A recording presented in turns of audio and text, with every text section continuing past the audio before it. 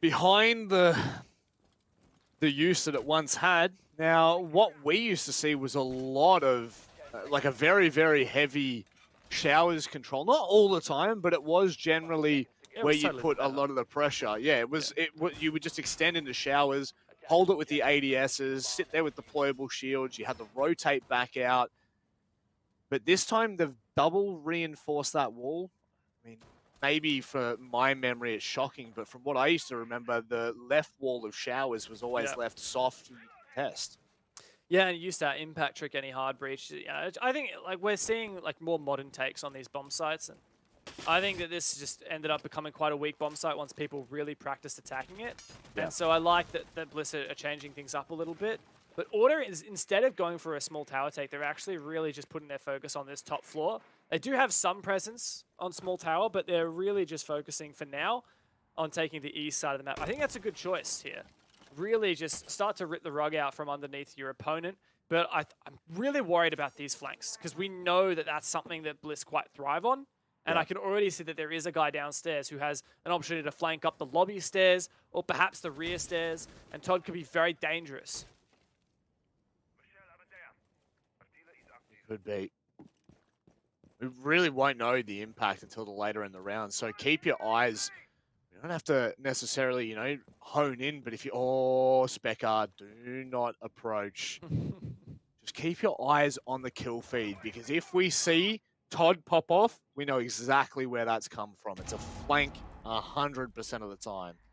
Now, elsewhere, it doesn't look like Order have really been able to put the pressure directly onto Repix yet, but they're certainly getting their works done in meeting.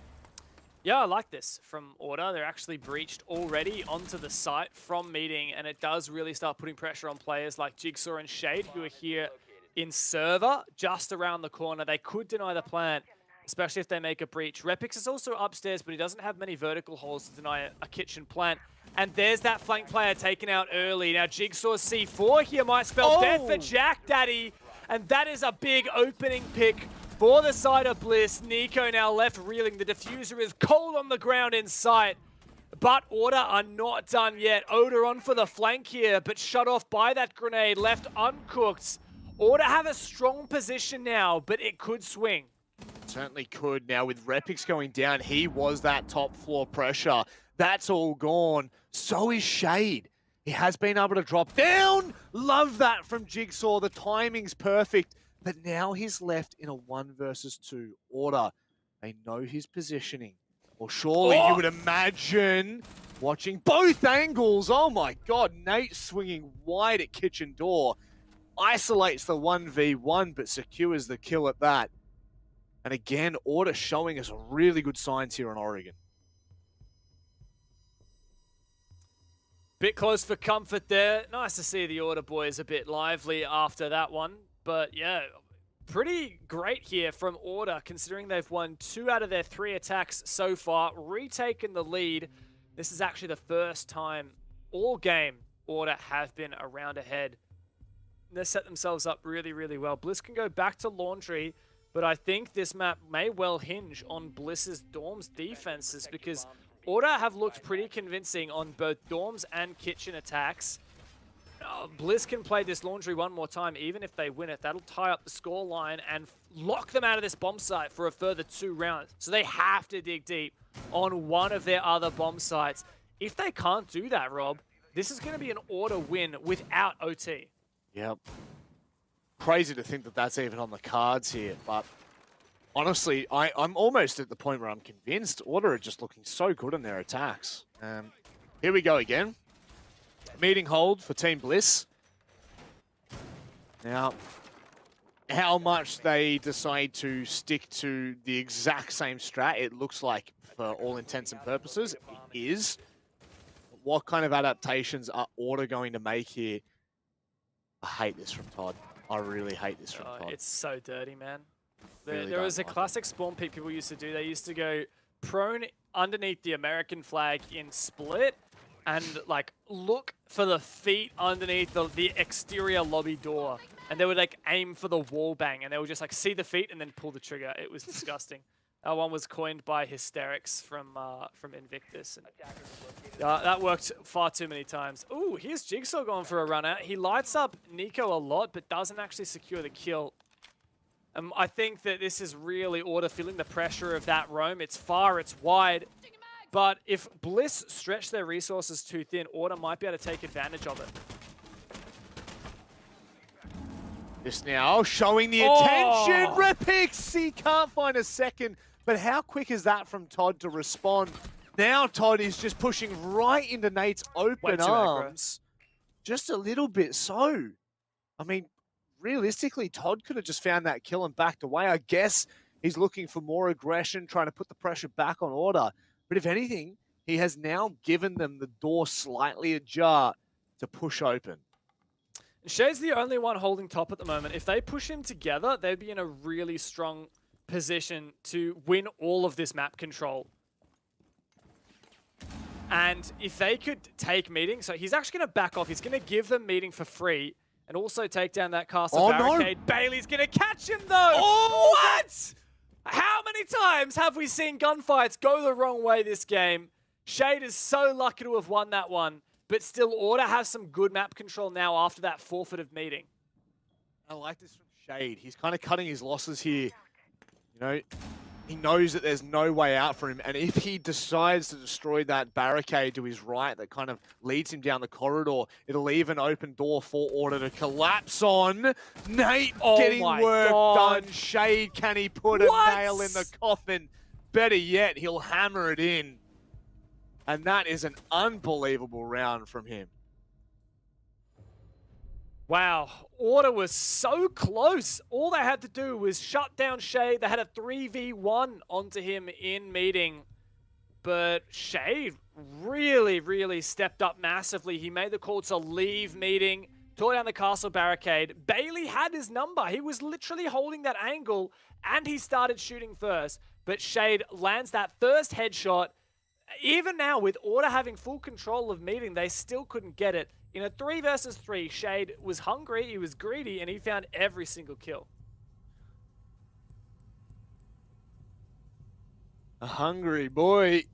That is a scary prospect. When Shade starts chiming in, and it's not just Jigsaw and Repix with the ridiculously large plays, you really start to get worried. But equally so for Order. Every single player of them, like realistically, I don't think we're seeing a quiet game from anyone. No. Ev, this is, and I feel like sometimes we do often see, you know, a top-heavy game where one player in particular is really dragging out the performance of the team. But from both rosters here, this is a really good game. If there was any player I was gonna say was a bit quiet up until that last round was Shade probably. Like, you know, he had 3 opening deaths on his attacking side, but I think he redeemed himself just then. Yeah. Jack Daddy also started pretty strong, but has, I guess, struggled a little bit. That said, you know, he's fulfilling his role for the most part, so I don't really want to rag on him at all. That said, you know, Bliss only just won that round, right? That probably should have been an Order round. Like, Shade should have died rotating back, then Order would have had tons of map control and a 3v2 to execute with over a minute left. That should be an Order round. Thankfully for Bliss, it wasn't, and I think they're going to be hinging on whether Order are a bit rattled by that. Because Order realistically should still win the game from here. They've already won their Dawn's attack once, and they've already won their Kitchen attack once. So I don't think that Bliss has a lot to lean on here.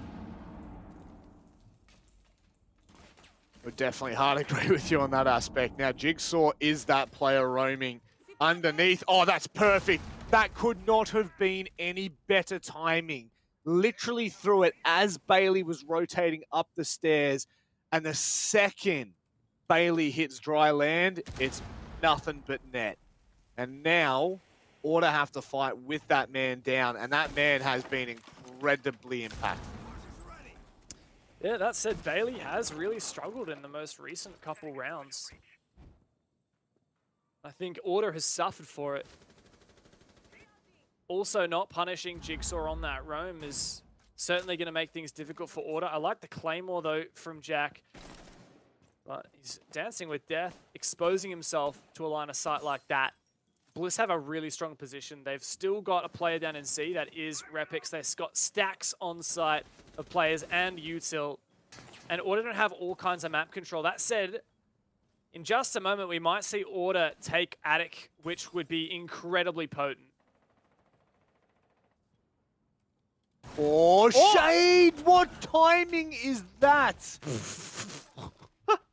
No That is way. so lucky. Like, I think, did Nico have his pistol out at the time? Like, I believe so. I believe he was just rotating through meeting.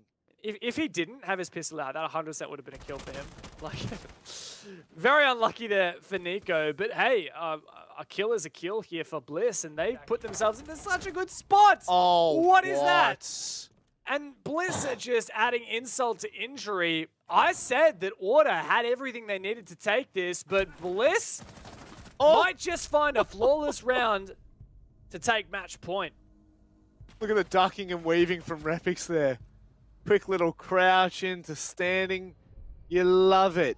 And now Bliss are once again on map point. For reference, for everyone at home right now, Team Bliss have not gone to overtime once. Not a single time in 4 games. Just for reference, they have already played Knights and Wildcard. They've also played, Alepho and Rhythm, but I wouldn't put them on the same character as I would Knights and Wildcard. However, if they do this with Order as well, I'm convinced to just pack it up.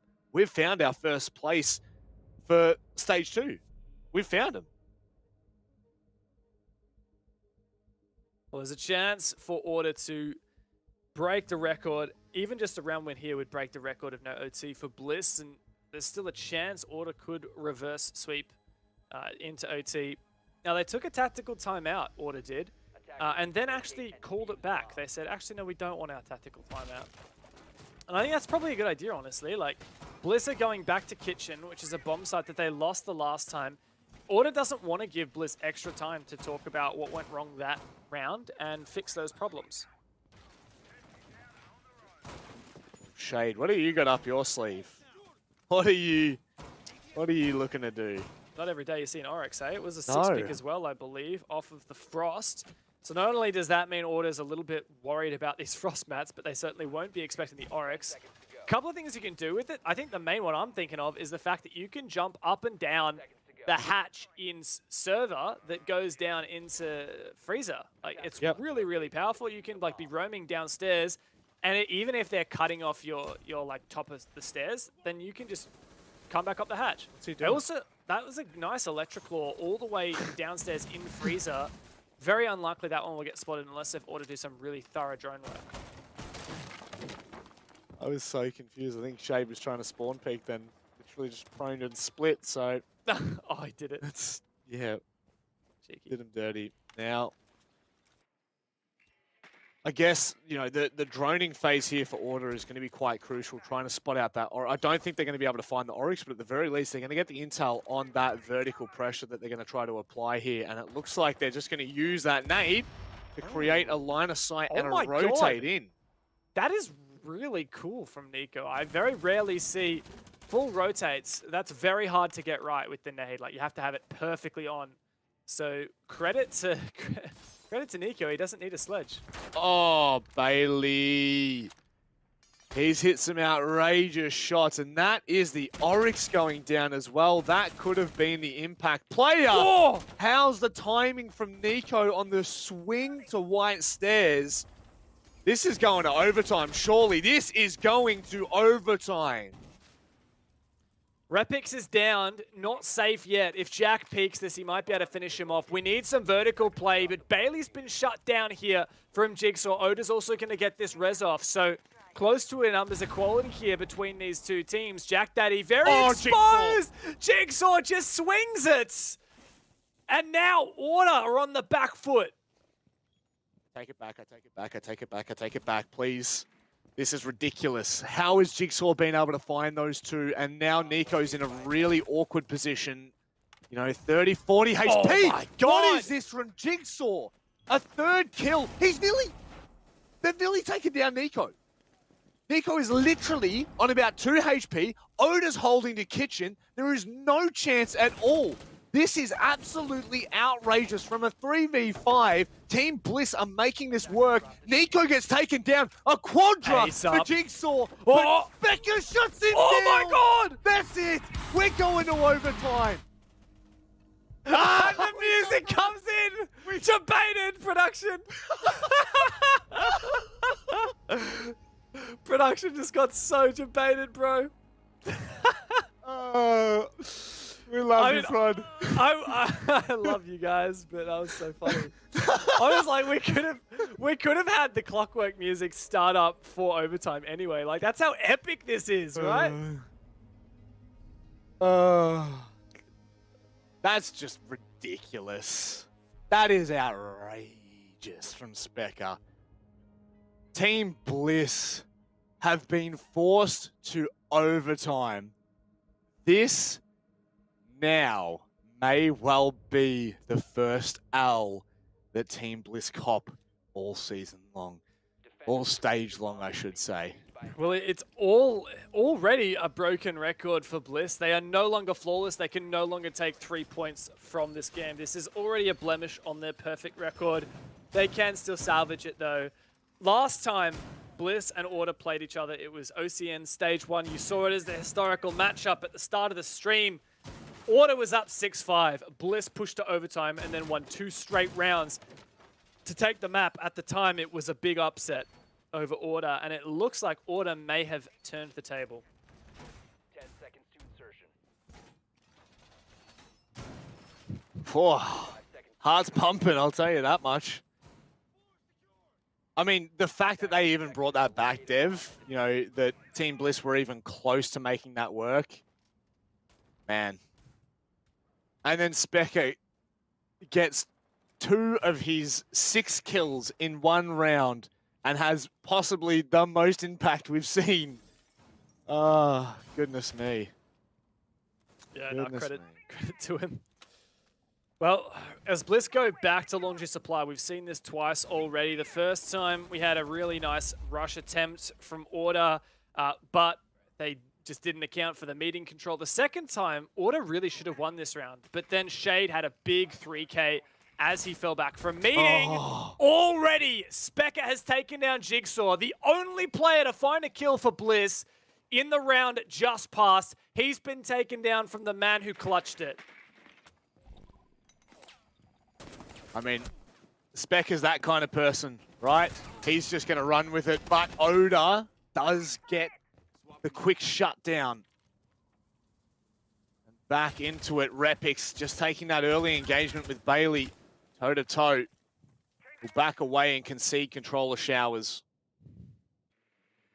Now with 1:40, there's plenty of time for Order to get to work here. Look at those two back-to-back on the other side of the soft wall. Nate's in a good spot here, bot main stairs. Ooh, Shade actually did a bit of damage. Not sure he realizes it. That C4's not going to land. Way too far. Got a bit close to actually destroying or deactivating the Aruni gate, but I think it was already deactivated there. Oh my god! What is that recoil, bro? Oh, that's hilarious. That is some of the funniest shit I've seen in a while. We are getting... I'll tell you what, if anything, we are getting pure entertainment tonight. Oh, absolutely. Tonight has just been chockers full of amazing games. Oda, oh, so close. What are Order going to do on the back of this? Nate's sending it straight back down main stairs. Him and Nico together. Jack to hold flank. Bailey's actually tempted to go blue, and Order can't make up their mind. It feels like this might just be the death of them here, trying to figure out what they want. They don't check Todd. Harry Potter, hello, it's Todd again. Oh my god. He's going to surely close that out. Nate finds something. Shade responds, what is this game? Match point for the second time for Team Bliss to at least salvage the game and retain the title of undefeated in OCN. You can see they are not quite happy. That's a sigh of relief from Todd and a bit of a lecture from Shade. They really need to pull their heads in here to retain that perfect record. On the attack here. It's basement once more for Order. And the only time Bliss won an attack onto this bomb site was the very first round of the map when they rushed it. Surely that won't work again. Don't say surely. Surely that won't work again. You can't call me Shirley, mate. I'm telling you. Defenders, protect your We'll wait and see. used by attackers. Because this, I'm convinced this is round 15. This has to be concluded on gotta round be. 15. There's no way Team Bliss can make this work. Just what a cooked night of games. Oh, we've had. man. I What don't an even know. Absolutely cooked night of games. I am loving it, I've got to say. I am having the time of my life watching these teams fight tooth and nail for it. And look, Bliss have certainly put on a stellar performance. Just look at the fact they've got 3 players all copping double digits. And it's not just like, they're not just barely on, but 12, 12, and 15. It's kind of quite a stark contrast. Like, these teams are only 1 round apart, but you look at the Order side, you got a lot more kind of even across the board. No one really far out. And overall, I mean, just trying to do some quick maths in my head, it looks like Bliss have far more kills overall than Order do. Yeah, I'm not doing the quick math, I'll tell you right now. I'll bring up a calculator when I stop talking just to confirm, but I would agree with you in that. They've probably got around at least 5 kills more, I would say, from the way that I'm looking at it. So now, Nico, just a cheeky little peek from lobby. There we go. We see the clash, regardless of whether we saw it in the prep phase or not. They'll well and truly know. Repix will just make him a little bit antsy. Just quickly slashing into the window. Raj. But Order are pretty patient. And this is the same setup Order did on their their third defense rather, of this bomb site. Oh, that's the opener. Nico gets really aggressive through Garage. Credit to him, he knows exactly when to switch to the SMG. This is one thing that I praise Nico for, and I will continue to praise Nico for. He's got incredible judgment on when he should and shouldn't take fights as the clash. Multiple times a round can come down to him, instead of just having that shield up in front of his face the entire time, he will actually force the issue, force a fight, and win it. There's very, very little amount of times that I actually see him ending up dead in, the first minute, 2 minutes of the round.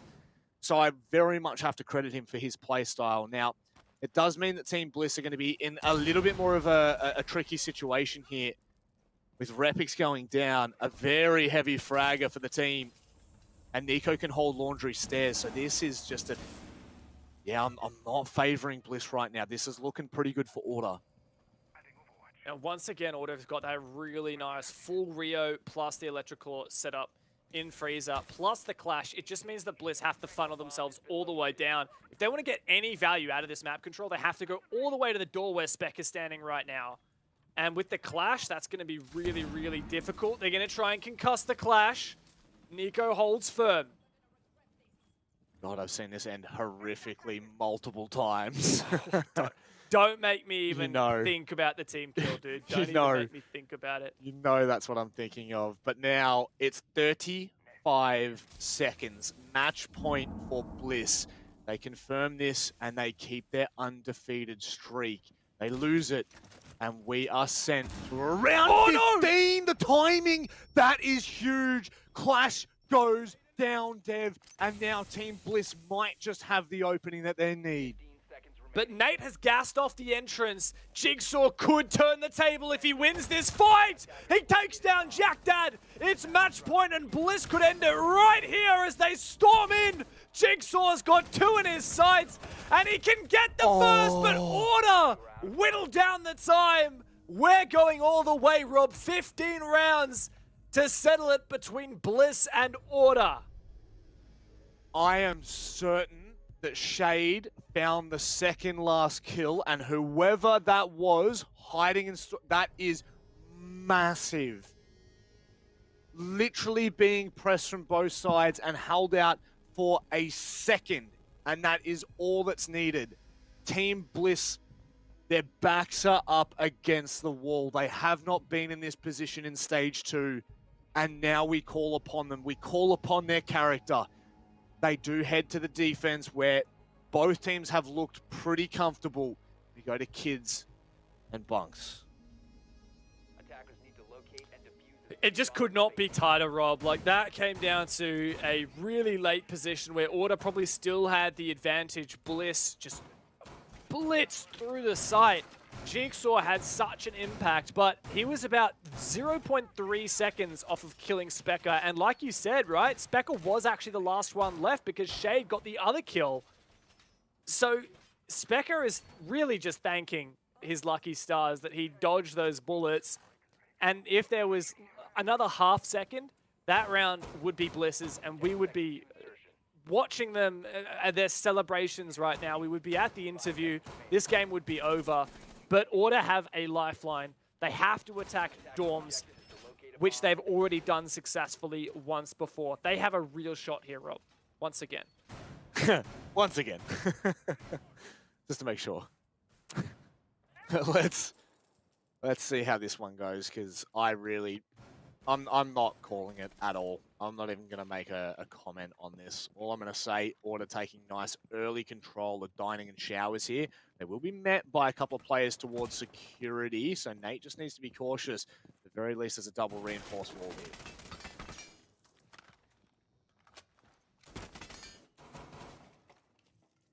Good map control for Order.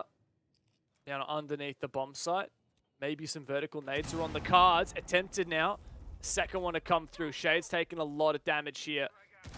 There's no one playing deep in kids' dorms, and so no one punished there. Todd's fully reinforced in security right now, and Bliss are completely vacating the kids' dorms. What? But on his rotate out, Nico finds the opener. Where did that nade come from? Did he nade from dining through the vert hole into the back of kids? Must be. Oh my god, this guy just does not stop finding ways to destroy people's hopes. Becca coming on the underside. Oh my god. We've been in this position before. Two of the big gunners for Team Bliss still up. Todd steps up at a massive point of need. He pulls off the angle just at the wrong time. Oh my god! Nico's gone down as well. Dev, what is this match? Order just cannot contain the aggression. Bliss are playing this so well. They've feathered this back. They've taken it from the disadvantage to an advantageous position. Now Specker looking to push through Trophy. They don't have a lot of info. And Repix is making a massive rotation. Specker though finds Jigsaw. This is so good now for Order. I don't think they have a breach though. Bailey is really exposed. Both Repix and Todd are off site. Do they have info on the flank? I don't think Specker has a clue. Repix would have heard the door go down, and he can find Specker on the back of it. There's 40 seconds left, but I don't think these players have much time left on the hourglass as Bailey bolts on in. It's a 2v1. Jack Daddy, he has to make this work. He's got to come up big for Order here. Otherwise, Team Bliss remain undefeated. Look at the crossfire as well. Jack Daddy gets caught. Todd takes him down, and Team Bliss once more. They defeat a titan of Oceanic Siege, and they still remain undefeated. You can see how pumped they are for that one. What a 3 versus 5. They really know how to put on a show, don't they? The only undefeated team in OCN. They might not have a flawless record in terms of points now, but man, they are undoubtedly the #1 here in OCN.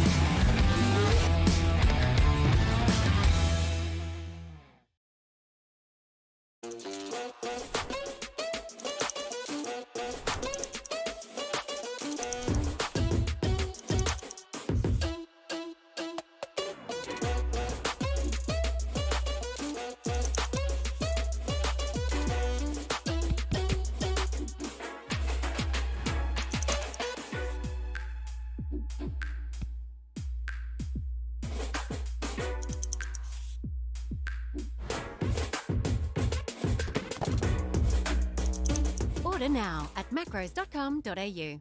Welcome to GTV ANZ, the gaming channel created by Ubisoft. Every Tuesday and Friday on YouTube, we'll be doing fast plays, game challenges, 1v1 face-offs, and so much more. You happy? When did we get a dog? It's a good question. I'm running out of time. I'm running on a feeling so. I'm running out of time.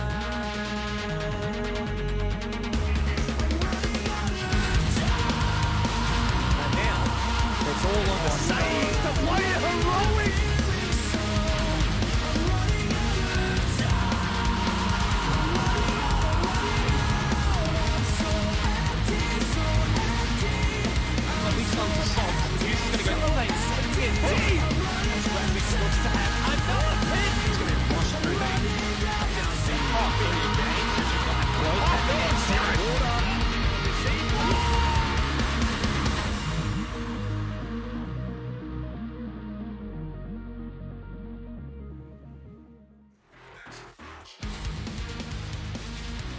It's the final Playday here in the final stage of 2021 for Oceanic Nationals, presented by Samsung. And I got some handsome gentlemen joining me once again on the desk. It's the ever-lovable Dev Marta and one of the bigger brains in our region, Vas. Vas, I'll go to you first, mate, because I've spoken to Dev far too much recently. How are you feeling coming into this final Playday of your first stage being on the desk? Yeah, no, I'm feeling good. Man, this stage has gone really quick. Like, I don't know if it's just kind of like that for casters, but it just kind of flew by quickly. No, but I'm really excited. You know, I'm with the best of the best, of course. And I think today is just such an insane day. I mean, we've kind of had a look at the ladder already, and we'll talk about it later, but what an important day today.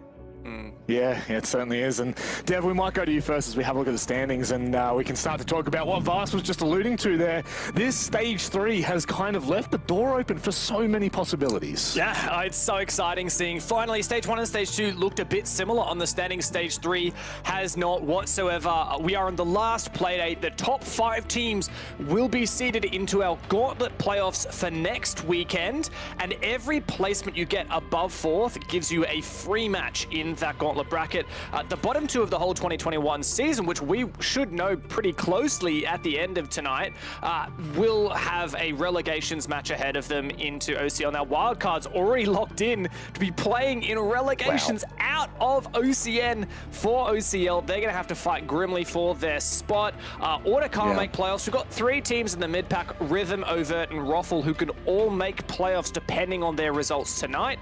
And of course, those 3 teams at the top, the best in OCE, Knights, Bliss, and Chiefs, are all going to be gunning for that #1 spot from the standings that seeds them directly into the grand final.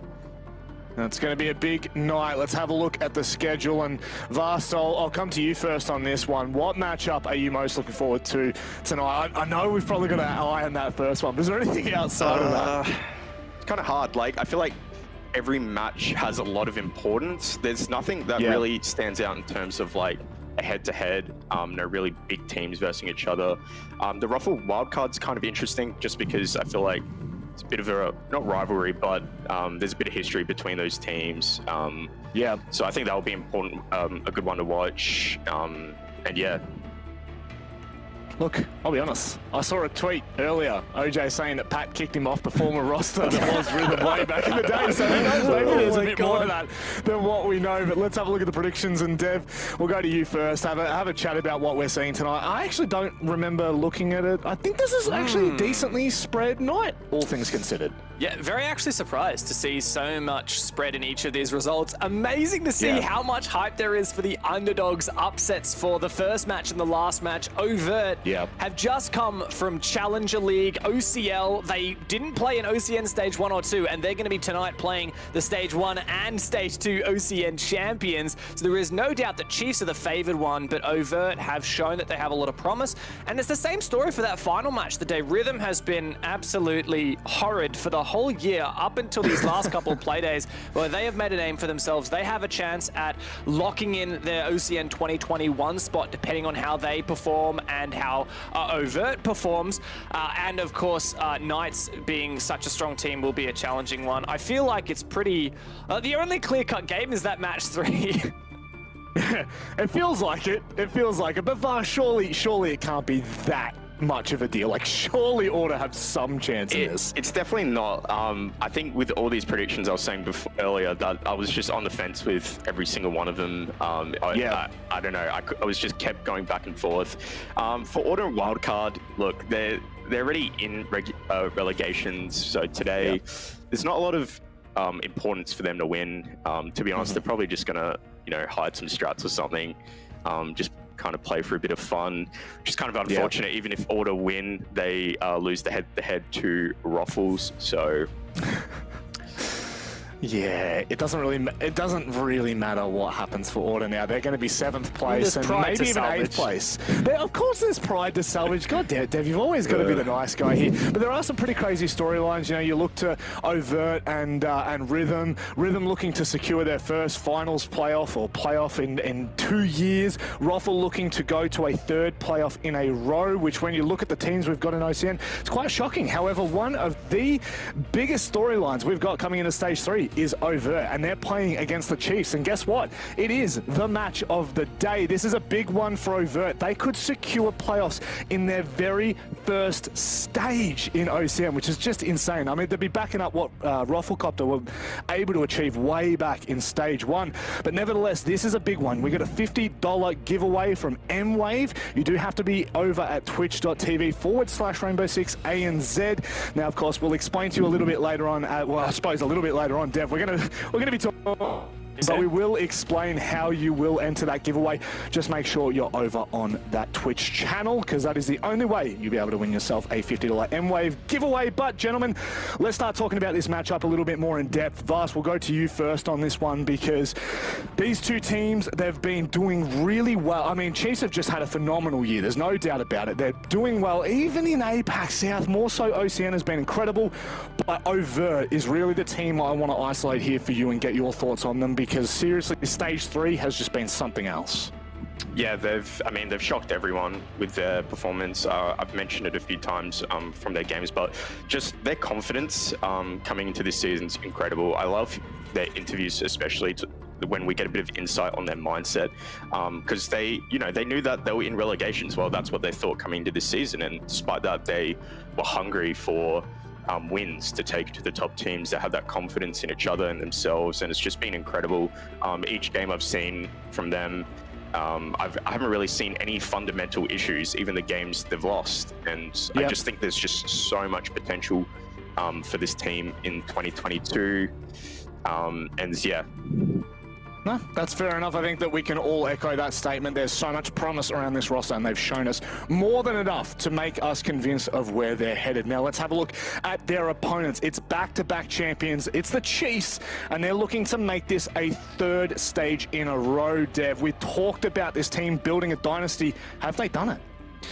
They're certainly well on their way. I feel like it's just the natural progression now for the Chiefs to knock out another championship for Stage 3 and then go on to win the season finals, which we'll be having later in the year. But for now, this is the next step in Chiefs' legacy. Of course, Vast, you departed from the roster. You were one of the founding members of this roster way back in the day. You and God Legion been playing together forever.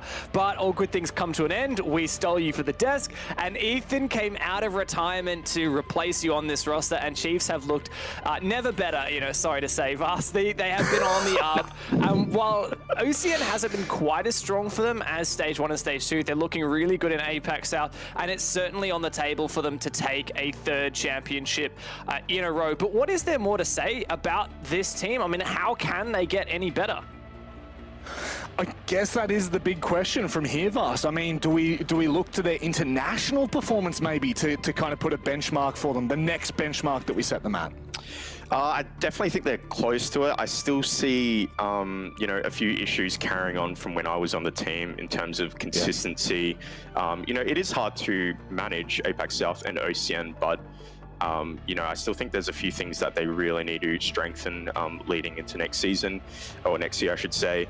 But, they're definitely really close to pushing that level of, international. And I mean, next week, I'm pretty sure, I haven't looked at it, but pretty sure there's a chance for them to make the major, so.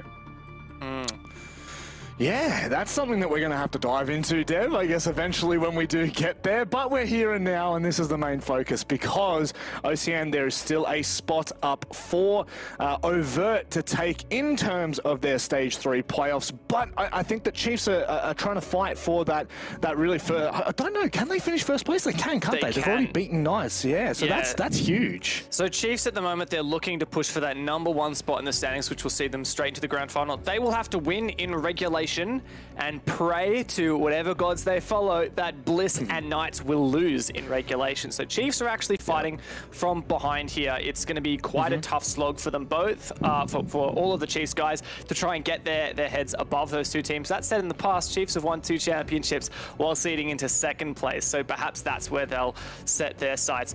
The stakes for Overt, though, as we said, they can push for playoffs. A regulation win will lock them in, irrespective of Rhythm and Rufflecopter's results. But there's also a chance they can avoid relegations. It's really slim, though. They will have to come first in the entire league. They'll have to go all the way through the gauntlet, win the grand final, and hope that Rhythm gets no better than 4th place. So Overt are a team where it's like nothing to lose, dream big. That's it. There's really, it's go big or go home. And I mean, go home is not even that bad for them. They're just going to be in the same position they were going to be in anyway coming up from OCL. So let's have a look at the map, Vito. And Vast, I'll definitely lean on you one first. Oh, on you one first. We're getting there tonight. Because Dev, I'm sure, will look at the stats of this one and start to break it down a little bit more. But Oregon is where we head. This surely is a good sign for Overt. Yeah, definitely. I'm kind of confused by that. I felt like Oregon, Villa, their best 2 maps. Perhaps Chiefs are thinking, you know, we got some info on the Oregon. There's some things we can exploit. That's the only logical reasoning I can see for Chiefs banning Chalet Banks. Kind of interesting. Aren't these the 3 Chiefs' best maps? I'm so confused right now. Clubhouse, Villa, and Oregon. I don't know about Villa so much, but definitely Clubhouse. Club, Bank, and Chalet. What they've banned out? Oh, yeah. Sorry, I didn't even see it. I was going to say Club is definitely a pop. Yeah. Okay, Chiefs leaning into it. I don't like to say hiding strats, but I don't know what's going on here. But the thing is, with what's coming ahead, it could be a good opportunity for them to have maybe played a different map altogether. They've left it in Overt's hands. So, I mean, what are we thinking, Dev? Oregon, is this really favouring Overt here? It is one of the 3 maps that they play. So far, they've only actually played 3 maps in OCN, and it's the one that they lost to Knights 5-7, which is a very commendable effort. That was in their debut. And they also beat Order 8-7, a very close game, but a win nonetheless. I think this is a decent spot for them to go. I think Overt will be quite happy with how this veto has panned out. That said, this isn't a map that Chiefs play very much. In fact, this is almost always their 1st or 2nd ban in their veto. So this is a map that Chiefs doesn't like to go to. And the last time they did go to it was actually in the OCN Stage 2 Grand Final, and they beat Bliss 7-2. So while this is not a map that Chiefs play very often, this is certainly one that they can carry a lot of firepower on. Fair enough. And Vast, are we holding hopes here for Overt? The fact that, you know, they're kind of coming into this opportunity with playoffs on the line. I mean, should they win or lose, I think there's still a world that Rufflecopter would have to win their game. But regardless, they do want to be taking all 3 points here. Do we think 3 points are on the line, or Chiefs not going to let it get that far? I mean, yeah, just looking at this game, Oregon, there's not much info on the Chiefs, so that means that Overt haven't really been able to kind of study their playstyle on that map. Sure, they could have studied their general playstyle, but I think this match, because Overt don't have that information, it'll definitely come down to who's playing more aggressive, who's dictating the pace, and who's adapting better. Okay, so quick final thoughts before we get into this one, Vast. Have you got a scoreline for us? Unfortunately, I'm going against the Chiefs today. The first time this season. Had to mix it up. I think that it will go to OT probably like 8-6, I reckon. Oh, bang. Well, there's only one way to find out, and that is to get into the server. Thank you once again for joining us, Vast, and giving us your thoughts. It's time to get underway with the first game of the final Playday here in Stage 3. It is a banger. Overt and Chiefs, both with so much on the line here, Dev, and we head to Oregon. The back-to-back OCN champions versus the newest team to the Oceanic Nationals. No doubt a David and Goliath, but one that we see so much promise in. Overt took the Stage 1 championship in the Oceanic Challenger League. Stage 2, they were the runners-up. Now in Stage 3, they have their shot in the big leagues. but to make it to the playoffs, they will have to take down the Chiefs. God, how fitting is that? It's the big dance, and they've got to take on the big team. Let's have a look at the bands so far. Yana and Overt getting their choice of the attacking operator. Oh, hello. Oh, how is this one of the first? I feel like this is one of the first times I've actually seen Finker banned. Oh, okay, so all right, don't hold me to this. According to the wonderful team over at Liquipedia, this is the first time we've actually seen Finker banned in Stage 3. That's pretty cool. Yeah, I just want to look at Ethan's face right now and see his reaction to that, because he's become a bit of a Finker main these days. He tears it up on the Finker, be it in OCN or even in ranked. I've seen him absolutely destroy people. They're going to hit them with the Jaeger ban. Look at the laughs come out as well from the Chiefs boys. And Twent is very surprised at that. Elements has got a bit of a sketchy look on his face. This is a very, very spicy operator veto phase. And honestly, 3 out of 4 bans that we very, very rarely see. The Yana and the Finker, funnily enough, kind of 2 of the cuts of the same bread, right? Like, they're operators that have the Gon 6 +2 frag grenades, so your heavy projectile explosives operators that you would usually bring. We're going to need to see a lot of that Flores used wisely, a lot of Ashe, maybe some Zofia, maybe even the double Ashe and Zofia to make sure that a lot of this util is cleared out. Funnily enough, though, the Flores is 6 picked off of, the Ying brought in instead, and it's not like we have a lot of shields on the defense either, so we are really kept on our toes here, Rob. Yeah, this is going to be an interesting first round, that's for sure. I dare say we're going to see Chiefs kind of roam above a little bit. They've got the Vigil on Ethan. They've also got the Fisho guy. They've got the mute on Fisho guy, who can, of course, decide to help Ethan on that top floor, or, you know, wall denial if they want to. The HP Omen community vote is actually favoring the Chiefs. 57 to 43. I think that's really fair. Honestly, the stage that Overt has had and the way that, you know, Chiefs coming into this, they know they've got playoff secure. There's not as much on the line for them as there is for Overt. I do think that that's fair. Yeah, absolutely. There's no doubt that Chiefs are the favorite team here, but Overt have the form. They have the surprise, and taking us to Oregon as well was a surprise from the Chiefs. They're also continuing this surprise in the nature of their setup. These operators, very loose roam going on. We've got Ethan upstairs reinforcing the attic hatch to try and fortify the meeting position. Even the downstairs setup around electrical was very unusual. So Chiefs are really throwing down the gauntlet and saying, Overt, let's see how you deal with something a little unexpected. Really curious to see how this one gets approached. It seems like Overt have a pretty good read on what Chiefs are doing here, and they're well and truly trying to deal with this roam from the top floor down. Ethan no longer in attic either, but he is on the top floor of the, big tower. Tier 3, and this could be, oh god, this could just be so frustrating to try and deal with. He's got a good line as well. If Elements gets too close, he might go to his death, but it's actually Cairo in the meantime, finds a pick onto Worthy. Things starting out with a bit of a bang here. Ooh, oh god, and a second Cairo? as well, my god. Okay, Ethan is surely going to get caught off here. All right. Overt kicking things off with a bang-a-lang as there's only 2 players left for Chiefs. What was that for Ethan? Just sending it out the tier 2 window. Oh my god. Oh my god. Flawless to kickstart here. Overt having a bit of a laugh, but Digital, I mean, I don't really back him in this situation. He does not have the right gun for this. He does have a shield to get closer, but I mean, I'm not convinced at all here. Overt, what a stellar first round. No doubt Overt have come out of the gates swinging here. They've even got info on Dig coming back with a flank with the clash. Can't even shoot a drone, mate. What are you doing, buddy? How many exit frags can he get? That's the question. Not a single one more. Overt making a statement here in their first round. 9 flawless against the reigning champs. Bit of style with a 360 as well. Oh god, Ethan. I am absolutely fired up for this match. I can tell.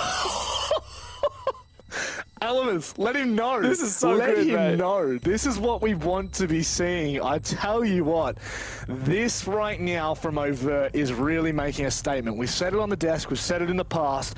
Overt have been incredible, and I do mean incredible, at VOD reviewing their team that they're coming up against. We saw it with Wildcard, we've seen it multiple times. this right now, the Chiefs have not left that open. However, Overt are still playing to their game, and I tell you what, the first round, let's just hope it keeps going on that trend. Attackers need to That's it, locate like you and said. defuse as many bombs as Chiefs decided to take us to a map where Overt wouldn't really be able to study them very well. Chiefs would have been very unpredictable in this ban phase. But despite that, Overt dealt incredibly well with the aggression. We can see right on the back of that, Chiefs actually completely changed their tack. While they're going for the exact same bomb site they picked before, it's a very, very different lineup. Goodbye to the Clash. Goodbye to the Alibi. In fact, every single operator on this lineup is different from what we saw last round. Would you believe it? But there are some commonalities. We have a deployable shield in elbow, but overall, this is a much more default setup, a lot more common. And rather than testing Overt's counter aggression, this will test their fundamentals.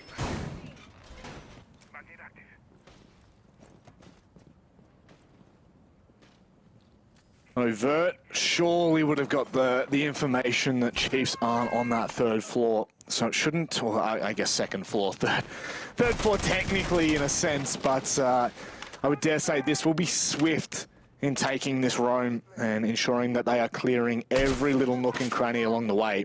Kind of element. Oh, okay, I thought he didn't hit that. I was going to say, you got to hit those. Nevertheless, Chiefs, I mean, do they have anyone on the second floor? Are they even going to contest Overt as they make their way in? It kind of feels like that Chiefs are certainly, as you said, playing a little bit more default on site and will be forcing fights down those choke points. Pretty sure this is 5 men on site for the Chiefs. Much more default, full turtle strat.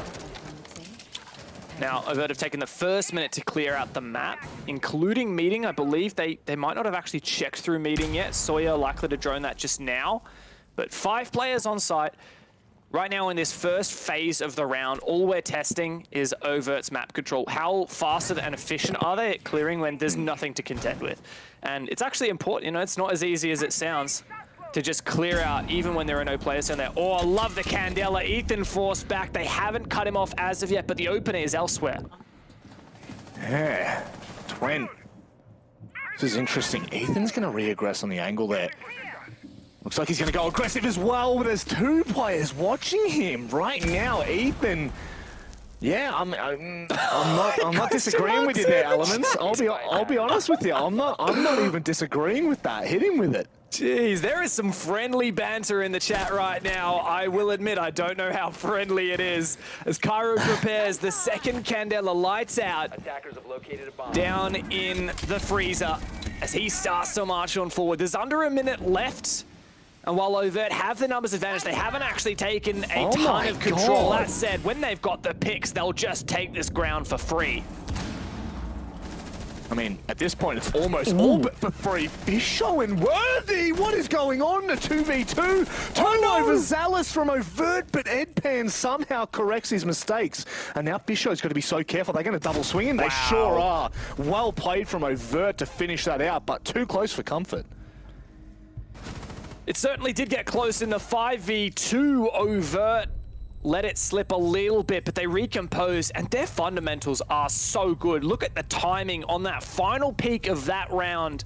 And imagine your fish, right? And you've got 2 angles to watch, the hallway and the close angle on the bomb. You've got to pick one. You can't watch both at once. You could try flick the second, but it's not going to be easy, especially not when both players swing at the exact moment. That is the level of coordination that Overt have, and that's your fundamentals that often even very high-level teams do not possess. Overt are really living up to expectations and exceeding them by far. Well, it sure is in for a good game, regardless of what this outcome really leans into. This is going to be the match of the day. That's right, it certainly is the match of the day, Dev. If you do want to join in our $50 M-Wave giveaway, you got to go ahead and jump across to twitch.tv/Rainbow6ANZ. You have to be on the ANZ Rainbow Six channel. That's just as simple as it is. We're going to give you a keyword right now, and that keyword is Finale. F-I-N-A-L-E. Go ahead and type that in the Twitch chat. We'll give you about a round, 2 rounds. I think it's the end of round 4 we do the giveaway here, so make sure you jump across onto the channel. And you know what? While you're there, stick around. Absolutely. Give it a follow as well. Not only do we have the Oceanic Nationals live here on twitch.tv/Rainbow6ANZ, but we have the Oceanic Challenger League, which is the league that Overt came from. That's their bread and butter, and we still have 8 fantastic teams competing in there, 2 of which will have a shot at making it into OCN. On top of all that, every Monday during the stage, we have Reload, where you, me, and a bunch of other folks go and have a bit of a yarn and shoot the shit, and it's fun. So highly recommend you just keep an eye on the page, because all kinds of good content every week. Certainly is. Certainly is fun, I'll say that much. Been a part of at least a little bit of it. I do enjoy being a part of this community and a part of this channel, so make sure you stick around. That's the most important image here. Worthy right now, extending across. This is a bit dangerous. Cairo just catching the line. The back of White Stairs. But oh my god, Digital, don't do it again, please. Overt are really starting to punish. Indeed. Every bit of aggression from Chiefs is carefully watched and catered for by the Overt guys. A lot of the hard breach being used here on the closet wall for this Dorm's defense. I love the usage of the double mute jammer. These days with Mute's nerf, the change to the radius now being a sphere instead of a cylinder, you need the double mute jammers to make sure no breach can go down. Edpan's going to try and clear it off with the Flores, but it's not going to happen. We're going to need someone to go below to really clear off that utility. And as this time burns, so do Overt's chances of making this another clean round. Drone economy is quite healthy as well, so that, oh, okay, they've lost another right as I say that. So, you know, 5 drones to kind of utilize and get that information on if they can't get underneath where they can go. So right now, I would dare say Overt are going to be taking their time crossing their T's. Elements that should be opening it up. I think it might have just got one of the mute jammers, but regardless, it's enough to get a line into that right side. Indeed, now we can see the detriment caused by that mute nerf. Fisho keen to get aggressive on the back of this, shotgun in hand. How many players are watching him? He doesn't know. I want him to do it. Doesn't look like he's going to. He's going to be sitting patiently. Twent. Got to be so careful, because that's going to be the murder hole. Twent tries to swing wide, but it's Edpan starting to open things up here. Fisho can't find the shots, but it's Cairo who backstabs. And now 3 players left for the Chiefs to try and hold. Worthy coming back on a flank. This could be absolutely massive. Do they know where he is? My God, he can't connect the shots, and at that, Ethan falls on site. It is falling to pieces here. But they need the diffuser. They need to go hunting. God Legion finds one. Worthy still on for the flank. They know God's position, but they don't have eyes on Worthy as he can make this flank count. 2 seconds, 1 second. But Cairo locks that diffuser now planted. Worthy and God Legion, the 2 highlight players from the Chiefs, but it's just Worthy now. He's got so much to do ahead of him. He's going to have to make it a 4K on the retake. This C4 gets shots, and he needs to land the final one. It's Worthy versus Cairo as the time ticks down, and he doesn't know where Cairo is. Shots in the backside, and now we really test Cairo's mettle as Worthy goes for it, but Overt lock in the triple back-to-back rounds. If I'm Chiefs right now, I'd be looking for attack timeout. I'll be completely honest. First round, bit of a gimme, you know? You get out of the gun. There it is, mate.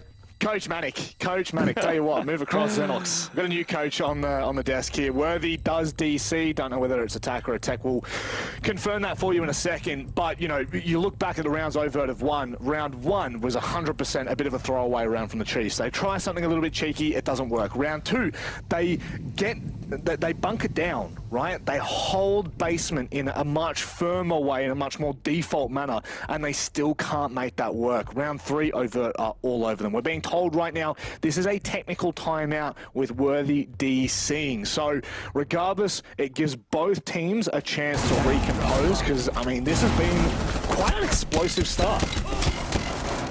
Most definitely has. I've loved the usage of Ying from Overt, but it's not necessarily any particular wild card that we're seeing be the difference maker for Overt. It's the fact that every one of these players is a smart player, is a talented player, has got the mechanics to back it up, and that magical ingredient is the synergy, that sticky tapes these 5 players together so that they're always on the same page, every single push.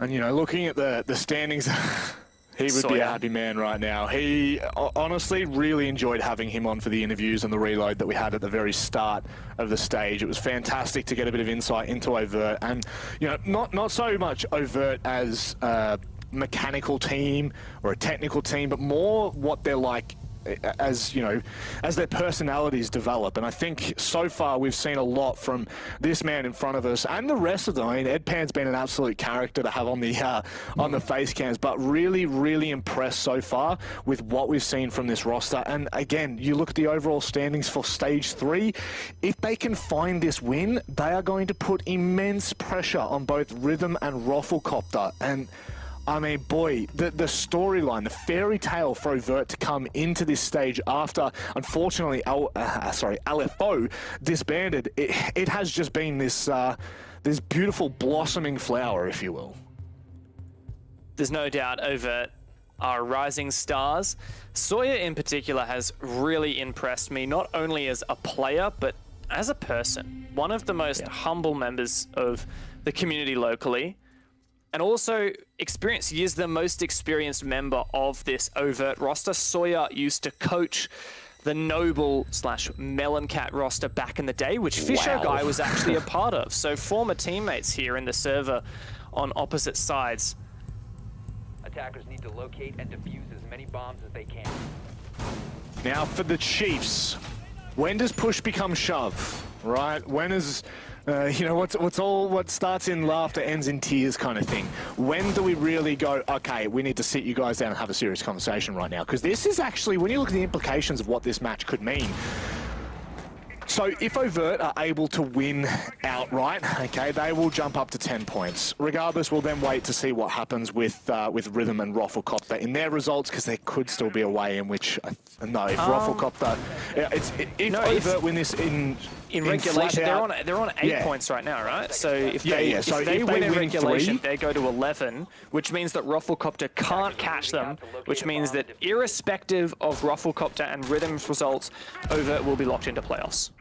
Yes, and what's even more spicy than that is if they can deny Chiefs of all 3 points and Rhythm are able to win in regulation against Knights, Chiefs will have to run the entire gauntlet to go the 3-peat. Like, this is actually kind of serious. So what you're telling me right now is if Overt beat Chiefs in regulation time and Rhythm win their match in regulation time, then this match, Overt versus Chiefs, will be the opening game of the OCN playoffs.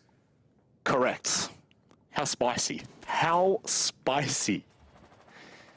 Whew. Very, very exciting time to be an OS fan when we have teams rising like this. And Overt are looking for the 4th. There's a roam from the Chiefs. It is Worthy. He has a C4 ready to toss aggressively or to make his own rotate. Cairo makes the entry, and he does catch Worthy as he attempts to rotate down, and Overt are just too good. These guys are just on another level right now. I mean, I'm sure the Chiefs are kind of holding back in a, you know, I hate to say holding back in a sense, but their playoffs positions are set. Then they do not have the pressure that Overt have on them right now. So this is really starting to get a little bit dire, I want to say. You know, like, if Overt just continue to run away with this, I mean, we really need to start asking questions of the Chiefs. We'll get there when we get there, but certainly, I think every single round, Overt has opened that bank account, which is just being so detrimental to the Chiefs. The Chiefs once again relying on this loose roam playstyle. Here's Ethan. Oh my God! How does Ed Pan win that? And Ethan is yet to really get into the game. 0-4. As it looks like our round scoreline is about to be the same for Chiefs. God, Overt, man.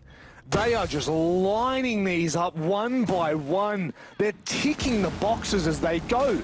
It's only God Legion left. I say only, but he is one of the most clutch players we've seen in recent times. He's now found himself in freezer. He can deny the kit, but this is surely undoable. Not undoable. Impossible. Hang on. Don't peek him one by one. God damn it again, Overt. You're giving me a heart attack. But that is 4 straight rounds. What? 4 rounds back-to-back attack on Oregon. Overt are a force to be not underestimated. Certainly an opponent that you need to give your full respect to. And Chiefs just haven't quite done so yet. These roams are being shut down. 3 out of the 4 rounds so far, it's been Overt to open the round with the first kill. And every single time there has been no trade. Often there have been multiple kills from Overt with 0 response from the Chiefs. That round was a 1 versus 5 for God Legion, the second of which we've seen this game. Overt are astonishing. Attackers need to locate and defuse as many bombs as they can. Shock and Awe has definitely kind of summed up their stage 3. There's no doubt about it. They've come in and, I mean, there really has been little faults to pick at. That's what is just the most insane thing about this new roster in OCN. You know, generally when we see a roster step up to this kind of level, you can pick holes and maybe their playstyle's a little bit aggressive, or maybe, you know, for example, the teams in OCN aren't prepared for what they're going to throw at them. But in all honesty, from everything I've seen, Overt have just been so clinical. They have looked like a team that deserve to be here, and they're showing it right now on the server. Chiefs are no pushovers. They are literally the best team in OCN. They have currently taken the seasonal standings of 2021. They are first, and they cannot be knocked off that perch. That is just, they are hard stuck there right now, which is pretty insane. Now, the question becomes, you know, what more can Overt do? Can they continue to, I mean, I'm just going to say it, can they continue to embarrass Chiefs like this? This is not what you want to be seeing from the back-to-back champions. Even asleep, even off their game, Chiefs should be able to find a couple rounds here. And this, like you say, has been embarrassing. There's no way you can beat around that bush. This is not the Chiefs that we have been expecting. Ethan's yet to really appear in the server. Worthy is never getting traded when he's the opening death. Overt are playing it so well. Here comes a Candela for Cairo. Bomb located by attackers. And that suppressor rings out as well. Worthy looks to reaggress, but his opponent has vacated. As Overt turn their attention primarily to this big tower execute here on this kitchen meeting defense.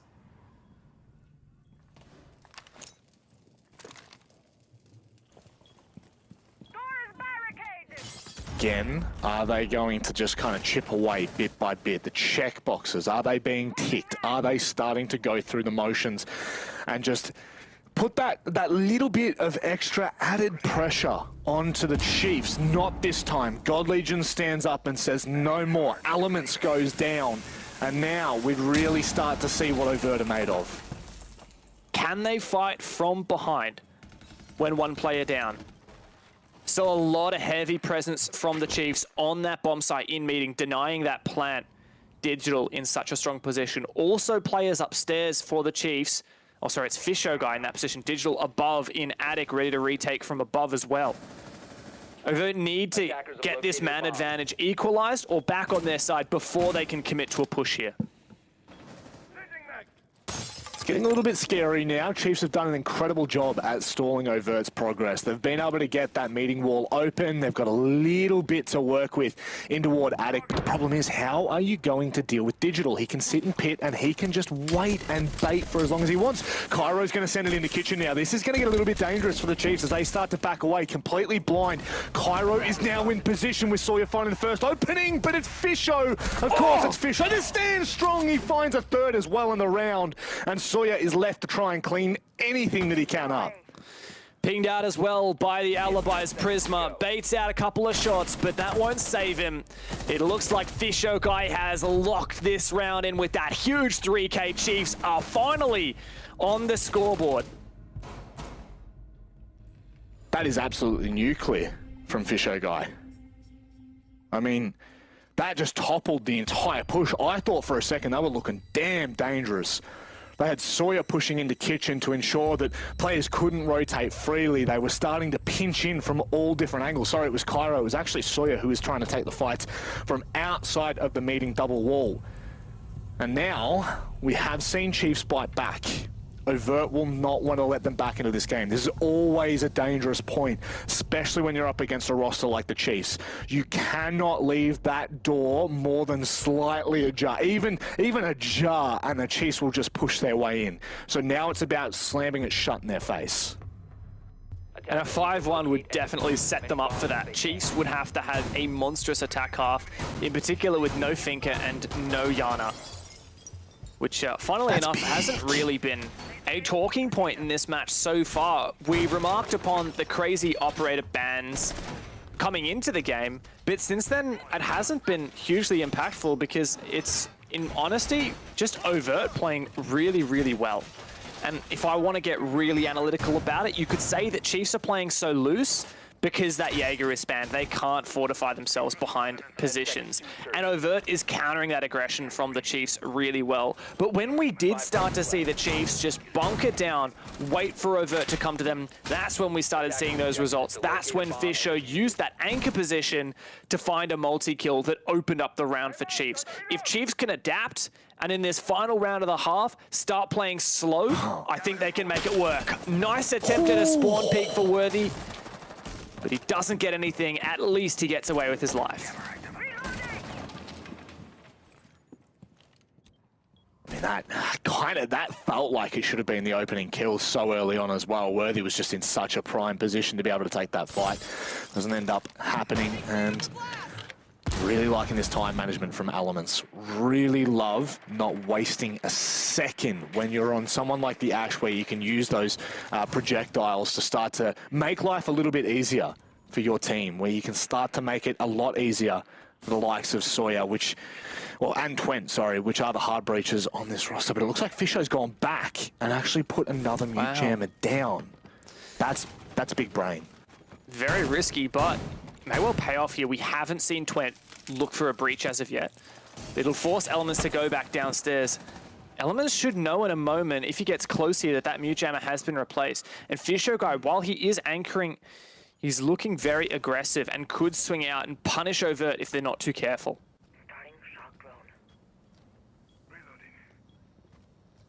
Really nice spread from Overt right now. 2 in bedroom, 1 down in dining, with 2 across toward attic, starting to open things up.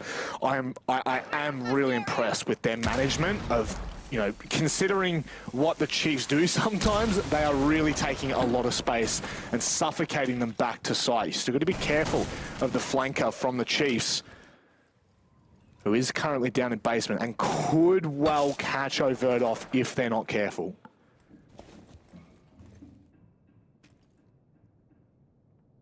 Five drones are still up for Overt to keep watch of these flanks. A lot of presence downstairs. Worthy also has a C4. Cairo lurking. Whoever makes the first move will make the most noise. Likely be the victim. Worthy running around. He may go for a flank here for Cairo, but he actually rotates back. Fish now finds one, but gets down for the trouble as Overt start to really pressure this bomb site. Yeah, what's a massive problem right now is Worthy and God Legion's position. They're going to have to try and get into places where they can start to choke Overt out. And sure, no, that's not the one that you want, but that's okay. It's not all bad. Fisho was already down. They're going to go ahead and go up White Stairs. Both teams playing together, but they're going to find the quick trades. It's now on to Worthy. He can definitely win this in a 1 versus 2, Dev. 10 seconds left. Oh! You can't get it done. That rounds out the half. 5-1 for Overt.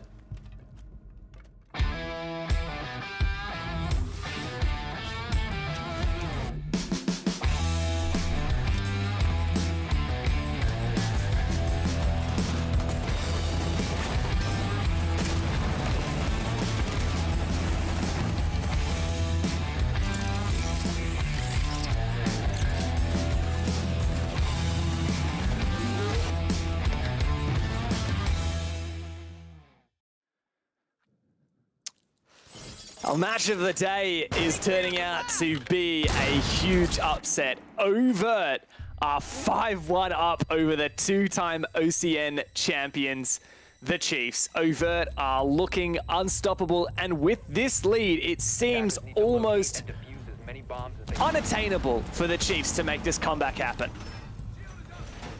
Certainly is. Now look, if you want to be as good as Overt, if you want to shock and awe every team you come up against, well, look no further than Samsung's latest range of the NVMe SSDs. These bad boys will take you places nothing else can. And I tell you what, a team like Overt, they're showcasing what it can really do. Make sure you go ahead and type in !SSD in the Twitch chat to find out more. 10 seconds to go. I do wonder where the Chiefs will bring the same level of aggression on their attacks as we saw from Overt. Quick rehost as we go through this minor tech pause. What is the play now for the Chiefs? Overt have this advantage and they can just ride this out. They just need to play their defaults on the defense. Take no risks. But Chiefs, there's really no second chances for them. They need to have a bang-on attack half. 6 rounds in a row in order to win this in regulation, which, if you remember, Manic, is the only way that the Chiefs can end up first on the OCN Stage 3 standings and therefore see directly into the grand final. If Chiefs lose even another round here, then Bliss and Knights are going to be very, very happy about that. That is so true. You smack bang on the money. This is devastating right now for the Chiefs in terms of the gauntlet, in terms of their Stage 3 playoffs, because right now this is where things turn the tide and we start to have that conversation about they've let a couple of big games slip that they shouldn't have. And, you know, the rhythm game comes to mind, and now this one with Overt comes to mind. All in all, you know, I think Chiefs have been pretty comfortable with what they've been able to achieve in Stage 1, 2, and now 3 to a certain extent. But this is huge from Overt. They are playing unbelievably well. The win secures so many different storylines for them, and we'll go over them, I'm sure, when we get to that post-match. And also have an incredible discussion with the ever-wonderful Sawyer, who I am sure is going to have a grin ear to ear if they continue to play the way they are against the Chiefs. Not only in the way that they're doing it, but also in securing their playoffs in the very first stage that they've played in OCN. It's crazy. It's utterly crazy. It's astonishing. And you can also look at players on Overt that are really coming into their own, keeping in mind that Sawyer is the only player with experience at this top level of OS, and even that was just as a coach. Ed Pan, I believe, ended that half at 10-2. Yeah, double digits. Insane. Absolutely insane. I mean, to think about the fact that, you know, before coming to this stage, we were kind of umming and ahhing about what Overt could achieve, and we were all on the general consensus that they had nothing to lose, so they could throw everything but the kitchen sink and just see what sticks. Right now, there is a lot of things that are clicking for this team, and the individual skill 100% comes hand in hand with that, Dev. You can't have the kind of performance that you're having at the moment without those individual players stepping up, and Ed Pan is the perfect example of that. Cairo as well has had unbelievable games all stage. You know, Twent and Elements have had the chip in terms of just the kills. I'm not even talking about the impact of their plays, the live droning and what they do. But this roster just has so much potential heading into 2022. And I'm gonna go ahead and say it. I think we're already seeing that toward the end of Stage 3. I am 100% convinced that by the time that we refresh the season, we head to 2022, this is going to be one of the teams that we consider a top contender for OCN. Absolutely, and it's astonishing to see in a team that doesn't have many veterans on it. We talk about a team like Bliss, a lot of new faces or young up-and-coming gunners on that squad, but they have the veterans guiding it, Shade and Todd.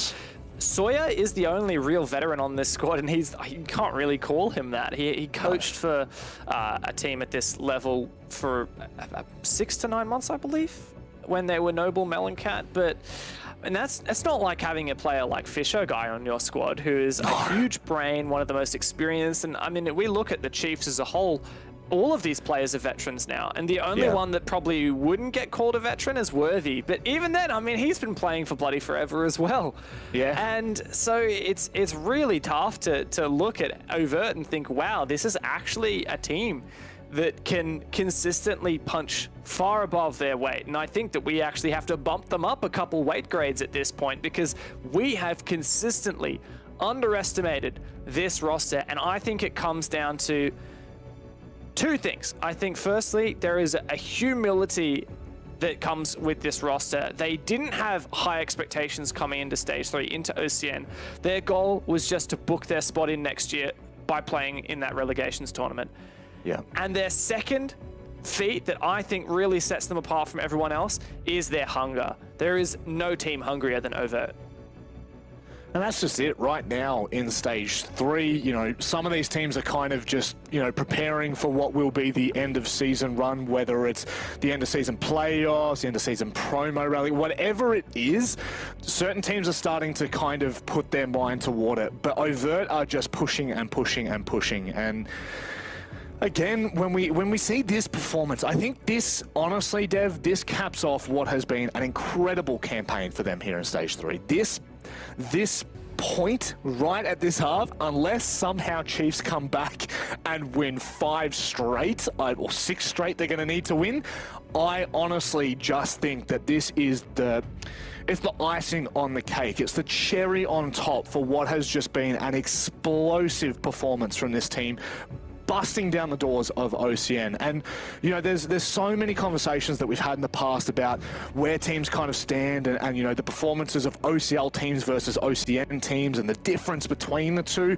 But two teams that we are looking at in terms of their 2021 performances, Rafflecopter and Overt. Overt are showing us here in Stage 3, and Rafflecopter have consistently shown us for Stage 1, 2, and 3 that they're able to do it. So what I'm trying to get at here is that this entire scene, ANZ, is really starting to close that gap in terms of where we kind of see, you know, the bottom teams versus the top teams, which for such a long time was not the storyline. We were always talking about it being a top-heavy region. And you look at like 2020, for example, where it was just wildcard dominance. And now coming into 2021, on any given night, it could be a completely different result. And you're seeing it right now. 5-1 up for Overt. They now move to the defensive Oregon. Like, this is comfort zone for them. They won't be in cruise control in terms of like the way that they approach this, but they are in cruise control now. They are hitting their strides week after week. And I just couldn't be happier. And I know that there are some fans at home that are probably listening to us thinking, you know, stop talking about Overt, talk about the Chiefs. But we have done that for such a long time, Dev. And that's why it's so special to talk about Overt. And like you said, now 1 round will guarantee them at least overtime. 2 rounds and Overt guarantee themselves playoffs. If they win in regulation, they cannot be below 5th place, and Rhythm and Ruffle will really have the pressure on for their own matches. Overt, really, realistically, should be able to get those 2 rounds. They should be able to win this in regulation. Have a bit of a fun fact from Blue Panda, who casted these guys back in OCL Stage 2. Throughout Stage 2, Overt only dropped 17 rounds in the regular round robin phase. Only 5 of those were defense rounds. So historically, much stronger on their defense than their offense. And we just saw them go 5-1 on their attack. Yeah. So that sets up Overt incredibly well here against the Chiefs to lock in their first ever OCN playoffs appearance. Boy, oh boy. This is an entertaining one. There's no doubt about it. I just, you know, it is a little, I'm just gonna put it out on the table here. It's a little bit of a shame that we're not seeing more from the Chiefs right now. And look, it is. We understand. Why is that? Well, I guess we do have to understand the implications of them going all in on a match like this, where they're already secured for OCN playoffs, and you know, there's still 2 play days left of APAC South. There's also OCN and APAC South APAC overall playoffs to come. So I think there's a lot going on for the Chiefs right now, and this is a game where they can probably focus on, I guess, having a bit of fun. I hate saying that, it really rips me to shreds, but I think we do have to be realistic here and look at Chiefs and go, okay, they're not coming into this the same as they would a game against the Knights in the Gauntlet Run, you know, grand final, for example. So credit where credit is due. I want to play devil's advocate on that. Please, We've already go for spoken it. to the Knights and heard that they changed their strategy around OCN in Stage 3 previously. They didn't go full pelt during the regular stage and instead invested their effort into making the gauntlet run. This time, they said to themselves, look, we realize if we go hard in the regular stage and we end up first, which is currently where Knights are sitting, they only have to play that grand final. It puts so much less pressure on them, even in terms of hiding strats. Like, you don't have to play all these BO3s where you're going to be showing all of your extra maps out. And, I mean, the Chiefs not winning this does put them in a precarious position to potentially have to do the entire bracket run, like you mentioned earlier, which would mean 4 different matches. 10 seconds left. And, I mean, that's only next weekend. They've still got APAC South matches and potentially APAC playoffs matches to play after that as well. It's very true. You make a fantastic point there that, you know, when you think about the implications of the gauntlet and where you finish versus where you're going to get the opportunity, it is actually huge. I'm just going to bring up one final stat before we jump back into this game and really focus on it. The Chiefs have Invictus Gaming coming up on Thursday. Now, that is for top spot in APAC South, which could directly invite them to the major should they beat Order on the final Playday as well. So I'm sure that there is just so much going on for the Chiefs right now that their minds are not exactly in this game. However, I 100% agree, and I don't agree with the fact that, like, in my head, maybe the Chiefs are having a laugh here, because it really does put a lot of pressure on you next weekend, should you have to try and run that gauntlet and play all these different teams on all these different maps. It's just not a good look. But let's get underway here. It is... Thank you very much for sticking around for that technical timeout, or the rehost, we should say. It is Chiefs on the attack, and they, I mean, really, their backs are just well and truly up against the wall. No doubt. They're attacking the laundry supply room bomb site, and we're seeing Overt leverage some of the tools that were left available that the Chiefs didn't want to touch. We saw their clash in Chiefs' first round, but wasn't impactful because it was digital in a 1v5. We see Overt backing up that clash with a deployable shield from Warden, another deployable shield from Smoke, and 2 mirror windows. Now, while we already have one of those shields been destroyed somehow, we're seeing that Overt has such a strong anchor setup, and Chiefs haven't even begun to touch it. This is a real concern. I think when it comes down to the Chiefs trying to execute, there is so much bloody utility and power positions that Overt have. It is going to be such a nightmare for Chiefs. Now, don't forget, this round right now is massive. If Chiefs let this slip and Overt secure at the very least the overtime point, match point, Chiefs will 100%, the best place they can finish in OCN is 3rd, meaning they will 100% have to play, 3 games, 3 best of 3. So this right now is massive for the Chiefs. That's it. Chiefs need to win in regulation. They could potentially skip 2 games in the playoffs. Otherwise, it's going to be a rough road ahead. Now, Over starting to feel that pressure as Chiefs really begin mounting their attack onto the bomb site. Heavy blue presence with Ethan. Tempted to go for a drop-in through Freezer, but with the mirror window facing, it's going to be difficult. 30 seconds left. Chiefs have not made enough ground here. There are so many power positions. Blue, on site, Ed Pan and Harry Potter. And while there's no gas left, Chiefs don't seem to have any gas left in the tank either. No, this is hook, line, and sinker. This is just 100% an Overt round. If the Chiefs can bring this back, I'll be gobsmacked. Cairo finds one, finds a second. God Legion now. He's starting to swing, but it's pretty much done and dusted here. Can Ethan and God Legion get something done? No, it's Ed Pan again. He finds himself a double, and I tell you what, Overt are just on another level. They take match points. Take a deep drink, Sawyer. This game won't last much longer. That is a bloody big drink bottle from Cairo, and he is just taking long drafts of the Chiefs right now. There doesn't seem to be anything left for the Chiefs in their attack. A 6-1 scoreline. Overt manhandling the Chiefs in this match and look to finish it off here on their Dorms defense. Best that Chiefs can push for is an overtime win, but that's going to have to be another 7 rounds to get it done. And here it is. Chiefs 100% finish 3rd here. Worst case scenario, they might even finish 4th. I mean, my goodness, we're now starting to set the tone for what we will expect come next weekend. But let's have a look at the setup for Overt now. They've got a butt ton of shields. You know, Chiefs cannot let that round slip away as much as they did in the previous one, Dev, because that, honestly, you prefaced it perfectly. Overt were playing such an anchor-heavy strat that when push came to shove for the Chiefs, they had no room to move on site. Everywhere was watched. Every angle was covered. And even though they fought back valiantly, it's not enough. There's not enough time for you to play with. So I'm looking at Chiefs right now and asking, can we speed things up? And to get analytical for a second, if there's one thing that you can do to dislodge an anchor-centric setup, it's ban Jaeger and play all kinds of projectiles. You play the Ying like we saw from Overt. And Chiefs, firstly, didn't really do that. Like, they brought a couple of nades and a couple of flashes, which is great, but it's just not the same. We didn't see them leveraged very well. In contrast, Overt were bringing the Warden because they expected the Ying to come through. Overt were 2 steps ahead of Chiefs. They had thought of what Chiefs could do to counter their setup and then brought the counter to that. And Chiefs were just so far behind. God leaving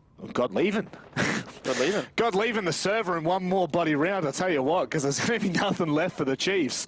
But God Legion down in the basement. He's going to have a bit of work to do as he comes up Freezer stairs as well. It looks like Digital is going to be side by side, trying to clear out these positions on that first floor. Kitchen and meeting right now is where Overt are sticking a lot of their presence on that floor. So there has to be a fight at some point. And right now, seems like Chiefs have made decent time to, at the very least, approach the idea of it. Ooh, Elements may get caught. Oh, yeah, indeed he does. God Legion does find the opening pick, and that is only the 4th time this entire game that Chiefs have found that opening. No trade as well. I believe that means that Chiefs should have a lot of this control downstairs as Digital also makes his way through. Now, they just have to be cautious of these flanks. Cairo down in Freezer could mount one up the stairs. It's just going from bad to worse here for Overt. Edpan goes down, I believe, on site. Oh, Cairo, that's unfortunate. He was nearly at the top of Freezer stairs and may have been able to go for a play, but they now know Chiefs can isolate him or they can choose to ignore him and hope that he doesn't have an impact. Twent on site. Oh, well, God. For how much longer? That's the big question. Oh, the Chiefs. This is what we expected to be seeing from them. This is the way they bounce back. It is, but where was this 10 rounds ago, Chiefs? My God, they finally have what looks like a Chiefs round. The Chiefs that we know and we love, but could it be too little, too late? 6-2 is the scoreline in Overt's favor. The Chiefs have finally woken up.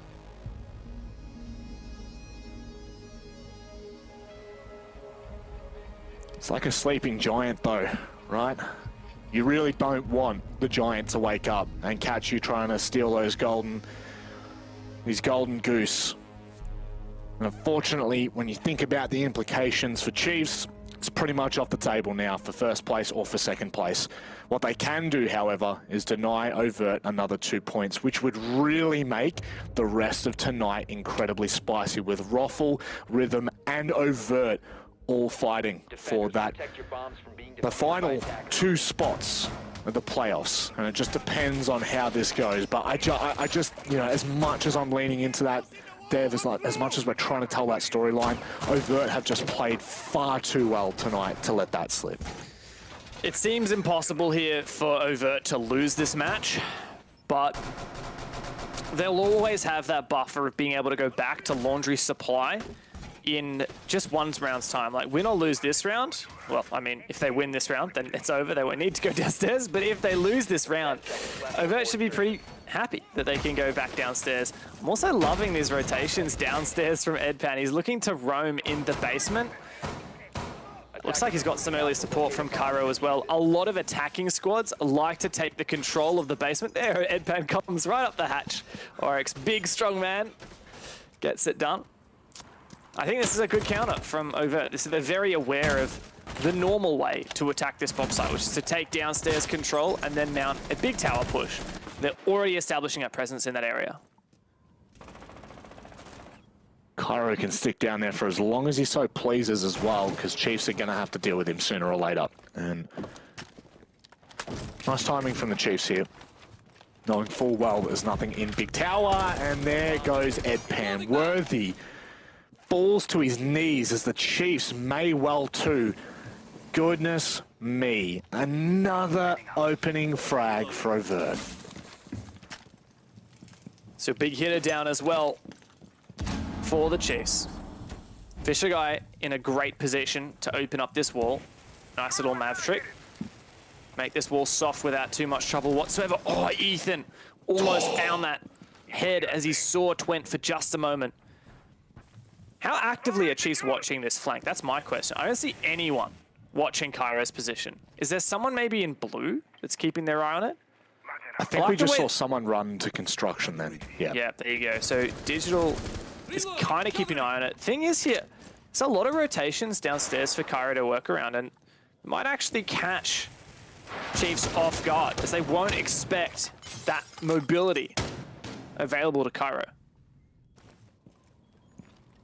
Digital's completely off the blue line. Cairo obviously has no clue about that yet. But the best part about Cairo's position is he can sit and wait. He can wait for the timing where Chiefs have to start getting a move on, and he might be able to find that small, slim chance that Chiefs aren't watching. But speaking of watching, God Legion, he has a pretty good idea that there might be a player on the side of the map, but Elements is still in Freezer Stairs now, and he may well stay there. Very patient push here for Chiefs, keeping it very, very simple. They got the two main guys working on the wall, and then the rest of their players are just lurking, waiting to catch off of it on a rotation. Might not have enough firepower to really crack the bomb site though, and they need to be actively watching this flank. They're just not. That's the thing. Cairo's going to find a double here, surely. I mean, this is just hook, line, and sinker. This is the match done. Write it in the book, ladies and gents, because I just cannot see Chiefs bringing this one back. It's Ed Pan that finds Ethan, who is already down, but the Chiefs are on site for right this second. Look at Overt. This is just a kill box right now. It's going to be another kill for Ed Pan, a triple in the round, and Fisho may well be the only player left. My goodness, what a performance from Overt, and they have just booked their spot in Stage 3 playoffs for OCN. From OCL to OCN to the playoffs. What a story for these underdogs. An incredibly dominant performance taking down the reigning champions. Overt could not be more ecstatic, more happy with themselves after that amazing game. There is no doubt they deserve to be in OCN. Could not really, there's no other way of putting that. They seriously have shown us time and time again that they are the team that deserves to be here. And you know what, 2022, should they make it through the relegations, hey, there's still a chance, but should they make it through the relegations, it's going to be unbelievable for this roster. Vast, watching that game, like, I mean, was that Chiefs just letting everything slip, or were Overt really taking that? A bit of both. I think Overt were, you know, playing well for all things considered. I think the Chiefs honestly were just asleep. They didn't really look like they wanted to win today, to be honest. And I know you guys kind of touched on about the implications of, you know, this match and the Chiefs situation. But, you know, for a team that with their experience, I would have, you know, liked to see a bit more of them kind of using that experience.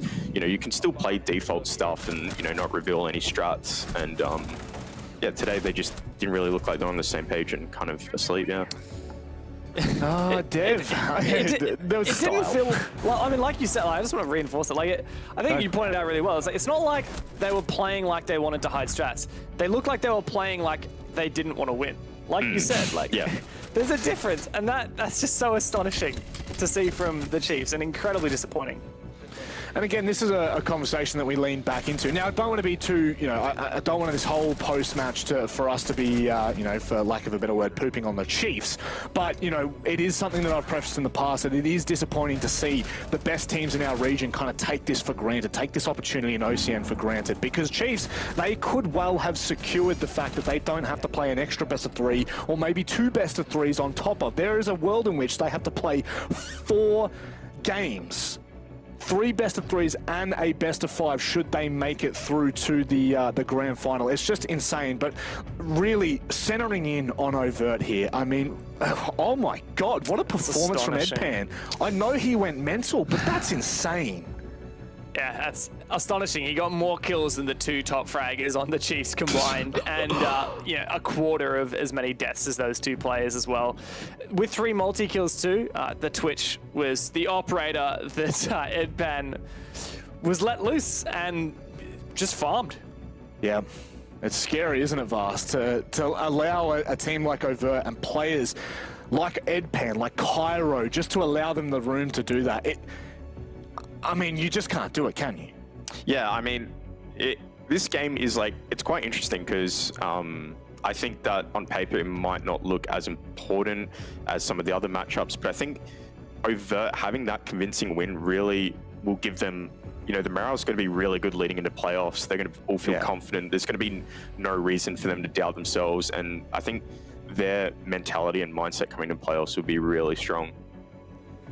It's a beautiful thing, to be honest, and, well, speaking of beautiful things, let's bring in Sawyer as the ever-grinning leader of this team. Mate, look, I cannot say enough, the biggest congratulations to you and your entire roster. You guys have just booked your Stage 3 OCN playoffs. How does this feel coming from OCL and immediately doing this?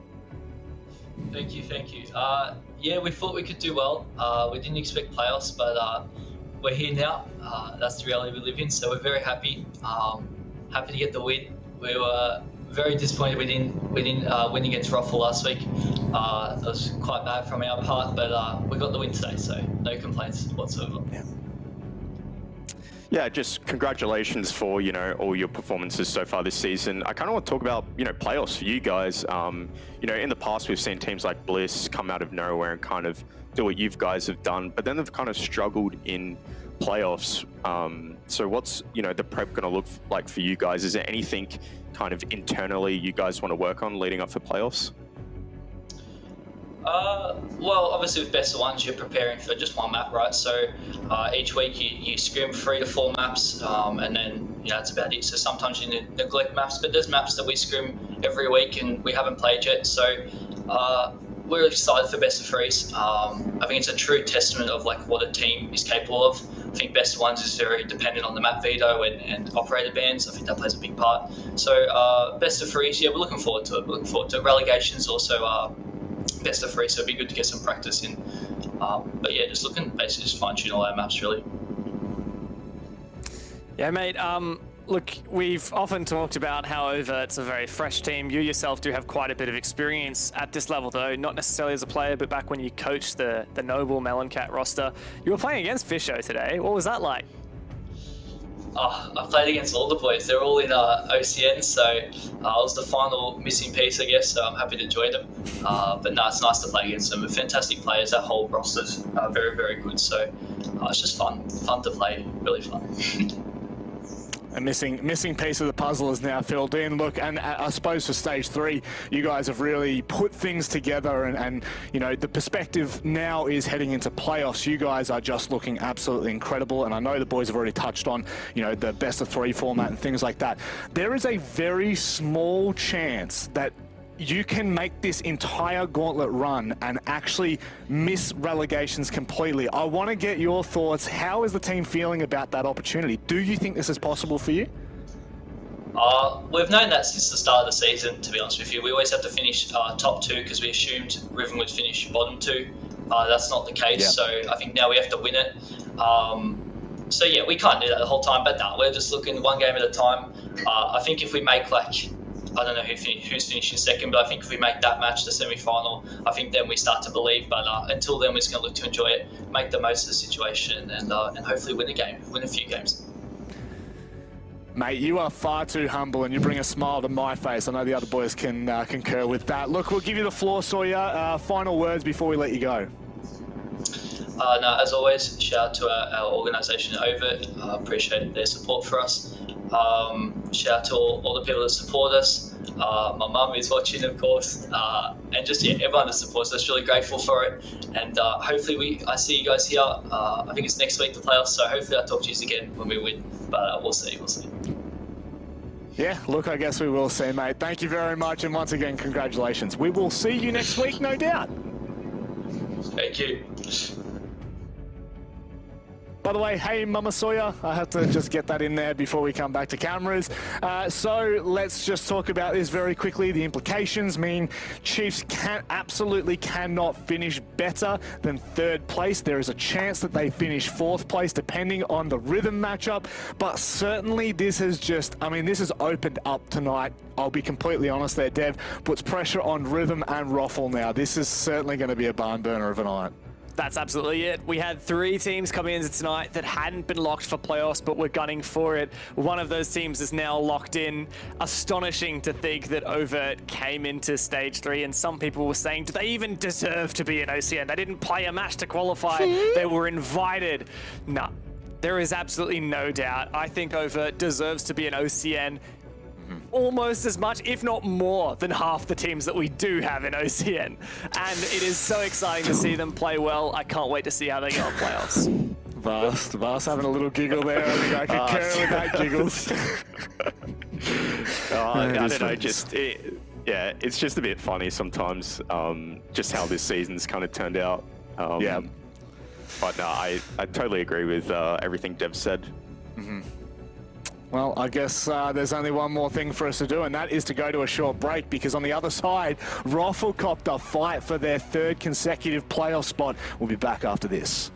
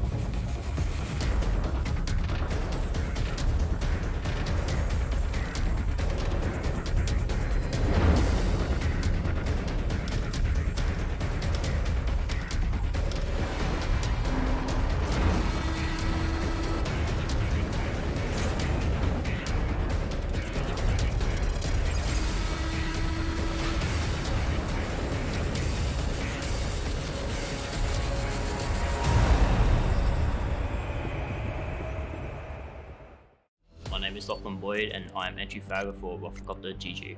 But what you don't know about me is that I grew up on a farm.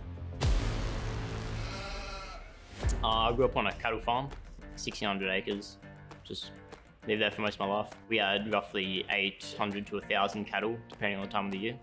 So I used to muster cattle, fence work, help feed out hay, anything that needed to be done. It was good in some aspects and challenging in others. A lot of empty space, riding motorbikes around, just chill. I was pretty reckless on the motorbike. I lost count of how many times I crashed my motorbike. the worst part was definitely the internet. I had to play Siege on 3G mobile hotspot for a year and a half, 2 years, I think. I was back on console in those days. I had roughly 400 abandons because of the internet by the time I moved to PC. I could handle the 1600 acres easy enough and the mobs of cattle, but the internet, just nowhere. I think the best operator to be a farmer would be Fuse, because he's chunky. I would never go back to farming. I couldn't deal with the internet issues. Yeah, I'm too reliant on YouTube. My name is Patrick Wines. I play support for Wildcard, but what you don't know about me is that I'm a very average skier. I started skiing after year 12. Me and my mates went to a trip to Japan and I learned to ski there. Spent a week in Tokyo, spent a week on the mountain. It was pretty amazing. I picked skis instead of snowboard because all my friends were doing it, so just copied them pretty much. How do I describe how good I am? I'd say I'm a pretty average skier. Nothing special, but I can get things done. Yeah, I can go down the hill. So my worst skiing story was one of the slopes just opened up and I went down. It was like freshly groomed and I went down way too fast and right at the bottom of the slope it wasn't groomed, so I ended up just face planning. Tons of people watching as well, so it wasn't the best. The Siege operator I would most like to snuggle up with in a snowy chateau would be Buck. You know, got the experience in the mountains, got the whole snowy theme to him, plus he's Canadian. My favourite thing about glade skiing would be just going through the trees with not many people there. Less people do see if you fall over, so that's good.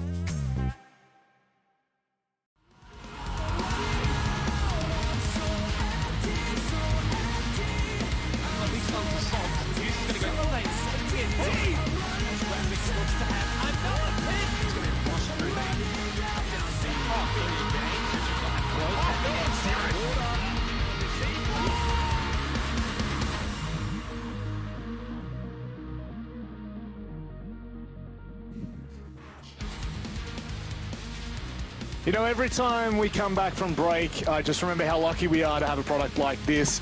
And specifically, I'm talking about the song. I'll be honest, guys, Clockwork from North Lane is absolutely incredible. There's just a little bit of extra spice that adds an atmosphere coming into this. When you're hearing it in the headset, there is a certain there's a certain feeling I get, and there's a certain feeling I've got about this matchup coming up, and that is that Rafflecopter, they're on the hunt. Wildcard have not been having the best stage nor the best season. They are all the way down the very bottom of the standings. They will be locked in for relegation, which is devastating. Rafflecopter on the other side of things, Dev, we'll go to them first and have a bit of a chat about them, because right now they are still pushing for that playoffs position.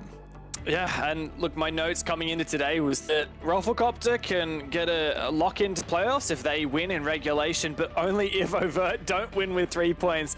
Now that's off the cards. Rafflecopter here, they need every single point that they can get. Plus, they need to hope that Rhythm don't do too well either. So this is going to be a serious challenge that will test Rafflecopter's mettle.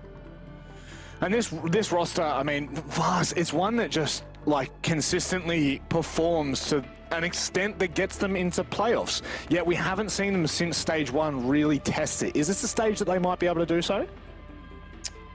Based off of their run in stage 3, I don't think so. There's a lot of inconsistency issues with this team regarding kind of their play style, and I think I've mentioned it a few times. I feel like where they go wrong is they often sometimes play to themselves way too much and not to their opponents, and you need a really strong balance in that regard.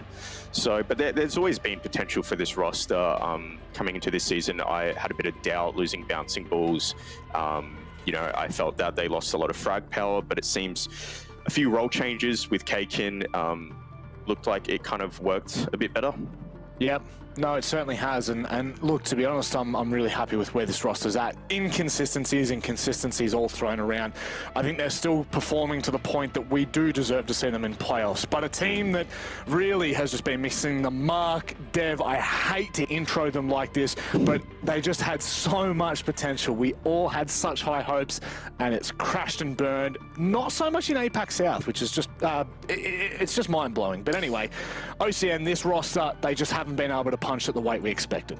That's it. Despite bringing on Milo full-time now, bringing on Rousty as a coach as well, they've really cleaned up their team roster. You know, they re-signed with the org, but it just hasn't been what they were looking for.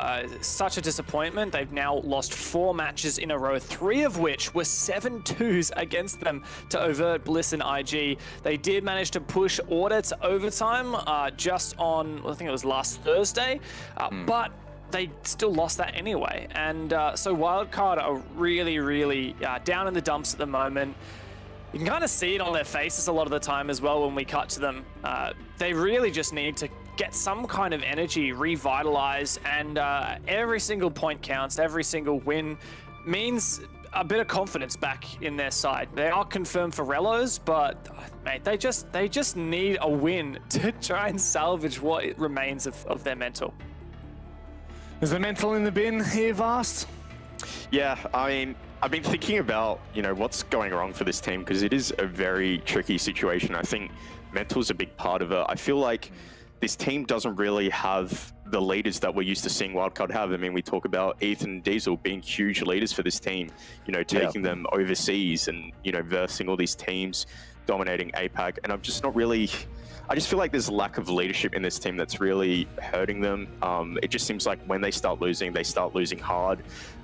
You know, as Dev mentioned, you know, where's the energy in this team? Where's, you know, those leaders that, you know, when you're, you know, 4-0 down, who's going to be the ones that, you know, bring everyone up and, you know, kind of reset everything? And I just feel like that's the biggest part that's lacking for this team.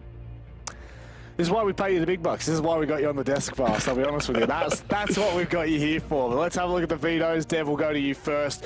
This matchup with a bit on the line for Rafflecopter, we head to Chalet.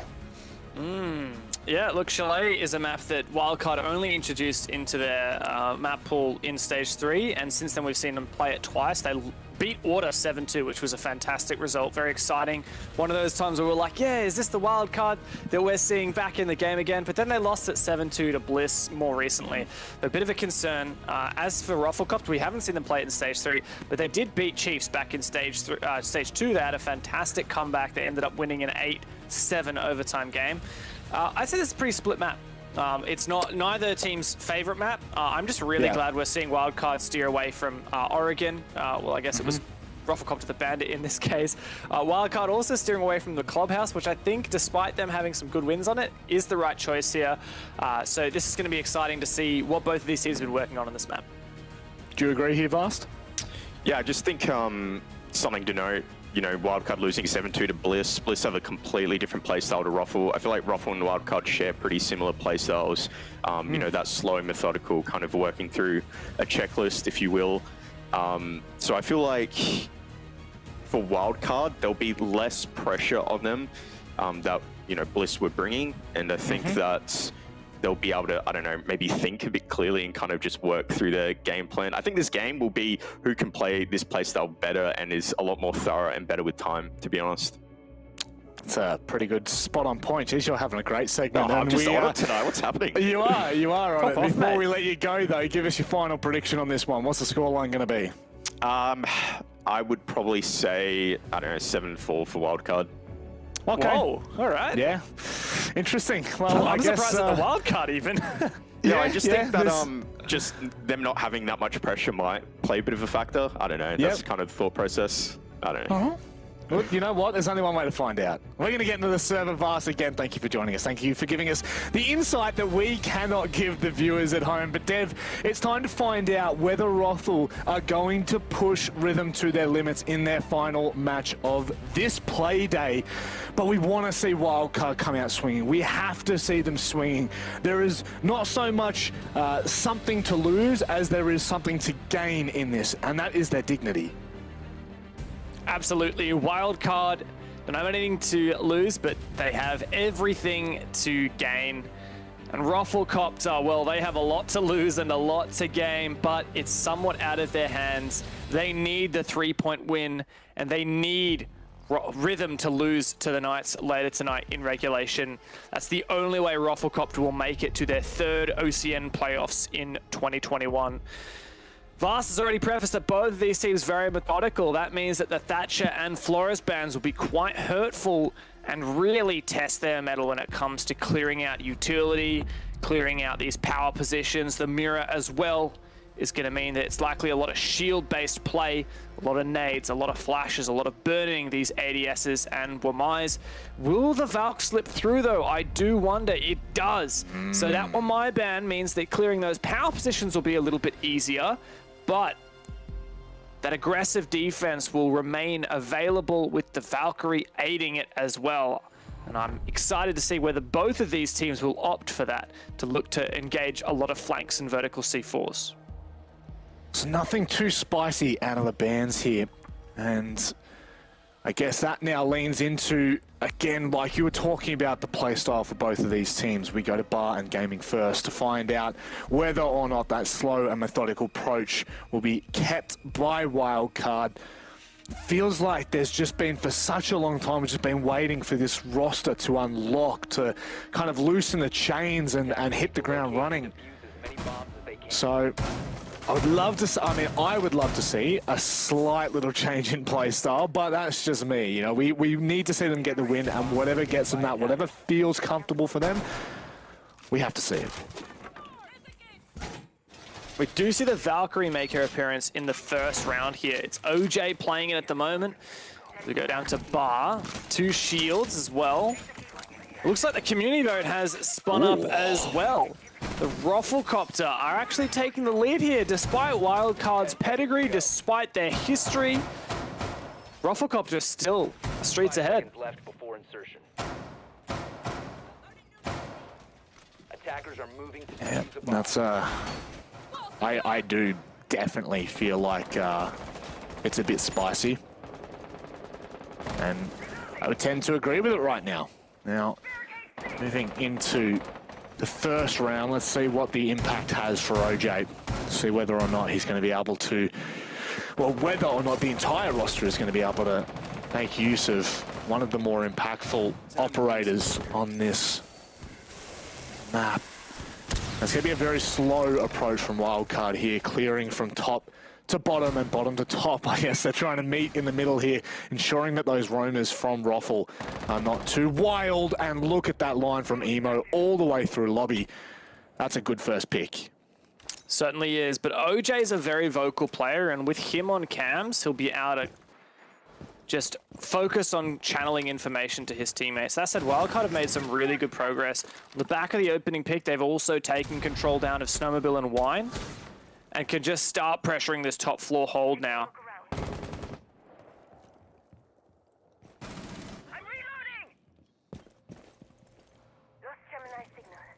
I like this from Milo, though. He's just playing patiently. I think that's overall what we're seeing from Wildcard, and a bit of a remark upon what Vast mentioned on the desk, which is that both of these teams are very methodical.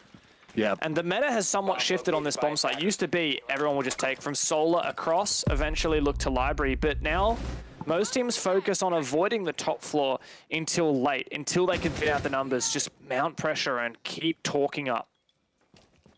The thing is as well, remembering Wildcard's last game on Chalet, I think it was, Milo was really that player that kind of sweeps on that bottom floor and continues to push the envelope in a certain extent.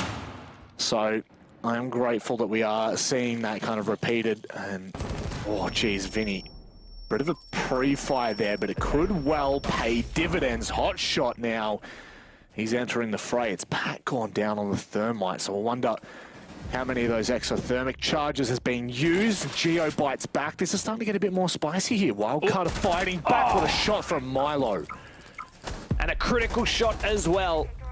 Had that shot gone the other way, Wildcard would definitely be on the back foot, but now they have a 4 versus 2 man advantage. But Milo gets caught. Wedables replace his teammates' positions and finds one. But now it's all on Kakin, the newest member to this roster. He doesn't last long at all. And Wildcard do start strong here on Chalet with an opening attack. I would dare say all of these rounds are going to be slow and steady wins the race, and it's just going to come down to those opening frags that we find with players like Milo. And the trades were quite, I guess the trades were prompt in a certain extent from Roffle, but Wildcard had just done so much groundwork by the time they were approaching that site that it was very, very hard for Kakin, especially, to get anything done. Hot shot, almost the savior.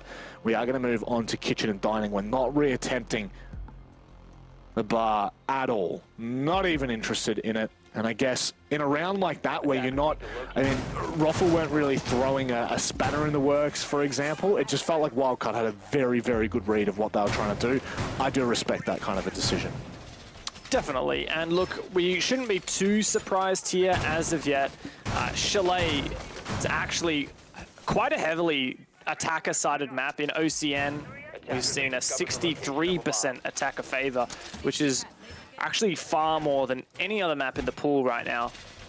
And that's quite a significant sample size as well. We've seen a lot of Chalet so far in OCN Stage 3. So I don't think these teams should be particularly concerned if they're leaking defense rounds. For example, what we're seeing here from Roffle. A 4-2 half is actually expected for the attacking side. So if Rofflecopter can find 2, maybe 3 wins here, they'll be very happy.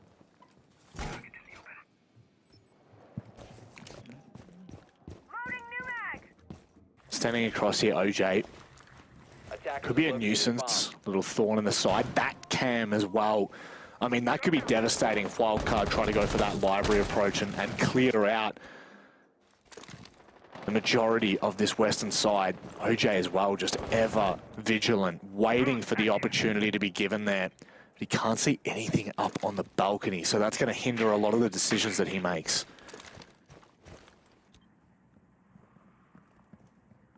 Another slow and steady round here for both of these teams. Wildcard will just gradually take map control here on this kitchen dining. Hopefully cut off a lot of rotations and find a pick. Looks like at the moment a lot of pressure is going on to Trophy. Oh, here's a run out, and Hotshot does actually find Milo. God, where was that? That must have been Lobby. Trench. Or was it Lobby? That's a big, ambitious run out. There's a trade back though as OJ goes down. Wildcard can maintain at the moment a 4v4, just trying to clear out the solar stairs. There's still a player on it, quite a difficult player to flush out as well. Most teams will go below with a bark and go for vertical pressure, but really Wildcard are now just relying on Geo's nade to get the job done. Might flush him down into the open arms of Vinny. Looks like they're trying to put the pressure on, and that's the nade. That's perfectly done. But Boydie, he might still be able to save a little bit of this pressure. Do they know that? I mean, they can't know that Wettables is injured. So right now, for all they know, it was a miss. It was just a complete swing and a miss. So Wildcard will be approaching this as if it is a 4v3, as if Roffle still have full control. Yeah, and you clearly have no idea, right? And they're actually abandoning the position, which means they're not going to really capitalize upon that kill. Boydie might... Oh, Boydie's actually going to go for the res. Look at that. Boydie is sneaking his way over, which means this will be a 3v4. Wildcard actually just wasted the progress that they had made, and now there's 40 seconds left. They're going to have to desperately look to push this dining side. Who is that just on the other side? I'm assuming that is Kakin just by the outline, so he could be quite a nuisance, but lovely work. Emorin making short work of Kakin's position. That's also the smoke with 3 smoke babes down. My goodness, what's going on? Boyd, he misses the opportunity to deny the entry, and they're going to go deep here. This is what they needed. They needed to stick this plan. Hotshot can't get anything done. Oh my goodness, Boydie, no way off of a yellow ping. He manages to hold on. 5 seconds left. This has to be a post-plant clutch. 1v2 for Boydie, but Emo is watching the position. He sees the angle, a couple of shots, and then backs off. It's Vinny and Emo to hold. Emo lands it. And a great rotate from Wildcard helps them win the 4v3. What? And they find 2 rounds in a row. What was that shot from Emorin? Emo's nuts. I mean... That he's sucks nuts for Boydie, dude. I mean, like, I saw the shot come in and I just assumed maybe there was like a ping or anything, but he's nuts. That's absurd. That is absolutely absurd. And now, this is, I guess we're not at that dire point yet, Dev, because, you know, we do preface attacking-sided Chalet does lean into the opportunity for Ruffle to bring it back on that second half, but certainly, I would say the way that Wildcard have been able to achieve both round 1 and 2, I'm starting to see a bit of the warning bells ring, because you obviously, no matter how defender-sided or attacking-sided it is, you can't really let more than 4 rounds slip. That's the pass mark for pretty much most maps. And right now, we're kind of looking real good. Yeah, absolutely. And look, I was kind of having a bit of a go at them for rotating off when they downed Wettables. I think it was just a bit of a util game, which is funny because usually Wildcard are really good at not wasting their util and making really good use of all of their nades, but it took all 4 nades just to get the down. They couldn't even confirm the kill, and because you don't get any points for like getting the down because there's no notification, they didn't know he was injured, so they rotated off and kind of wasted that opportunity. I had a go at them for that, but I mean, they actually managed to make a really good adaptation. They rotated over. Rufflecopter didn't have presence around games, and it meant that when Wildcard went for that dining push and there was no wall denial, they could get the breach open. What's more, they made sure to play aggressively and not go for a passive plant, which was really, really imperative against the Rufflecopter setup. So a lot of flashes of greatness from Wildcard. It makes you optimistic. We've been here before with optimism, though, and we know how far that's gotten us. So, it can always be rough, but I am very happy at what we're seeing so far. Rufflecopter, what are they doing to adapt here? What can they do to adapt? Are Wildcard going to continue to put the pressure on, keep the pedal to the metal in a certain respect? You bet your bottom dollar. Here we go. They're going to go ahead and push straight in the bar. They're giving Rufflecopter no chances whatsoever. And how could you expect this? This is a great call from Wildcard. They've got site control and they can continue to catch Rufflecopter off. Oh, but that's a big pick from Wettables. If Vinny goes down like that, there's no cover from above, and Rufflecopter can freely use that hatch. Now Geo has to worry about it. That said, Ruffle don't have the sight. Pat looking to plan. He's planning in a safe spot that he can't be shot from the hatch, and it doesn't look like Ruffle have the vertical eyes, but they do at the moment. And Emo, no, he has to win that, and he doesn't. Wettables gets him back. Wettables has saved this round for Rufflecopter, but Geo's keeping it alive for Wildcard. Not a lot of time here for him to make it work. There's a whole minute on the clock, but he's got 2 players to find. If anyone can do it, surely it's Geo with the ARX, but he's got to isolate these ones. The Church of Geo may be in session, but look at this positioning from OJ. He's got absolutely no information, Geo does, and that is just a great round from Rufflecopter adapting, there we go, we got there in the end, to that push from Wildcard, which honestly caught me completely off guard. Was not expecting that whatsoever. The Vert wins it for them, but Wettables, sharp, so damn sharp. It's such a shame as well, really. I mean, I hate to say it, but that round probably should have been won by Wildcard. Wettables definitely saved them. I think that the turning point in the round was when Pat died. Wildcard had about a minute and a half left. They didn't have to plant straight away. They could have just kind of slowly kept baiting, and obviously the longer that Wildcard are inside, the more Rufflecopter is scared. But Rufflecopter kept really well composed. They focused on just denying that plant and not feeding picks. Like, there were 3 players in library who wanted to peek and drop that hatch, but they didn't feed any free picks to Geo. So really well played in the late round from Rufflecopter to ensure that even though they lost control of the site, they wouldn't lose control of the round. Oh. Asked where the round was going to come from, and I guess in a sense that is exactly how they find it. Just a small mistakes that are being made or that have been made. It's the whole premise of Rainbow Six is capitalizing on small mistakes that teams make, whether it be on their defense setup, the way that they're approaching an attack, or, for example, trying to go for an earlier plant when you've still got so much of the round left in it.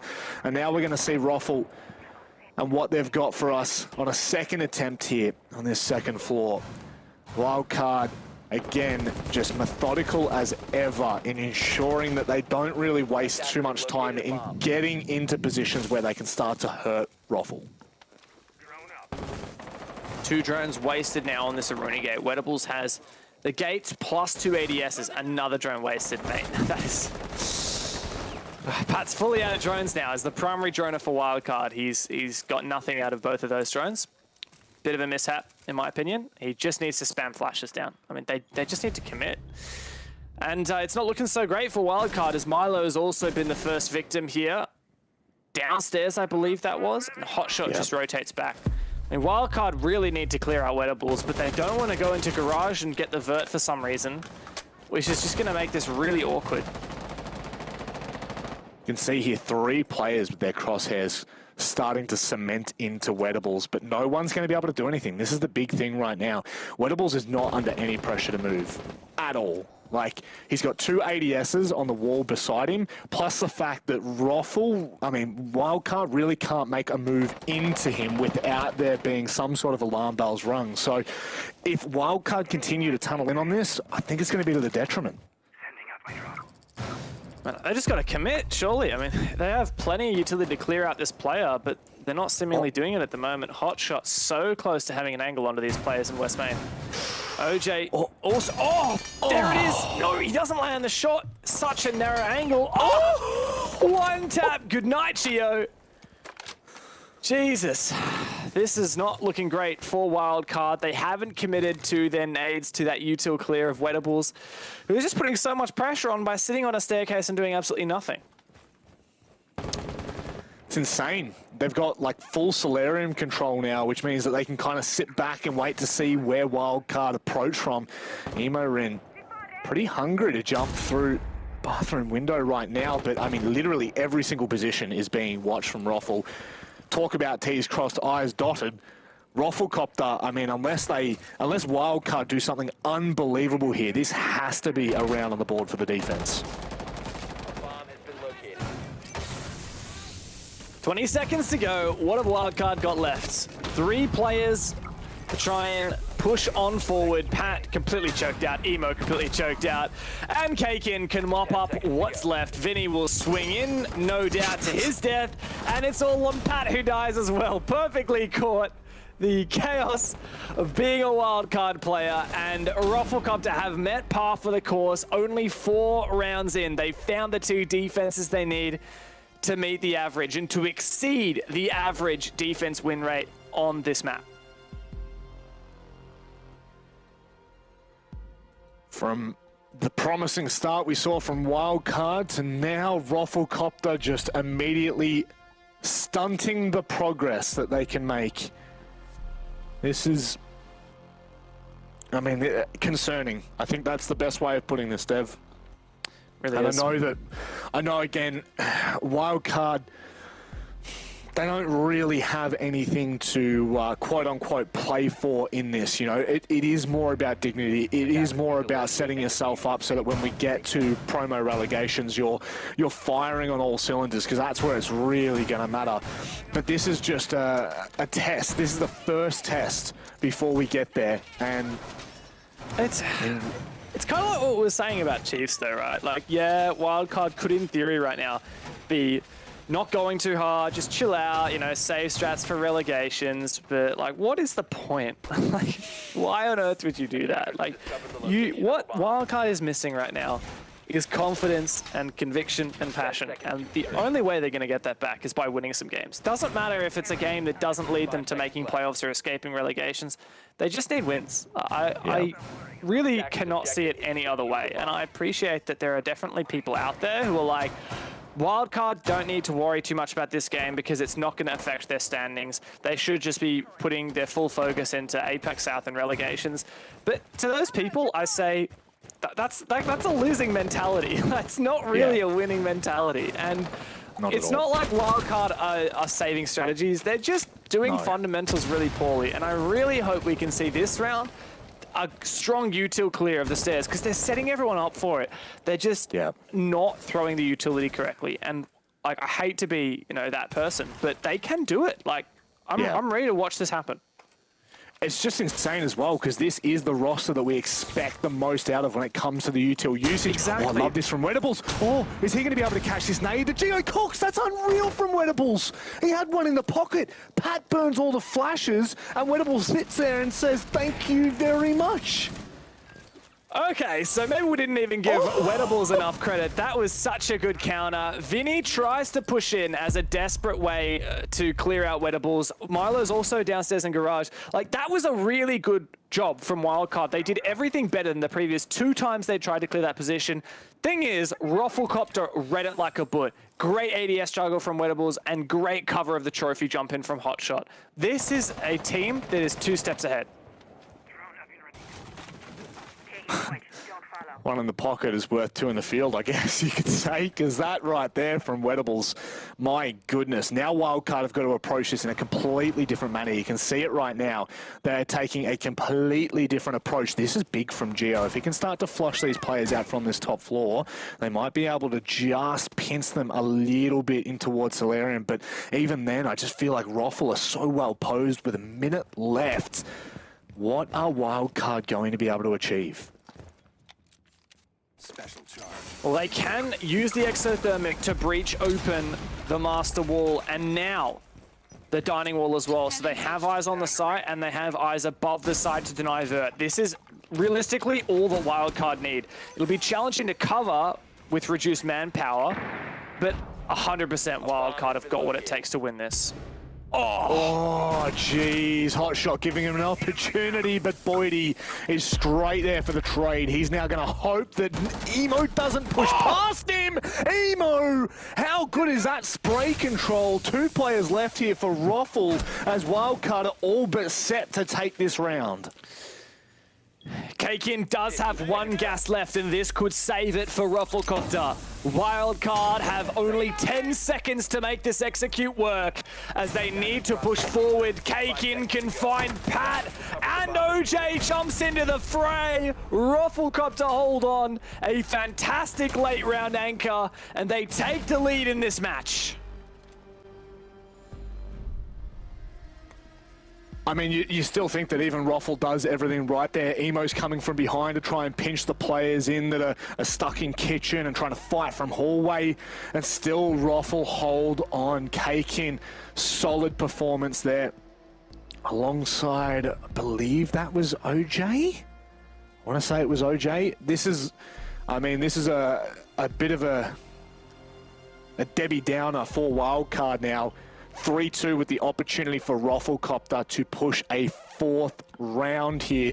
But how juicy this storyline gets, Dev, because now we're going to have to wait until the final game to see who is locked in for the playoff spot should Rufflecopter win in regulation. That's it. Rufflecopter will be fighting with everything that they've got to try and lock in a playoff spot. They made it through stage 1 playoffs. They ended up in 3rd place for all of OCN in their first ever opening stage coming into the league. In stage 2, they didn't quite go as far. Stage 3, they might not even make it to playoffs. They need to win this game and hope that Knights put away Rhythm without any overtime. Rufflecopter, though, they've exceeded the expectation here on their defense of Chalet, and they should be poised pretty well to lock this out on their attack. If they can win this final round of the half, though, this story may well be almost over for Wildcard. You know, just very quickly before this round starts to unfold, thinking back to the conversation we just had about, you know, the difference between the Chiefs and Wildcard here, and the fact that both teams were kind of approaching this in a similar manner in terms of what there was to win or lose, if that makes sense. But here's the problem for Wildcard. Chiefs banned all their most played maps and went to a map that was relatively unknown in terms of stage 3, and more so their later matches that we've been watching. Whereas Wildcard, we've seen Chalet from them a couple of times, so they're leaning into this. They're showing us what they can have on Chalet, and right now it's just not all that convincing, I'll be completely honest. And this is a big sign right now. If Rufflecopter take a 4th round straight, mental has to be in the bin. Gio's in a good position, and Wildcard might get a free pick here from the Maverick. Holes into stock. Milo does get that free pick, so that's a great play from Wildcard. Kagan taken by Storm, and on the back of it, the Lion charge to lock all the Rafflecopter players in place.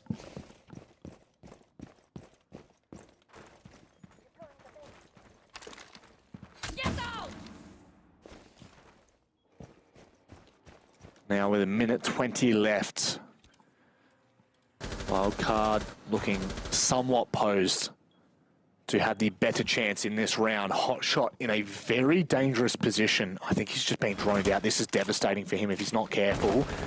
They can't capitalize on it just yet, but OJ finds the pick onto Gio as Pat makes his way into mud.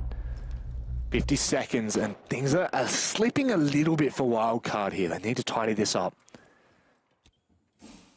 A lot of players on site they need to deal with. Still that Prisma, frustratingly, outside on the balcony, is constantly pinging them. It's Boydie, funnily enough. He was the player that said it was cringe when Overt did it to Rafflecopter last week.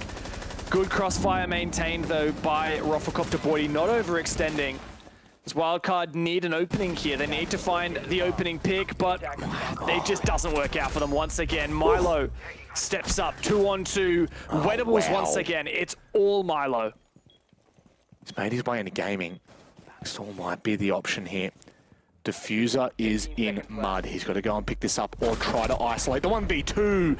My goodness, Rafflecopter 4 straight. They go in 4-2 to the second half.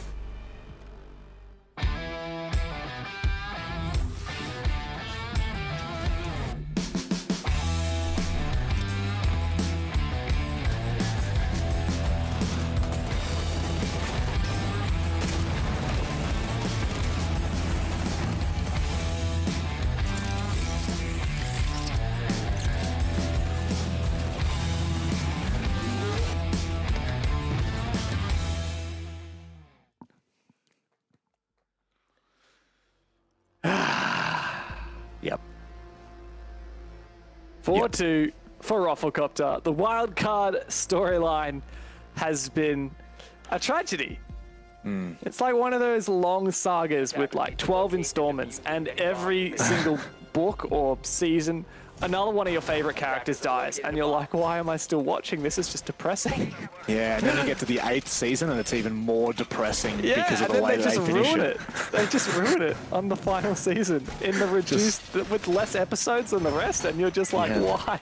And all the storylines coming together and like all the story arcs just fall to pieces. Yeah, and then your favorite characters turn out to be bad guys, and you're like, what?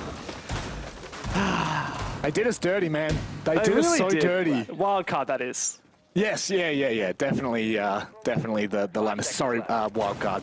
Very disappointed in this. But look, it's been a game of Wildcard. It's and I mean, either you win your games or you die in relegations. And Wildcard, they've only won one game in all of OCN Stage 3, and all of those 5 other games that they have lost, they didn't even push overtime. Yeah. They could be literally 1-007 if they lose this. 006, actually. No, damn it. I really ruined that. I thought it was going to be 007. Yeah, you did. You did. God damn it. You Well, went so hard on that. My joke had about as good execution as the finale of Game of Thrones, so... Yeah, honestly. I think, honestly, I was less disappointed in the execution of your point than I was of that. So, you know, that goes to say, that says a little bit. I don't know about what, but it does say something. Now, one thing we can say, Dev, and I don't mean, like, I say this in a joking manner, but I don't mean to say this in a joking manner. Wildcard have been consistently inconsistent. They have just been consistently the worst team that we've had for OCN in terms of where we had them pinned in for. I hate it. I hate saying that. But it, you know, at least they haven't disappointed us in their in their consistency, if that makes sense. I mean, they had some good games. Like, they had some good wins. And they did, though. Like, they beat Chiefs in APAC South. OCN hasn't been so great for them. Where was the one win that they got? Let me just quickly have a look. They beat Order 7-2 on Chalet, on this very map. But I feel like that's almost a reflection of Order falling from grace, rather than Wildcard redeeming themselves. Yeah. I definitely agree with you. I think we've seen, of all 21 matches that Wildcard could have won, I believe it's something like 5 matches we've only been able to see them win. 6 matches tops. And look at this, my God! Rufflecopter are just running all over them. I'm sure Rhythm is watching this match right now, just begging Wildcard to pull it together so that they don't have as much pressure on their shoulders when it comes to that final match against Knights. But regardless, it does feel like Ruffle are just on a different par, and yeah, this is really, really a bad situation. It's very exciting for Rufflecopter coming to Stage 3. They made 2 roster changes. They lost Bounson, their best player. We weren't sure they would have what it takes, but they might just do now. OJ might find a pick here, I believe, as the wall is opened up. Pat put pressure. Boydie looking to push up 20 seconds on the clock now for Rufflecopter.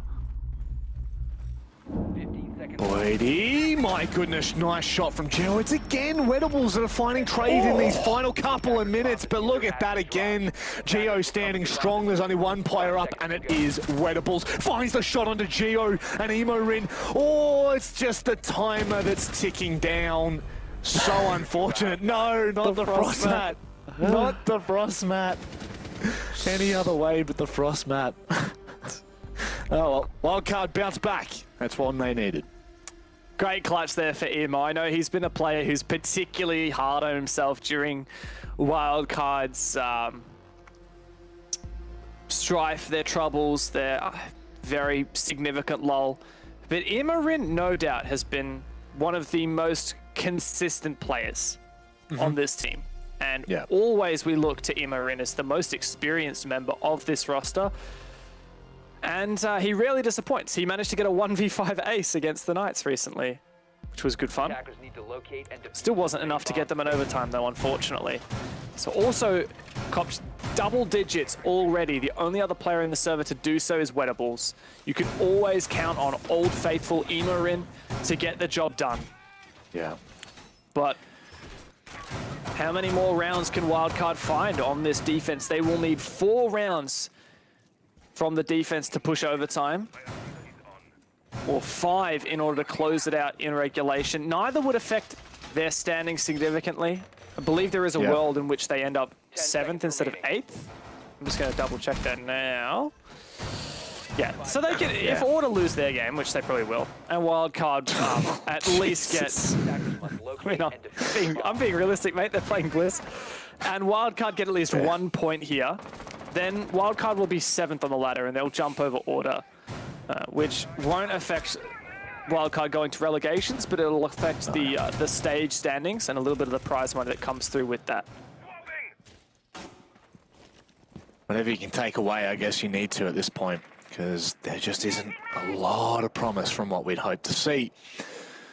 These earlier starts of the round have been really quiet. We're not really seeing the action kick off until about the minute mark. But one thing that both teams are doing quite well, considering you take into account the bans on the attacking side. Now, I dare say it's probably why we've seen such a sway toward the defender-sided rounds is, a lot of that util clear has kind of been taken out. You don't have the Rotero drones, you don't have those EMP grenades, so it's a little bit harder, but still, we are asking big questions from Ruffle here to adapt and make sure that with these 2 minutes left in this round, they do what they need to do early on so they can set themselves up for success. We saw a lot of really strong opening picks from runouts when it was Rufflecopter on the defense. And we haven't seen that same level of aggression from Wildcard's own. But I would like to see it. They have the Valk, they have those cams available to look for these aggressive takes. Now Gio is holding on to Solar and waiting for the util spam to come through. He actually managed to get back into Bathroom, but he loses a bit of HP for it. Hot shot on the Lion, and Vinny does find the opener. A C4 from Emorin through the floor of the master bedroom. What a huge play, and he takes down the player on the window. Wildcard looks so much more comfortable on their defense. That was gorgeous. just the timing of all of that coming together. And I was about to praise Rafflecopter for their use of the smokes to allow them to take Solarium control, but never mind that, because Wildcard adapt. Boydie now, he's going to be able to cut off that rotate around, but he's got to be careful. Geo now hearing and pinging out the one member. Wedables again, finding himself an opening pick that trades things back, but it's Boydie that goes down. Geo, his game sense is just far too strong. Hot shot's going to go massive. 1v4. Wildcard not giving him anything. Now pinged out as well. Milo has a good crossfire. Geo goes down. Milo actually abandons his teammate in favor of falling back to site. Now 20 seconds to go. Hot shot not likely to have a leg in for this one. Nah, he's working on old intel right now. Hunting around for one kill. But where is the kit? It won't make a difference at this point. 10 seconds left. He needs to find 3 players, and he will not get past Molosca. 4-4 as Rhythm, not Rhythm, Roffle. There we go. We got there in the end as Roffle call attack. They certainly need their tactical pause at the moment. Now, Rafflecopter in Stage 3 actually have made the addition of their coach, Campo, formerly of the fielding roster, has moved into that position. He can support them a little bit in moments like this. We have a tactical pause for Roffle. They certainly need it. I mean, I was not expecting Wildcard to come out strong on the defense, but they certainly have. Yep. They have, and I guess, you know, that first opening round of the half is always so crucial. Setting yourself up on the right path is something that you cannot underestimate. And I think that should Roffle have won that round, it'd be a very, very different discussion. And there was opportunities for them too. Roffle had started off well. They were looking to kind of, you know, topple the dominoes, if to say. But it's just the power of individual players for Wildcard is, you know, at any given point, no matter where they are in the standings, no matter where they are in a match, one individual player on their team could really step up. And I guess that's why we're so disappointed as to where they are right now. It's just because we know that every single player, I mean, just look at the star-studded names that Wildcard have. Emorin, Geo, Pat, Vinny, Milo. It's just like a star-studded lineup that just can't seem to click right now. That said, at what point do we start giving Wildcard some credit that they're on for the comeback here? You just look, they're a lot more animated than they were when we were looking at them before. Now, Wildcard are not a team that have some very animated people, but I mean, even this is considered slightly more animated for Wildcard, believe it or not. It just looks a little bit less somber. I see Emorin actually talking, which is always nice as well. I feel like they can make it work here. I think that the 2 rounds back-to-back on defense have given them a bit of confidence that they perhaps hadn't expected. Yeah. Credit where credit's due now. And animation aside, oh, there's a smile. Oh, look at him go. When he smiles like that, goodness me. It is nice to see. It is nice to see. And again, we know that they are well and truly locked in for relegation. So I guess you're kind of just taking this one step at a time and ensuring that you do find yourself in a position where come relegations, you're feeling comfortable as a team, because that's really the key factor. So they have to be able to do so. Relegation is not going to be a walk in the park either for Wildcard. Now, nope. OCL, we have had Overt come up from OCL. We've seen what they can do. Yep. And while there aren't as many teams as strong as Overt still remaining in OCL, we do have Fury, who did take down Overt in that grand final for Stage 2. We have some other upcoming teams like Big Dogs and a couple others that have really been putting the pressure on Fury as well. Wildcard likely to face Fury or one of these other teams in... I think that Wildcard should probably end up 8th, right? So probably means they'll face Fury, I believe. Which won't be the easiest game. And there's a serious chance that Wildcard will be relegated out of OCN completely. And while they can't prevent that from happening here, I mean, it's like we've been saying, they just need a win. Yeah. It's like when you wake up in the morning, you're like, today I just need a win. Like I need to turn the coffee machine on, and you know it doesn't burn my coffee. I just need a win. Like I need to go for a walk outside, and the sun actually comes out. That's where where Wildcard are at right now, facing against Rufflecopter. Are you trying to say that they're down bad? Is that what you're trying to say? Down bad. Yeah, they really are. It does feel quite harmful to be talking about it in that light, but it is just at the end of the day what we've got on the agenda for this roster. But I'm waiting. I am waiting for the day that they knock our socks off and we just end up standing here being like, this is what we wanted. This is what we wanted to see for so damn long. But, you know, on the flip side, you're talking about OCL teams, you're referencing Fury, referencing Big Dogs. I know there's a couple more in there that we'd probably highlight when it does get later into their Stage 3, because I believe they've only played 2 matches at the moment. Rufflecopter, perfect example of a team coming up from OCL. You know, from the Tier 2 scene, breaking down all barriers in the last promo relegations that we had for 2020. You know, they have done phenomenally well. They've really pushed the envelope in a lot of different aspects. They have been to every single playoffs that we've had for OCN Stage, season 2021. And now they're on the verge of potentially booking a 3rd spot. But this is where they need to step up, and this is really the opportunity, the last opportunity they're going to have to make it 3 in a row, which I think for a roster stepping in to OCN from OCL, I think that's impressive. It certainly is. I mean, while Rufflecopter technically didn't play in OCL in its current format, they played in the old LPL Pro, which is essentially the same thing. I'm not doing that to have a go at you. I'm doing that to protect you from all the people who are in chat right now saying... Oh, that's why I said the Tier 2 scene. Yeah, I know. I respect that. See, I got you back, come at me, chat. Yeah. What are you going to do? Yeah. You're going to tell me off? Add him on Twitter. What is it? At Manic Monday? Nah, at Xenox Casts. That's it, eh? By the way, while I'm there, damn all OCL. yeah, please just go at Xenox Casts and say, why do you hate OCL so much? Please, actually, no, I just flood it. Just flood his Twitter right now. Let's see if he's watching. See if he's watching the chat right now, or if he's watching the game. Because if he is, he'll see it coming. If not, I'm already expecting a message in the Discord. You know, nah, he's just gonna. Come on, man. We gotta know Xenox a little bit better by now. You know. Maybe one ear to the ground sometimes, but the man, he takes his time, you know? He takes his time. He does. And by the way, we are taking our time at the moment just to reconnect Vincia, who's having some technical issues getting back into the game. But 4-4 now for Wildcard. They have hit par for the course already.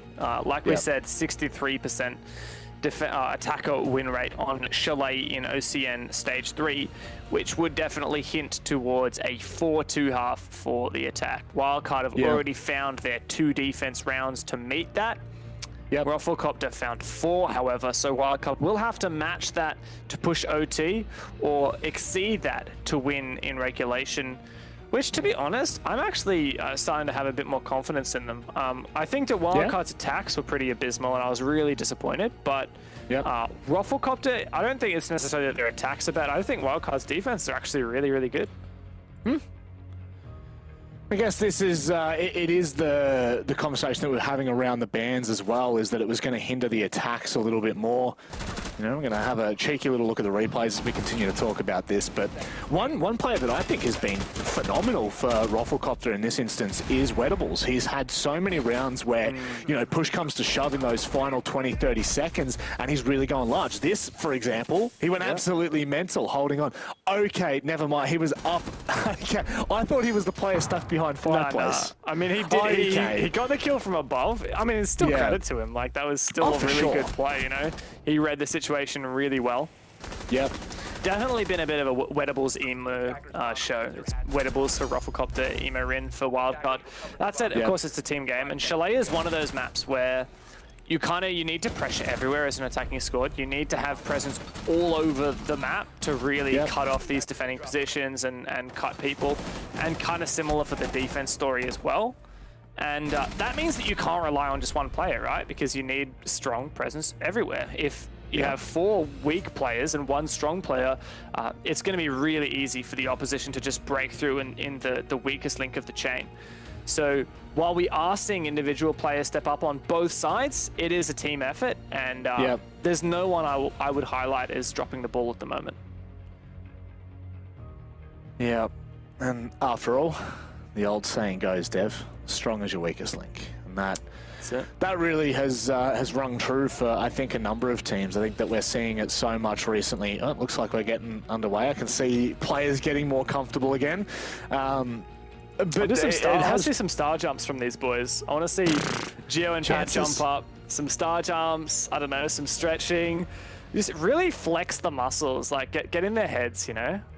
That's what I want to see. Oh, I'd love to, but I just I couldn't imagine Wildcard are going to be the roster to do that. Let's be completely honest. I could see maybe Vinny to an extent. You know, maybe he might get up and about, but you know, he's just got a smile on his face, getting ready for that game. And I think that, you know, where I was leading with that conversation is the fact that I think a lot of teams have realized, you know, that you can't have one player that doesn't follow the format of what you're doing. And Wildcard and Rafflecopter are good examples of that. In the new meta, they're still, I'm not going to say stuck, but they're still using that kind of approach that we saw in 2020 of, you know, util heavy and slow and methodical. Yeah, like it, and both rosters have been like that for, God, longer than I can remember now. I think Raffle had really highlighted that in Stage 1 and shown us what they can do, whilst other rosters have kind of lent into the frag heavy, lent into the roams, into the insane plays. But in my honest opinion, as long as you've got 5 players on board, all following the same theory of, you know, the way that you're trying to play, I don't see anything wrong with it. And I think that for Wildcard, there really is just this, there's going to be this tipping point where things just connect and they just fly. Well, onus is on Rafflecopter to step up. Now that they are yet to win an attack round, they move back on their attack here on the attacker-sided Chalet. That has certainly not been an attacker-sided match so far. 6 rounds of defense to only 2-1 on the attack. And Boydie brings the IQ. Previously on the Twitch and the Jackal, we're seeing a slight change of heart. Kakin's also brought the Zafira instead of the Yana previously. So sacrificing a little bit on the info gathering of the Yana to get a little bit more, well, I guess firepower if you prefer the M762, but primarily you're just changing around the utility a little bit. You're getting those concussions back into the fray as well.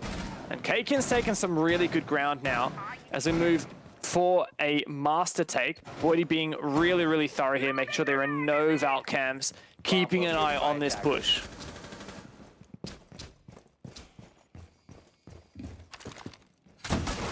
What was that he cleared? That's not where the Waldenar would be. Can we maybe have a look at the overhead, Mandy?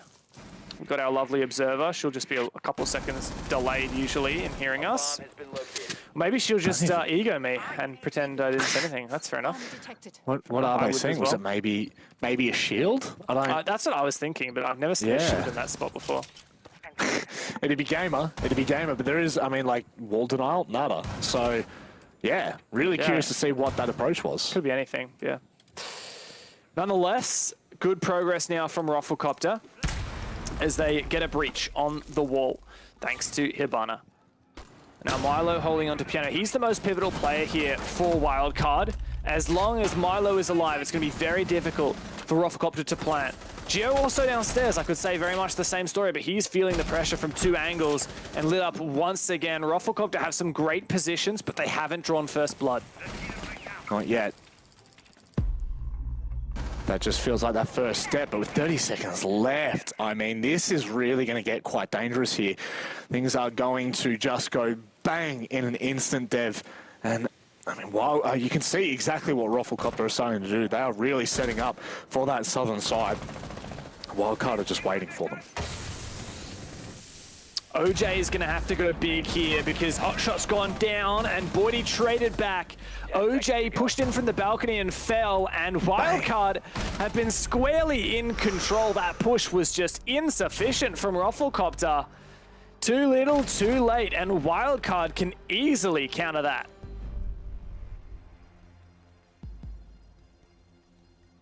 Well, one round away from locking Rufflecopter out of playoffs. Got to remember, Rhythm have the head-to-head with Ruffle. So if Wildcard take match point, even if Rufflecopter send it to overtime and win, they're only going to be able to accumulate 2 points. Now, that doesn't make the Rhythm and Knights game, you know, kind of like a dead rubber game, as some would call it. Rhythm still have 3 points on the line where they could potentially finish third because of their head-to-head with Chiefs. It's quite large. Not only that, but I have no doubt that next game, Knights and Order, Knights and Order, Bliss and Order is probably going to go a little bit more of a more sound way. I think it's the best way to explain that one, Dev. Yeah, look, I think you said it perfectly. Rufflecopter need 3 straight attacks now. They haven't won a single one so far. Their defense was strong, and their attack has been incredibly lackluster. Both teams struggling to attack here on Chalet, very much against the grain of what we've seen in OCN. Rufflecopter have now unsuccessfully attacked Bar, Kitchen, and Master, and now Wildcard will go back and repeat all 3 of those bomb sites. Rufflecopter need to win those rounds, all of them, in order to keep their playoff dream alive. Like you said, even then, they'll be hoping that Rhythm gets 0 points from their Knights game. So Rufflecopter looks like in the next 2 minutes, we may see them knocked out of playoffs contention for Stage 3.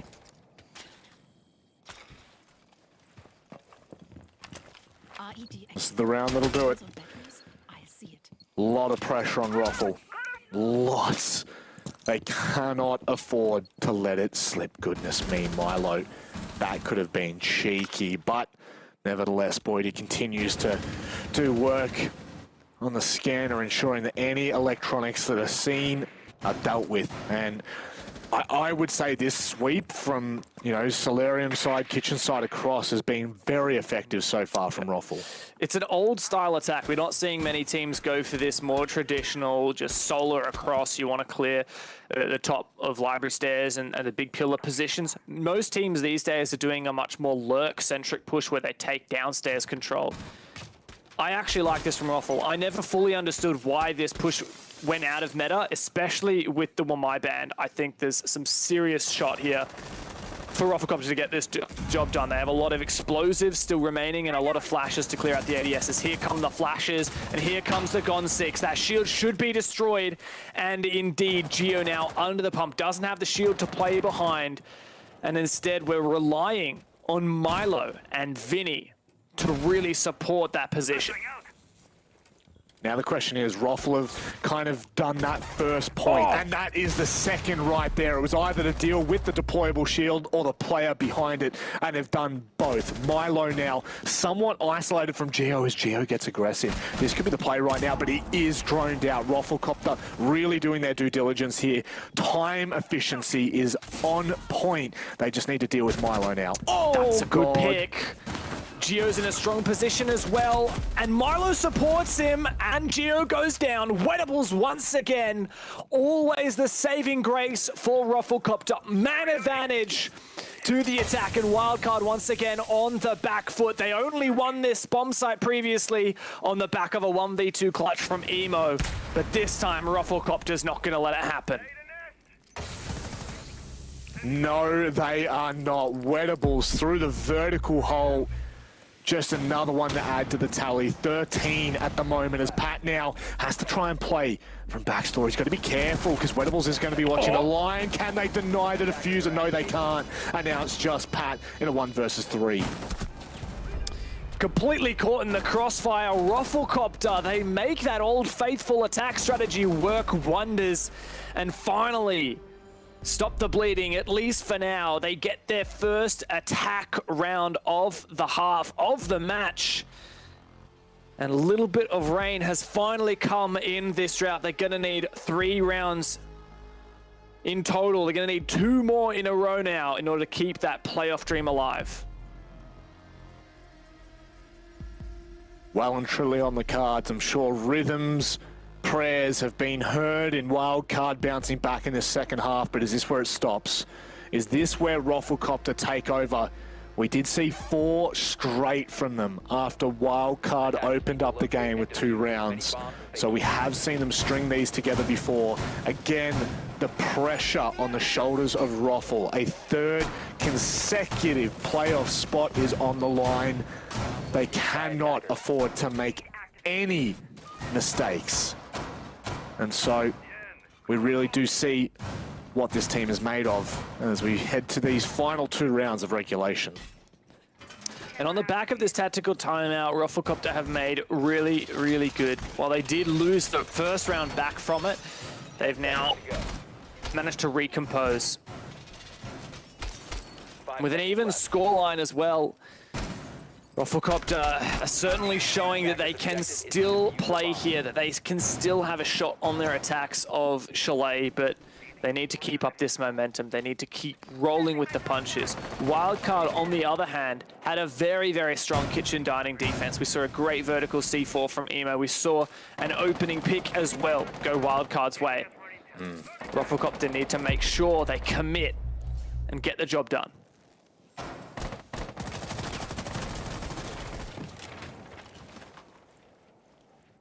Again, with these sweeps, Dev. It's the right play. It's got to be. Yeah. And that's the thing is, like, you know, it has shown a variety of success and failure. It does come down to, I feel like it's been time, it's been how quickly Raffle can start to open things up and really force Wildcard back to sight, you know, try and ensure they're bunkering down. These vertical lines, we saw it in the first half, these were detrimental for some of the rounds that Wildcard were trying to take. So no doubt Raffle know the importance of, at the very least, keeping Wildcard at bay here as they start to approach and figure out exactly what they're looking to do. Boydie should be able to deal the charges on the wall. It's the electric claws from Emo in. Scanning. Stay sharp. Rafflecopter have started to change their push compared to last time. They're going for much more staple south side push. They've got so much map control, and now they've cleared the util off the wall, so OJ could get a breach if he wants. Wedables also. If OJ gets some Excaris on the wall, though, Emo may be able to counter that. That's going to be an easy trick on all 12 of those pellets. No. And now OJ must have been just a little bit less, 10 pellets, as OJ still has 8 left. He's going to get a breach on the side. That'll expose Emo's position. That's huge. And if Wedables can come, there's still a shot for Rafflecopter to get a really nice, large breach on this dining wall.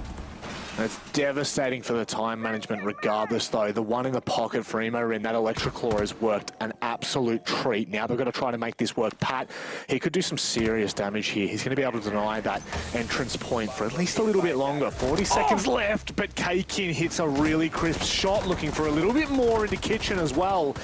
Wildcard have to be careful not to overextend here. Oh, K-Kin again!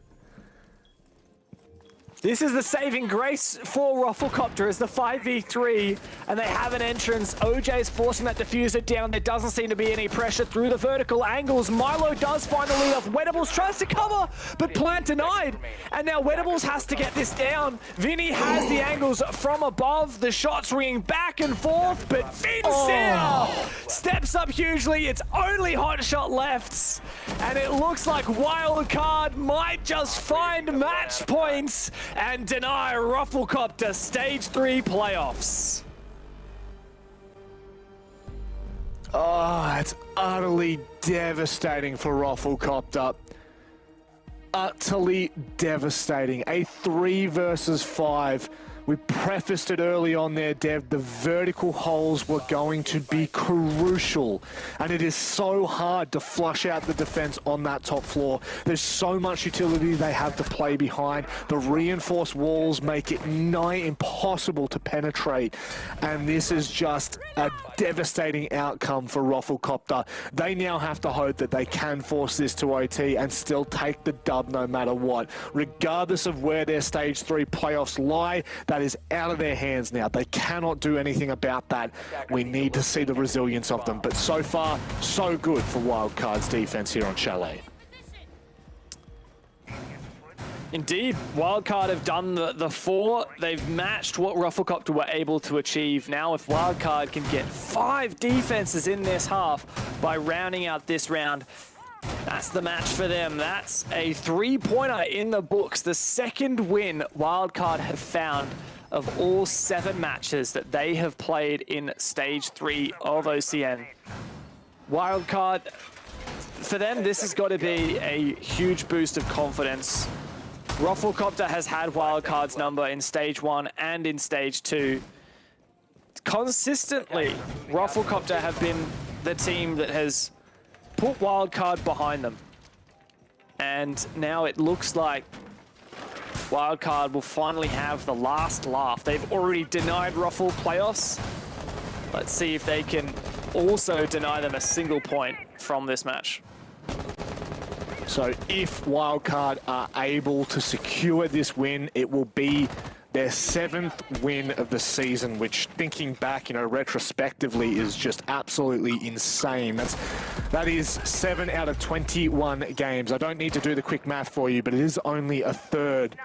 However, it will still be something that will give them, just, again, it's not even about the points right now. It's just about that camaraderie between this roster and feeling kind of more joined at the hip with each other, because that's what they're going to need. This playoffs the relegation playoffs, I should say, that are looming large is really something that you do not want to be taking any opportunities on. Boydie, god damn, just swings on an emo rin, but the timing's not there.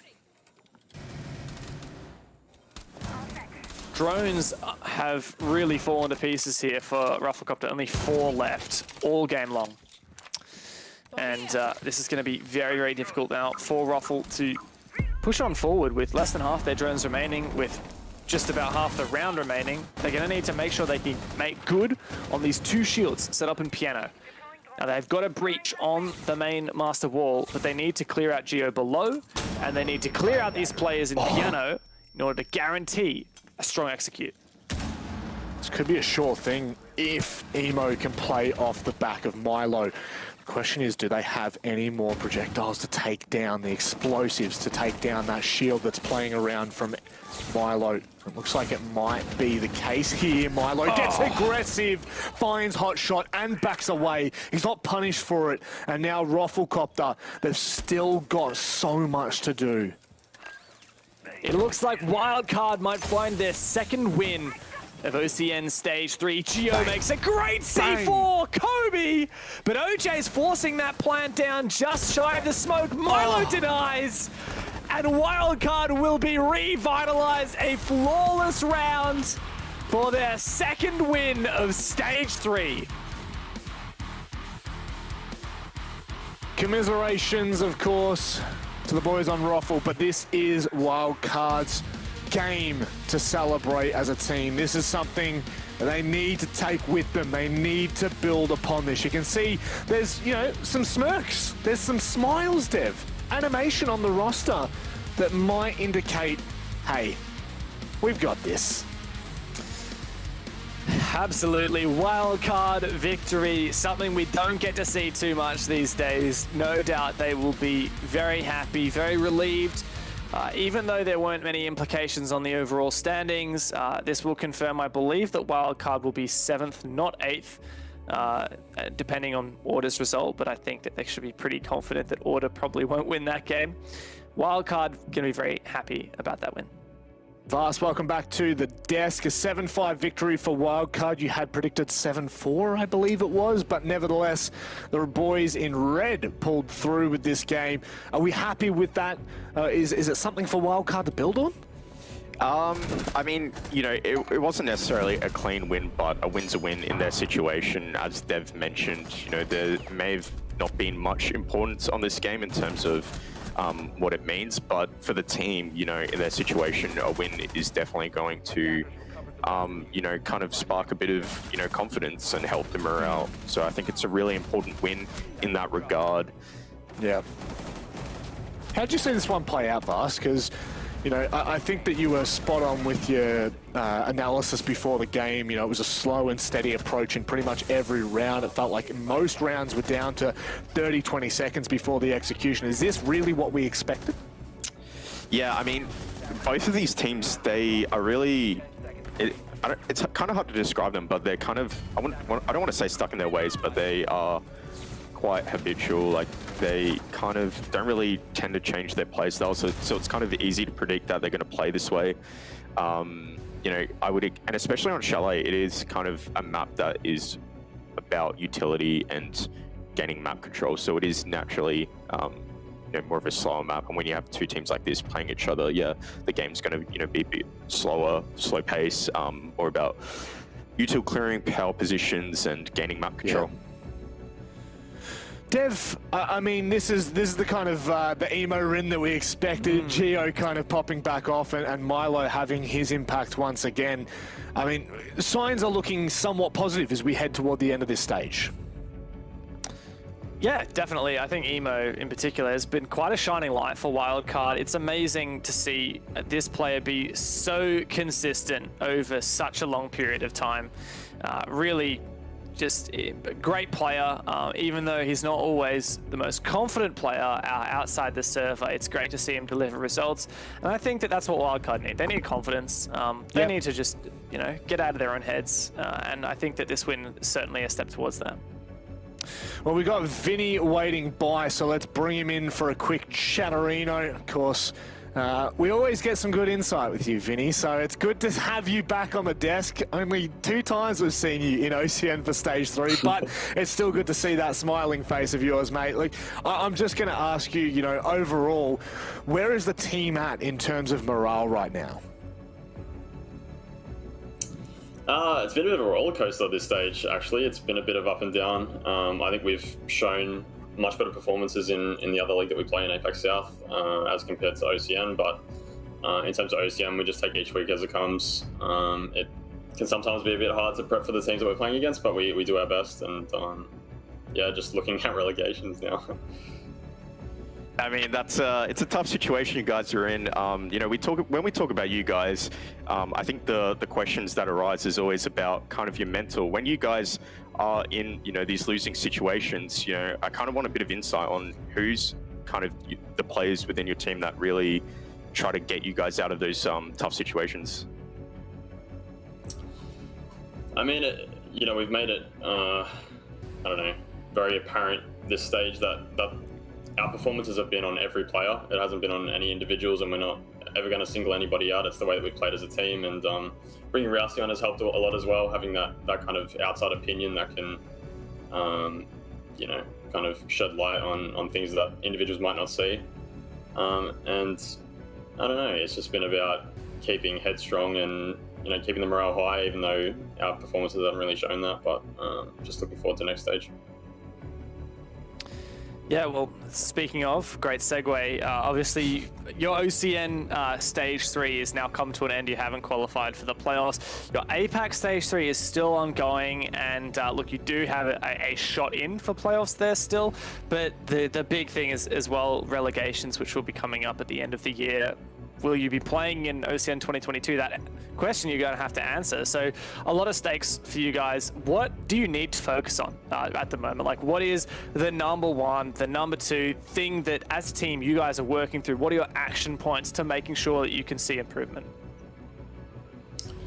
Well, yeah, now that the OCN stage is done, our full focus is on Apex South. We still have 2 matches left and a very real shot at making playoffs. We're still not out of the water, out of the water yet for Apex South. We're still at a chance of getting relegated in that league as well.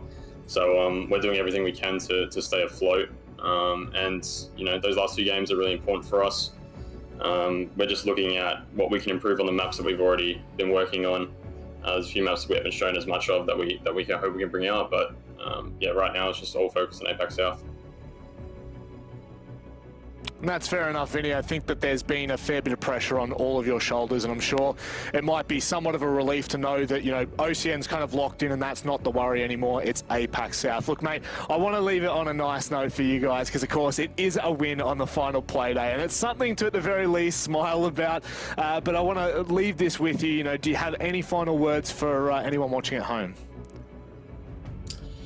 Yeah, we just, you know, I'm sure I speak on behalf of the team in saying that we're fairly disappointed with this stage and this season in OCN, but I'm sure that we'll be back next stage once we make it out of Relos. I have no doubt that you will be, Vinny, and I'm sure we might see it one more time at the very least in APAC South, so keep that smile going. Thank you, guys. Yeah, that's it. Kind of that did feel a little bit somber, I think, and I think that it's what we expected, but not what we wanted, Dev. Yeah, I mean, it was a bit somber, but I mean, we did kind of throw him under the bus with our questions because we were saying, like, you know, why are you guys playing so poorly? What, you know, is your mental in the bin? You know, these questions kind of a bit mean. I didn't. I was just asking how the boys are feeling after a win. All right, don't you throw me under the bus, Xenox. To be fair, like, you know, that is the situation they're in, right? And we can't beat around the bush too much there. You know, when I was asking Vinny, like, what is the focus right now? What are the action points? I was hoping he'd give us a bit more of a bigger picture insight. Like you said, yeah, it's APAC South, but I still have unanswered questions about Wildcard. And it's like, what are they actually doing to make sure that not the micro, like their map pool and their play style, but like the macro, what is actually going to change to get this team out of their rut? Because I think it's more than just a strategy here or, you know, a map diversity or whatever here. Like, I think it's a bigger, wider issue that we've been seeing with Wildcard over the whole course of the year. I think it stems from motivation, mental, all of these things kind of bundled together that has just made it such a rough slog for them. And that's what I want to see change. Like, I want something at the root to be fixed because I think everything will follow. I guess all we can do now is wait and see whether it will, Dev, because they are off to relegations regardless. But we're going to go to a short break on the other side. It's Bliss and Order, so don't go anywhere.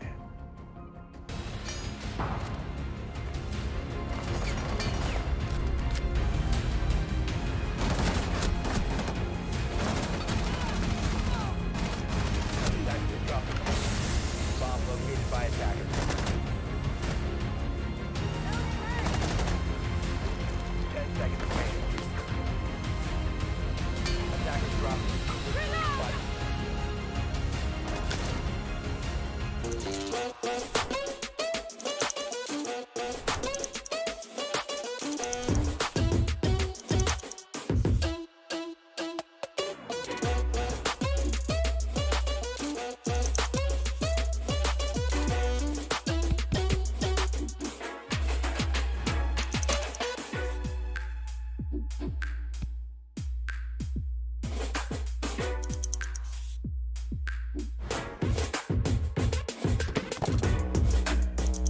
Order now at macros.com.au.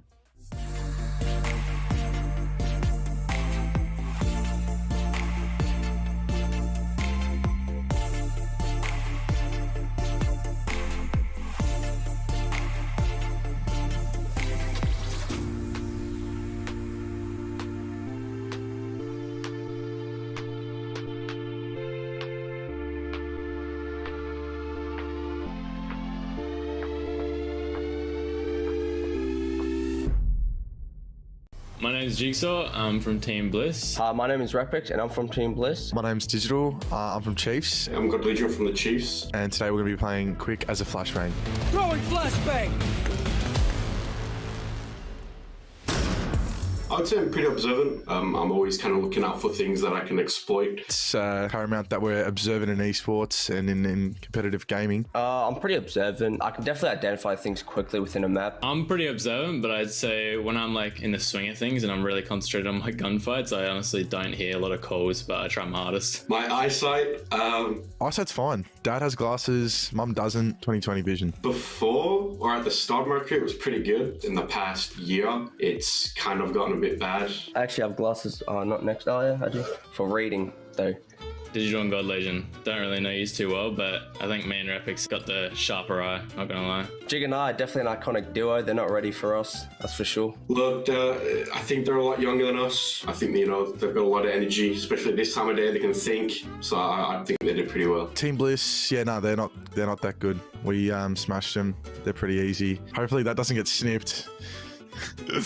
Look, I think Digital, it's early in the day, he's still waking up. I've got to have faith in my teammate. I would say he did pretty well. I've got to have faith. I hope Jake does good. He certainly will talk up a game. But we'll see. I'll probably just breeze through it anyways. They did win against us in the grand finals, but we gave them that win anyways. I'm versing Dig and God anyways, so it should be easy. No stress, no pressure. I got this. Throwing flashbang!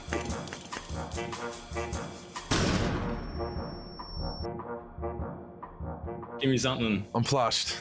That's a long flashbang. Is that the new update? Wait, am I... Oh, is this like fading out? I see something on the left, but I can't make it out. What is that on the left? I definitely should have worn my glasses for this.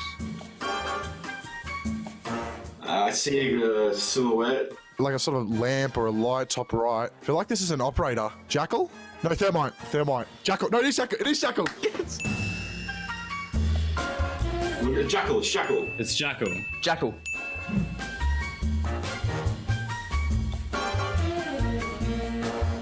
That's got to be like high school, I reckon. That's not bad, 40 seconds.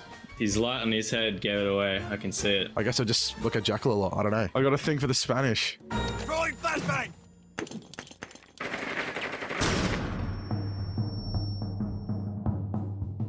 I don't know if it's going to be white for 20 seconds again. No, it's not. Oh, hold on. This is quicker. What is this? Maybe it's a room. Something to the left there. I can't even describe what I'm seeing. It's going to be a gun, right? It looks like a gun. Is that a UMP-45? G36C? It's a G360? G360. No, it's the G36C.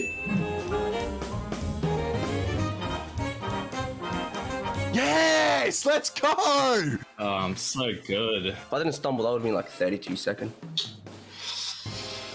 Ooh. Throwing flashbang!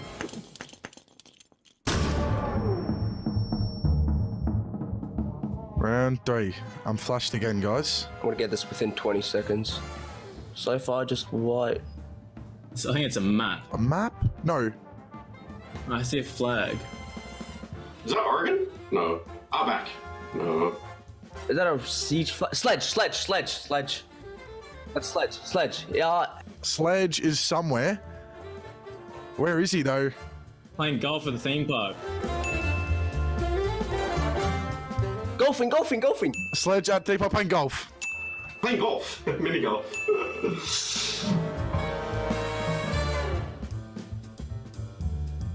That was a poor performance, Dave. Right. No, I thought Sledge theme park was it. Didn't see him playing golf. Thought I could have saved a couple of seconds there. It's what it is. We move on, though. He comes up with these pitches. I think the first one did pretty well, but the last one, I just couldn't figure out what it was. Look, if the entire split was playing quick as a flashbang, I think me and Repix have got the bag. I'm not gonna lie. We got that keen eye. Jig's my partner. He has the quickest reaction time. He has the best aim I've ever seen as well. He's definitely smashed this one out, but I still think I did better than him as well. I don't know. I feel like Jigsaw might have carried Repix from what it sounded like, so. One thing I will give to Bliss is they're good at choking, so they'll choke at this as well. So I'm hopefully they sort of match their grand final performance. I think it might be a close one between us.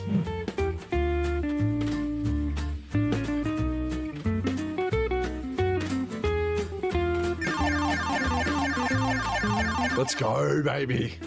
Let's go. Oh, no. Look, after those first two, I sort of guessed that. But, no, it feels good. I'm used to winning, so I love that.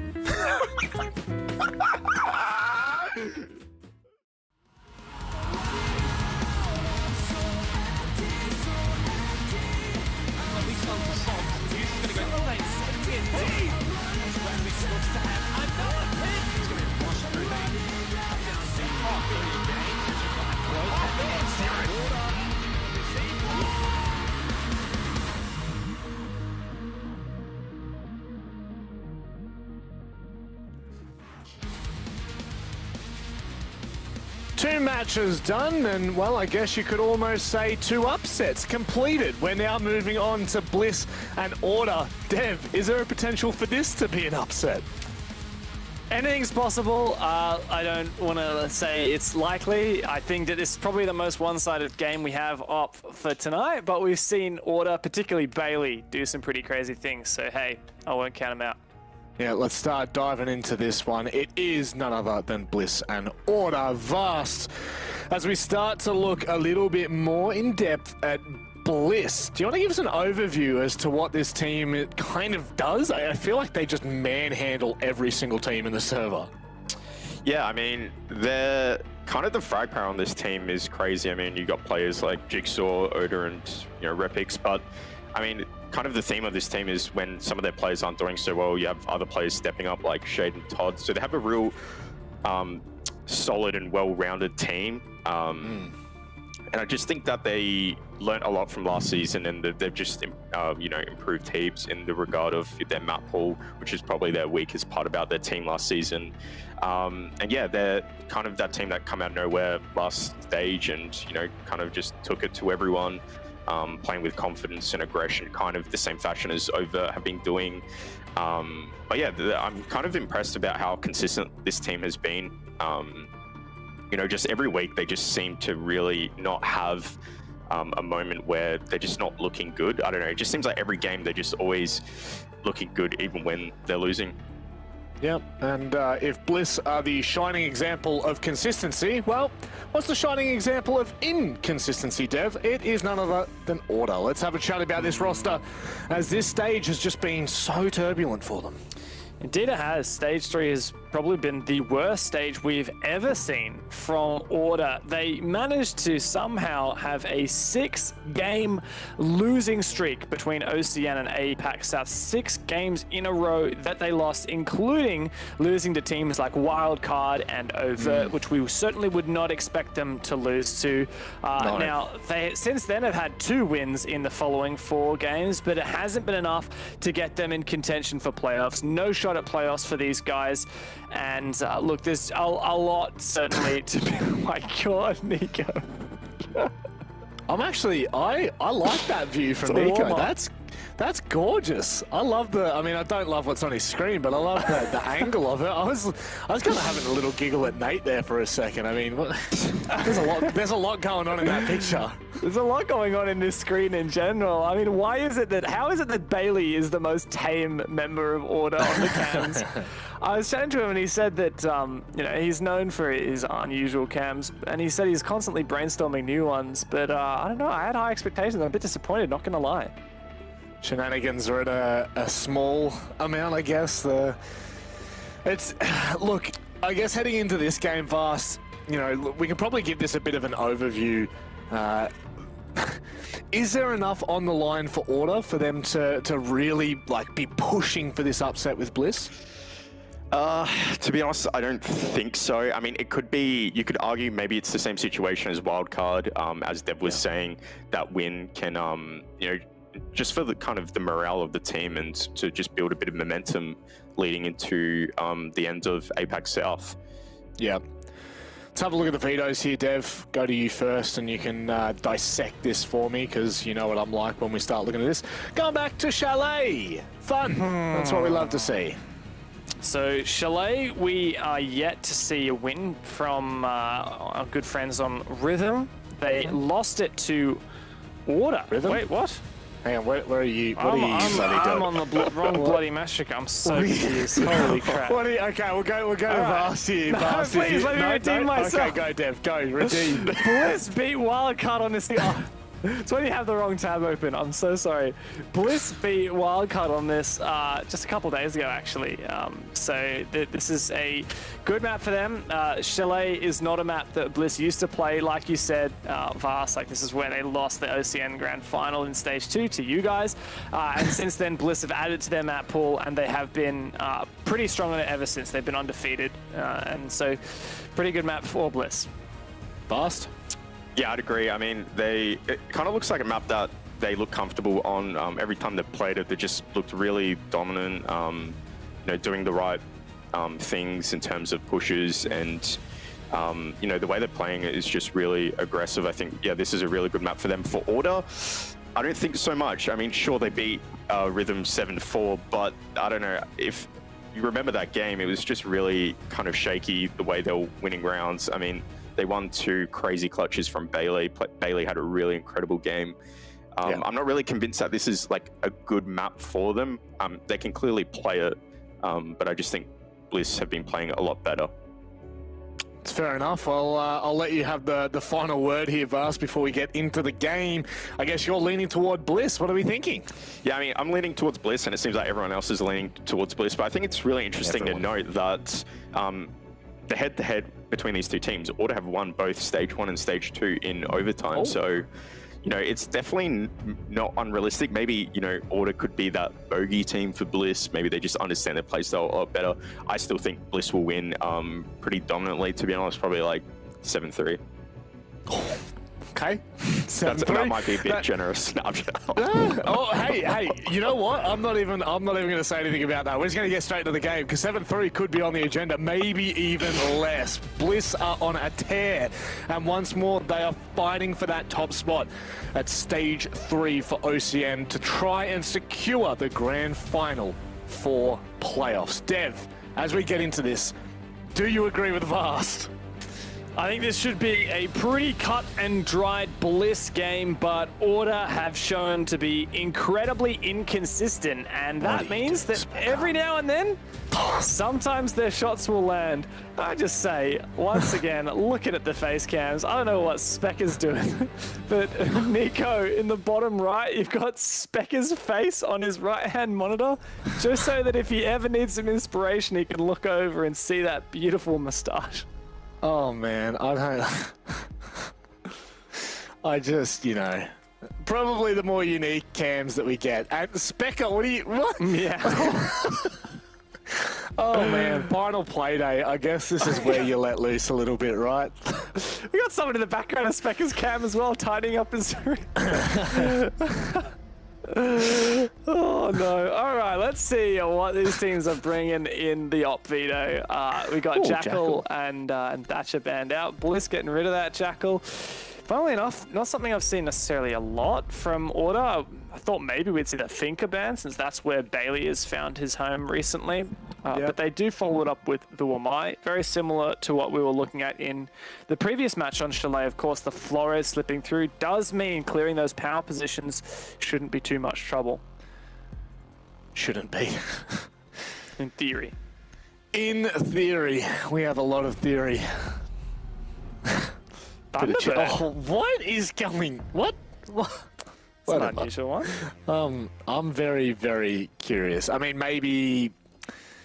Yeah, no, I got nothing. I mean, Thunderbird's all right. Like, does get picked a whole bunch. Good for healing up. Good for power positions. But yeah, I mean, not the most impactful ban in my opinion.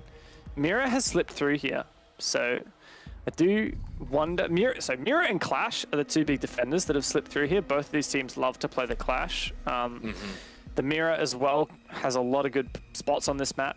The Capital and Finker have both slipped through. Neither are common bans, but both are common picks, particularly the Capital for Bliss. They're one of the few teams that run it, and they do a really good job with it, especially at countering that Clash that we saw 6 picks off of.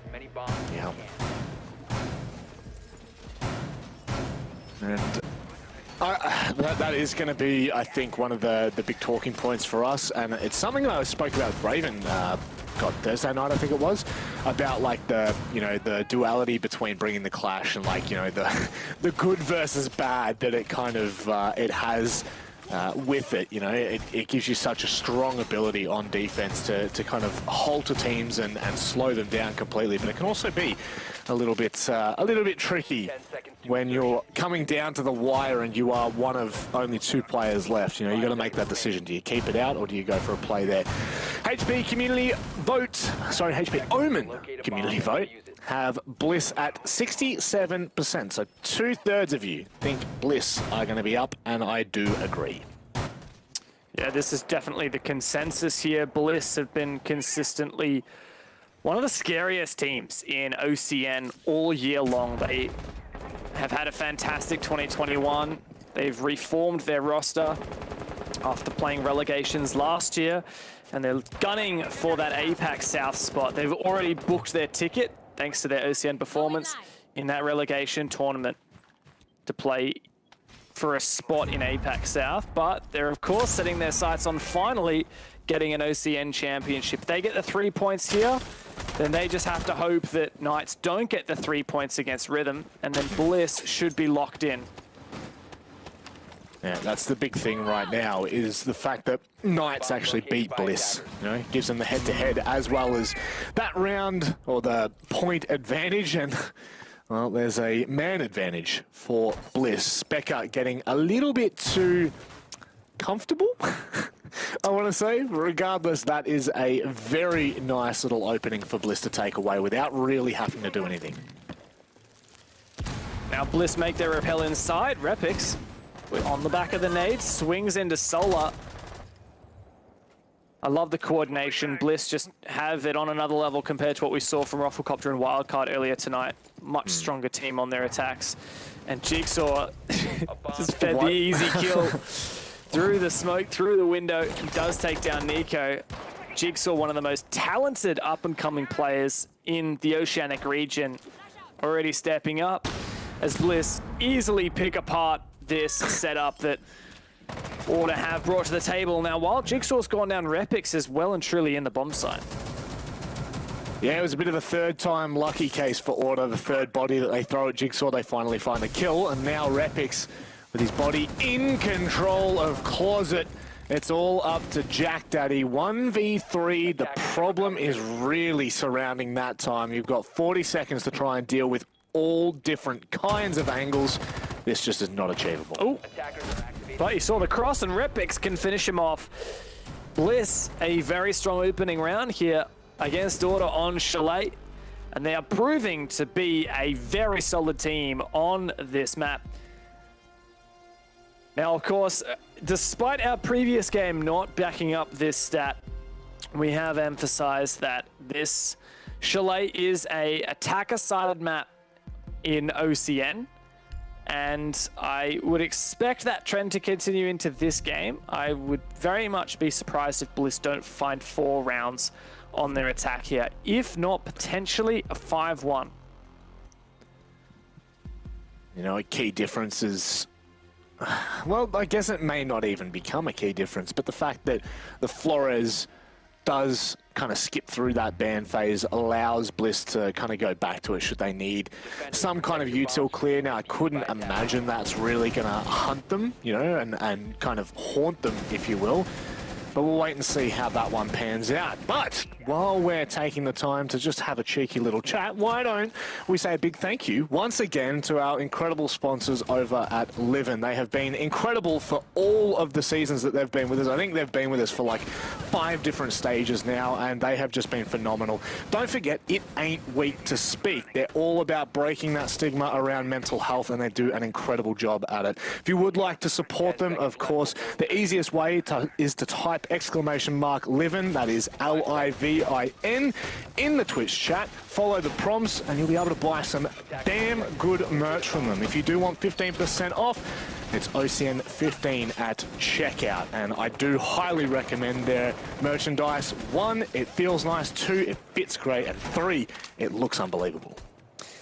Yeah, and the message is great. Not gonna lie, during times like these, especially if you're in one of the lockdown cities in Australia or New Zealand, I think New Zealand might be mostly out of lockdown now, certainly is a time when it ain't weak to speak, and you probably need to speak even more. But Bliss have already made some good progress on this attack. 30 seconds in, and they have all of Solar, all of Dining, all of West Main, all the way up to Piano as well. Like, this is just an old school push. Not the modern take on this attack, but I mean, I love this style of attack. I think it's very, very effective. Yeah. And I have no doubt that Bliss will have a really strong shot at clearing off this position at the top of Library Stairs. And, you know, one thing that we don't ever get to talk about enough is the work. And, oh, God, there's that spot again. We saw Jack Daddy trying to deny that the other night, and it worked an absolute treat. This time around, not so much. So Jack Daddy's going to have to make his way back up the basement hallway, and he's got to be careful. Because if he's not, they could well find the timing. In fact, it's Order who do so. Nate finds the opening pick as Nico's now in a position to be a little bit more cheeky. Oda, could he find the kill here? He's got absolutely no idea. You see, there are already a couple of shots that have ringed out through that wall. If Oda did the same again, that would take off Nico's head. Bliss have just a little bit of info. This should be the freest kill. Bliss have already cleared off the shield at top library stairs, but so the power positions are being held. Oda's making a lot of noise. Nico might hear him. Spray comes through. Oda just so close to being turned on here by Nico. If Nico makes this move, surely he finds the kill. And he rounds the corner and he does win the fight. A punch to finish off Oda. Tanks the air jab, but it doesn't matter with no one watching the flank. Now Order have the advantage. Oh no, Nate. He actually got flushed out of his own position there. No, and you know what? That would have been Todd. I am absolutely tripping out there. That is my apologies. But regardless what is going on, Todd just goes toe-to-toe with Bailey. And unfortunately, Bailey cannot capitalize. Repix and Todd now in the 2-on-3. I don't really rate their chances here. It's going to be a tough push. Repix can try and heal up, use his last boost to get Todd back up on HP. But there's some really strong positions held by Order. Look at where Nico is. I mean, there's just no chance. Couldn't imagine it. They'd have to go monstrous. And with Nico already shutting one down, it is all on Repix. He's done some pretty outrageous things in the past, but this is not going to be one of them. A nice round that they bounce back their Order. I really like the way they approach that defense. We saw it the other day, and we're seeing it again now, and it's worked to an even better successful rate. Yeah, that's it. It's been a good start for Order, all things considered, taking into account that we considered this a very Bliss-favored match, and this is, in theory, an attacker-sided map of Chalet, so Order finding one so early definitely upsets my expectations. Does make me start questioning whether we could see a bit of a stronger Order here. Well, this is always the thing, Dev, and it's one thing that I guess can kind of frustrate a lot of viewers at times, and, you know, us on the casting desk, which is Order are well and truly at the point where they can compete with the very best that ANZ has to offer. And further than that, the APAC South has to offer. It just seems like every time they're given that opportunity, it slips away from them. It kind of, you know, the rug is pulled out from underneath them, and generally it's their own teammates pulling the damn rug out. So it's self-inflicted on so many occasions, but this is why Order are so dangerous, is because they can be having a bit of a quiet stage, you know. Overall, I would say a quiet year in comparison to what we would have expected coming into 2021. But this is the kind of opportunity where they'll take it and, you know, absolutely blow Bliss out of the water if they're not careful. And that's the thing. You know that if Bliss kind of rein this back in and settle back down, it very quickly becomes manageable.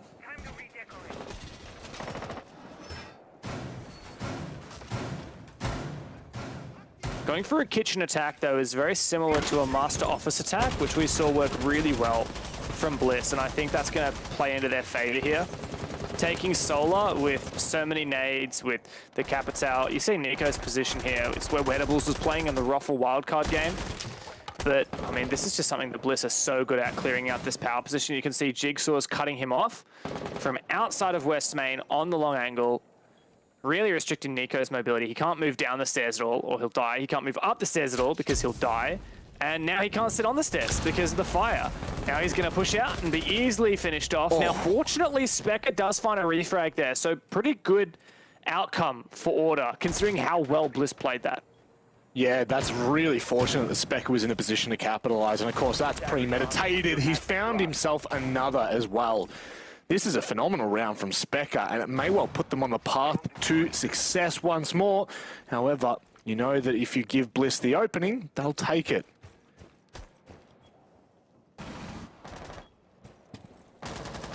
Otis is going to grab that diffuser back up again. Isn't actually the greatest start, since you said Specker's having a ripper. Nate has also an aggressive position. He might... Ooh, no. What was that? Was that just a drone thrown and then Oda fell back? Now he's going to drone out Trophy. Nate looks to have gone all the way downstairs. He has some yokai still in play, and he has the vertical angle as well, thanks to the shotgun being picked here. Could even go for a run at it if he so desired, but Bailey's now fine one. Trade comes through. Oh, and the landing of the shot with the bearing. Jigsaw is the last man left for Bliss, and he can find Nate. Two more to go for. No diffuser as well. Order have actually made this look really good. They have. But have you heard of the clutch of Jigsaw? It was a 1v3. He only had about a minute left when he started it. As he starts to make his way into the site, he realizes that he is alone in the matter. Ooh, and that, you can see the ping. Oh, but the play from underneath. Jigsaw is unbelievable right now. 30 seconds left. Specker is going to have to... Oh, that is unbelievable play from Jigsaw. He will surely be given that information. Specker trying to come around the corner right now, but it's ready for... Oh, my God! He is on another level. Jigsaw is nutty. Have you heard of the 1v3 clutch from Jigsaw? I hadn't until then. But my God, he made it work. What a play. Isolating those gunfights, baiting out the diffuser, and locking in those insane headshots. There's a reason why this man is the rookie of the year in OCN. Man, the man just doesn't miss. He just doesn't miss. Every single opportunity he is given, he takes. Every single time. Oh man, there's just nothing like a good 1v3 clutch. That right there. I mean, do you just laugh as well? Like, what do you do if you're Order there? You know, you kind of played that decently well. Specker was trying to find that vertical line to deny him the access to Solarium stairs, and he still managed to find a kill and then continue to push on. It's just gnarly, Dev. It's just gnarly. And now Order will not be reattempting that site whatsoever. They will go and maybe make Bliss a little bit more uncomfortable. If anything else, it's got to be such a revitalization for Bliss. A bit of a tilter for Order. Like you said, you just got to laugh at that point. I'm sure that they know what went wrong. Can't let those gunfights be isolated. And that's what happened. But for Bliss, this surely got to build a significant morale boost, a bit of momentum.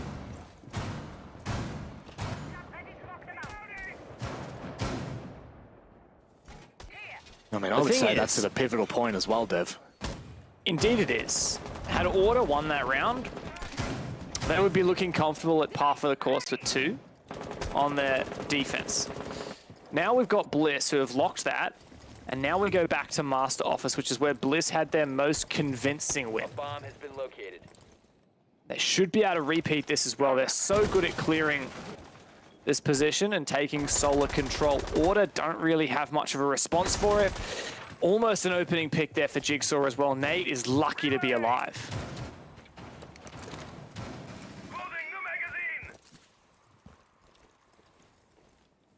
He will be able to back away as well, which is even more important than that. Not only is he lucky to be alive, but now he can live to fight another day and live to tell the tale. Shade now on the double window. We've seen how important through the flooring can be. Nico goes down, a C4 goes a-begging, and now Bliss are really starting to look quite good on this attack as well. Bailey from underneath, but he can't find the timing. Oh my word. And Bliss are really picking apart this site. They have so many power positions on this attack, and Shade takes down Nate as well. The Finker boost helping with the recoil and the health buff. Specker can find one. He's had some nutty shots now, but the smoke should enable a plan for Todd. He's using that Capitao to the best of its ability. Specker's on for the plank, and Repix gets him. Jigsaw as well to round it out with the last Jack on site. And my God, Bliss are just so good at those solar attacks. Yeah, where do you even, where are you going to find these rounds on the defense here? And I guess that's the big thing, Dev, is we've prefaced it before, we'll preface it again. It is a bit of an attacking-sided map. There you go, see, Jigsaw on the Juice Boss. I told ya. I knew I saw it last week. I knew I wasn't going crazy. I remember a couple weeks ago, we saw just next to his PC, he had like A stack. A crate. Yeah. Of juice boxes. Like, you know, I'm talking a couple dozen. Like a case. He's on the juice. He is very much on the juice, my friend. Doesn't matter. Pineapple, OJ. What do you reckon? What flavor is it? A gamer like him, I reckon. It's got to be tropical. I reckon a gamer like him is tropical. Reckon it's tropical. Yeah. Mate, that would actually, I mean, that makes a lot of sense. I feel like it'd be kind of refreshing, but it's also just stacked with sugar, right? So it would really turn you up, hype you on. So it's what you need when you're going for those long gaming sessions. It's all too true, isn't it? You need the juice. You need to find something that gets you going, and I guess a carton of tropical juice will do the trick. Now, as we look, he drinks this straight from the cup. Yeah, I know. Like, there's no glass. You don't put it in a glass, not a cup. Like, you don't even chuck it in a drink bottle. Like, straight from the carton. Just rip the top off and get into it. Just absolutely dig in, I guess, and that's exactly what Bliss have done in here. They've dug their heels deep, and they have now become the immovable object. And the big question really now revolves around Order and what they're able to achieve, and it's just absolutely nada. Jigsaw, I'm telling you right now, he is one of the sharpest gamers that we have in OS. Don't care what title you're talking about. I don't care, you know, what age group you're talking about. This guy just hits the mark every single game.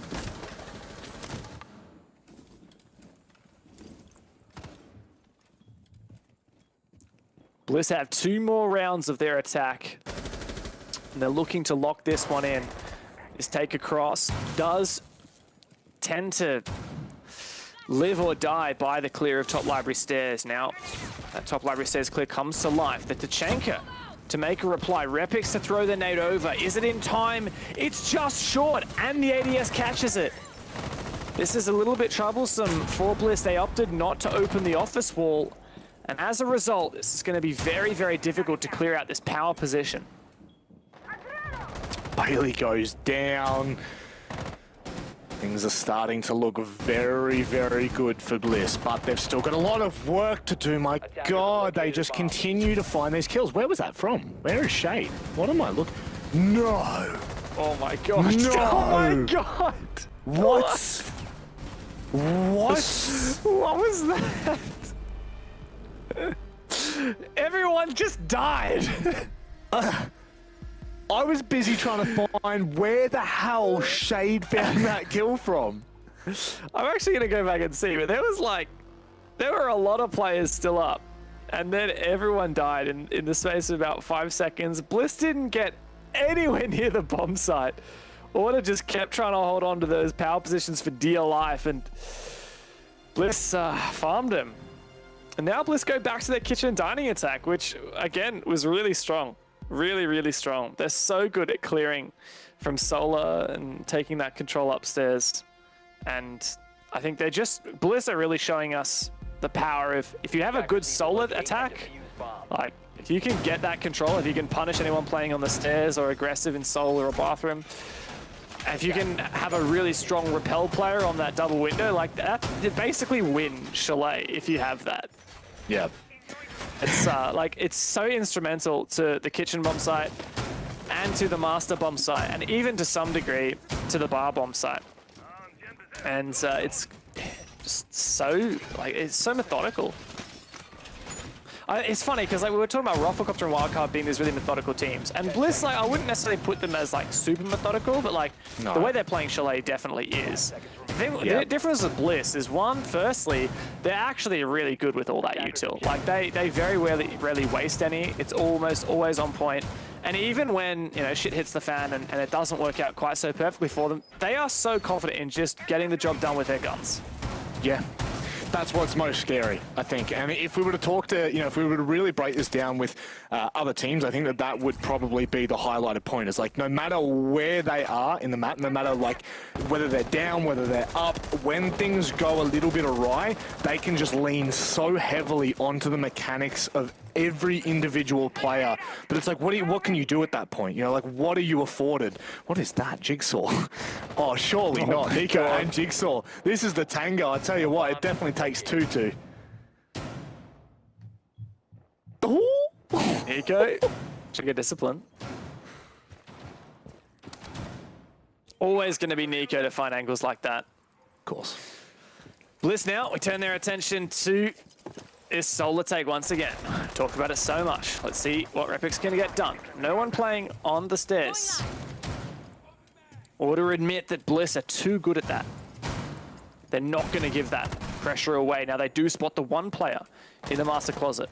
These castle barricades though make it very difficult for Bliss to really leverage this control that they've established. And now they move in. Oh my goodness, Repix. I think is a little bit unfortunate not to have won that battle, but Shade manages to catch the cross of Specker, almost Bailey too. He's now in closet, but he's stuck. This could be the perfect position for Bliss to be able to execute on, and it looks like they're exactly after the free B, but goodness me, it's still on because Nate and Jack Daddy are trading. A minute left, and there's just so much has been done. But order fight tooth and nail for every inch that Bliss claws. 3-on-3. And still, Bliss need to clear out Jack in office. But Jack finds one. Shade goes down. Finally, the trade comes through once again. We're at a 2-on-2. Still time for Bliss to work with. But it's the two young gunners themselves, Jigsaw and Repix, against Nate and Nico. Do it. Is it going to happen? Surely, Jigsaw? No, Nico, come on. Someone just pick the angle.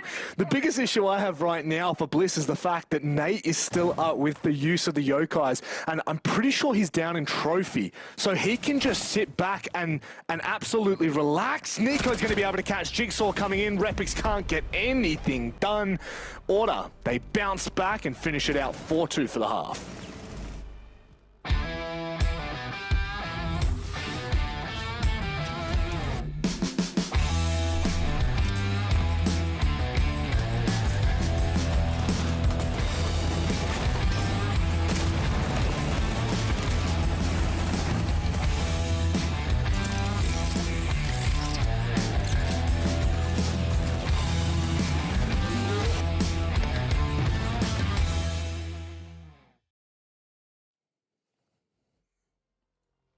And so, Bliss do let another one slip. Order find their way back into this match and hit, as we like to call it, par for the course here.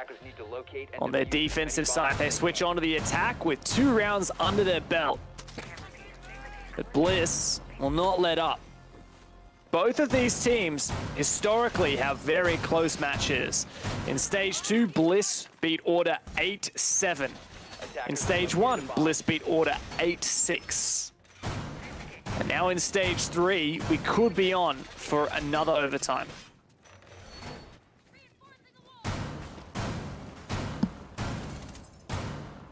If we do get to overtime, surely Jigsaw drops the 20.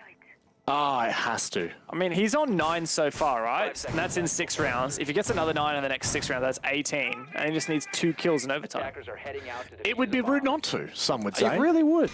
Yeah, I firmly agree that it would be just really rude to not see Jigsaw on the 20 bomb. What did we end up agreeing on? Was it 23 is the OCN record? 20. The OCN 21. record? Ooh, yeah. We checked this a while back. It was. Yeah, I think it was like 21 or something. Consulate, right? Yes. In 6 Masters back in the day. Yeah. I think the global record is like 23-24 from Gatorada on Cyclops. Of course it's Gatorada. Of Yeah. course. Why does that not surprise me? The absolute gunner. Yeah, well, if we get close, we'll do some research and see if we can find out. Yeah. But Jigsaw's got a lot of work to do before then. big question is, can Bliss replicate any... Oh, God, Todd, run. No, he's good. He's all good. But Specker is trying to pick elsewhere. Jack Daddy loving this from Order. How? I mean, like, 2 minutes, a minute in, Dev. Not only have they taken 2 kills, but they've taken the Solarium stairs control, and Speck is going to continue to spread out and just wreak mayhem on that first floor. This is really looking good. Certainly is. Massive credit to Order. I've praised Bliss for their clears of Solar, but Order did a great job as well, and Bliss did not maintain enough pressure. Now there's some serious potential for vertical nades here. This might not only find the shield, but also Oda, if it's placed well, actually wasn't, and didn't go far enough to get either. Don't know what util was sitting there for Bailey, but nevertheless, he has found what I would imagine to... Actually, no, I'm not even going to take a stab in the dark there. They have got the opening now that will watch directly into closet, but look where Oda is. Oda could be really cheeky here. If he can find himself into a position behind Solarium, if Order don't check it, this could be a freebie. Kill for Shade. A nade onto Nate. Oh, no. Huge mistake from Nico. As he was down, Nate could not get away. Oda is punished. So still Order maintain that man advantage. They get one step up once again, and this breach is making it so difficult for Shade. Specker finds another. He's having a great game tonight. And now it's all on Repix in the 1v3. We've seen Jigsaw do it. Let's see if Repix can as well. Have you heard of the Gretna? Not this time around, but no doubt he'll go for it. He's not going to be given any kind of journey through. Look at that. Oh, that's disgusting. The debris. No, not like that. Great round from Order, though. Phenomenal.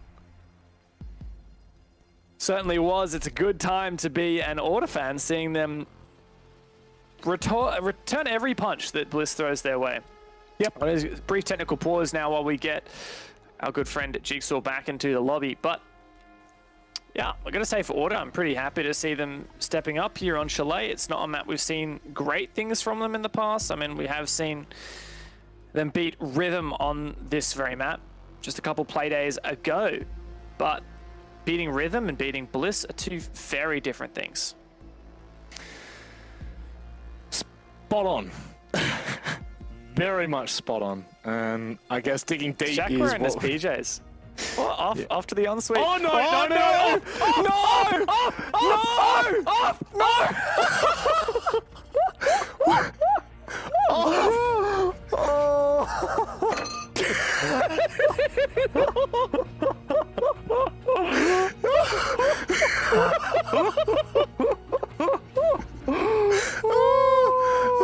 Shit. Oh, Jack. Don't do that to us.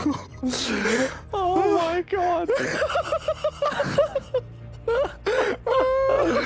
Oh my god. Okay, we know production will save us. Production will keep an eye on Jack's situation and make sure we do not switch to his camera if there's anything we shouldn't be seeing being revealed. You really, I mean, we want to see what it, like, we get the face cams because we want to see what it's like to be on one of these teams. Like, we want to get some insight behind the players. We don't want to see that much. We really don't.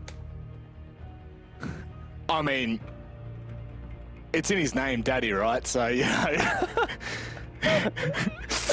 Oh, God.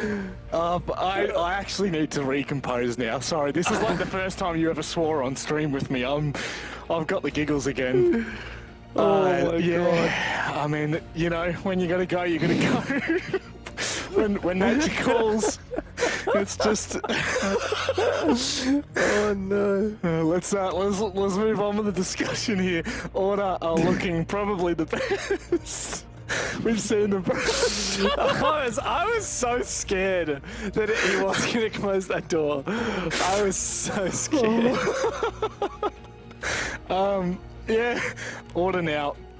This is the best they've looked, Dev. We can honestly say that this is the very best that they have looked for a while. Now, of course, we are really only just into the starting of the second half, so there's a lot to go before we start making outlandish claims like that, but we're on the right track.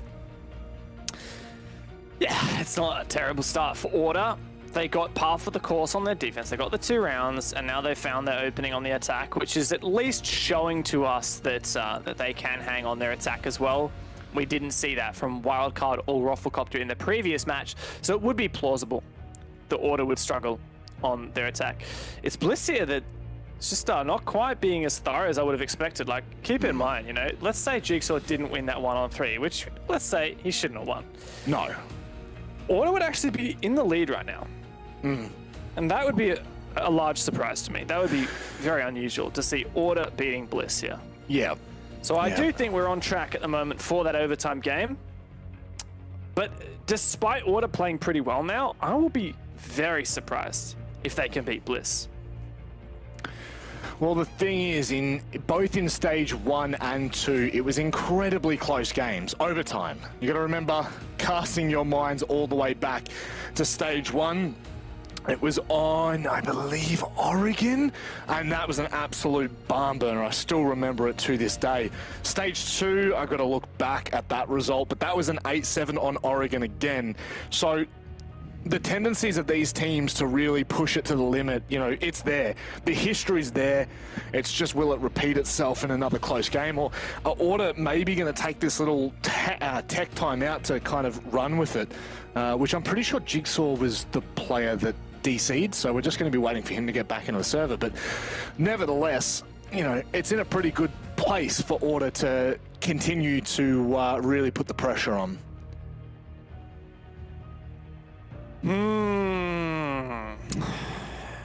Where does this leave Bliss with a bit of pressure themselves? Gotta say, I love their branding, I love their merch. Love the pink. Not a lot of pink orgs we see. They really make it work. They do, mate. That they do. Handsome bunch of gamers. There's no doubt about it. Oh, I've got a stitch from laughing so much. Sorry, I need to stretch this. I'm actually...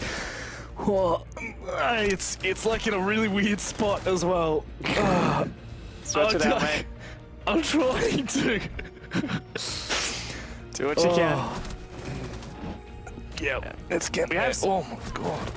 We've seen so many great things from Bliss this year, and the question I keep having come into my mind is just about their promo relegations in Apex South. It feels like it's just so hard to imagine Bliss not being in Apex South next year.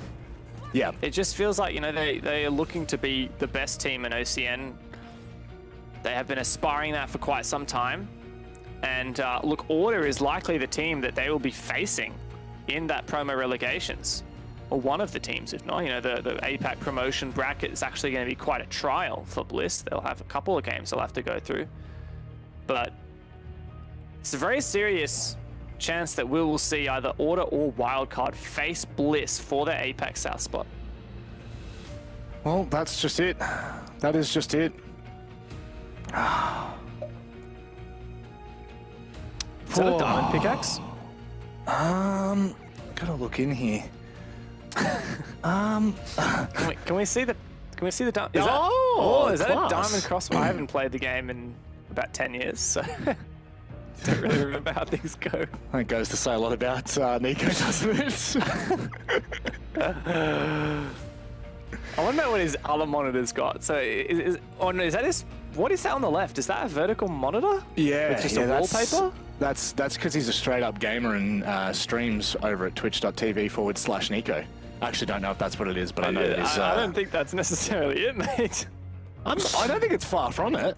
Let me have a look. Twitch.tv/Nico. I know sometimes he puts a 0 instead of an O. No, bang. Look at that. I am God tier. God tier. Nikoh. That's huge. There you go. Absolute gamer he is. I know he's been streaming a little bit lately. I saw some... he's back! And he knows. I bet he knows. Yeah, he 100% knows. Look at the smile on his face. No. Hey, it's all... you know, close the door, mate. You know, he'll learn from his mistakes. That is for damn sure. I feel like he's loving it. Honestly, he is absolutely loving it. God, we love. Honestly, like ever since Six Masters, way back in 2019, when I first kind of had my interactions with Jack Daddy, I could not talk highly enough about this man. He just is such a happy-go-lucky bloke, and you know for a fact he's just having a laugh, you know? Yeah.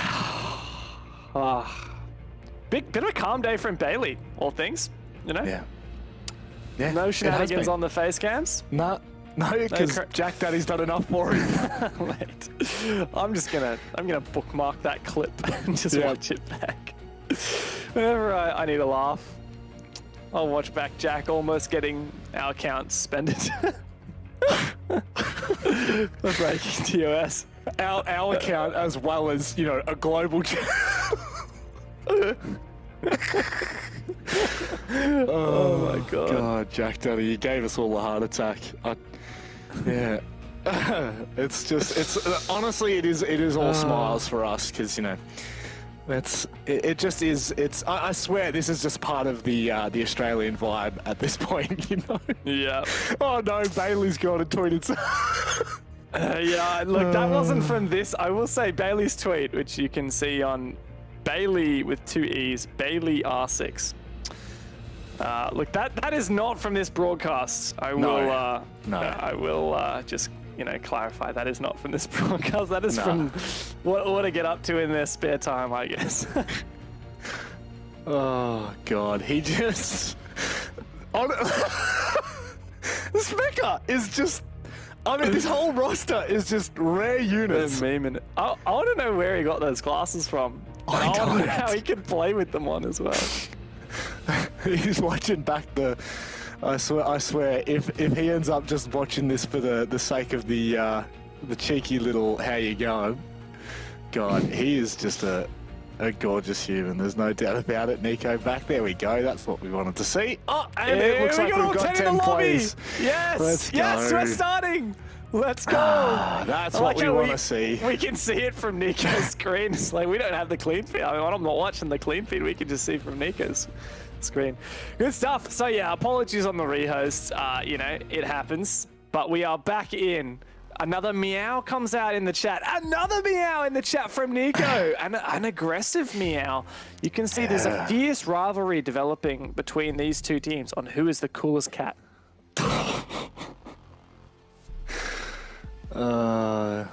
Cool cats, I guess, is one way you could put both of these rosters.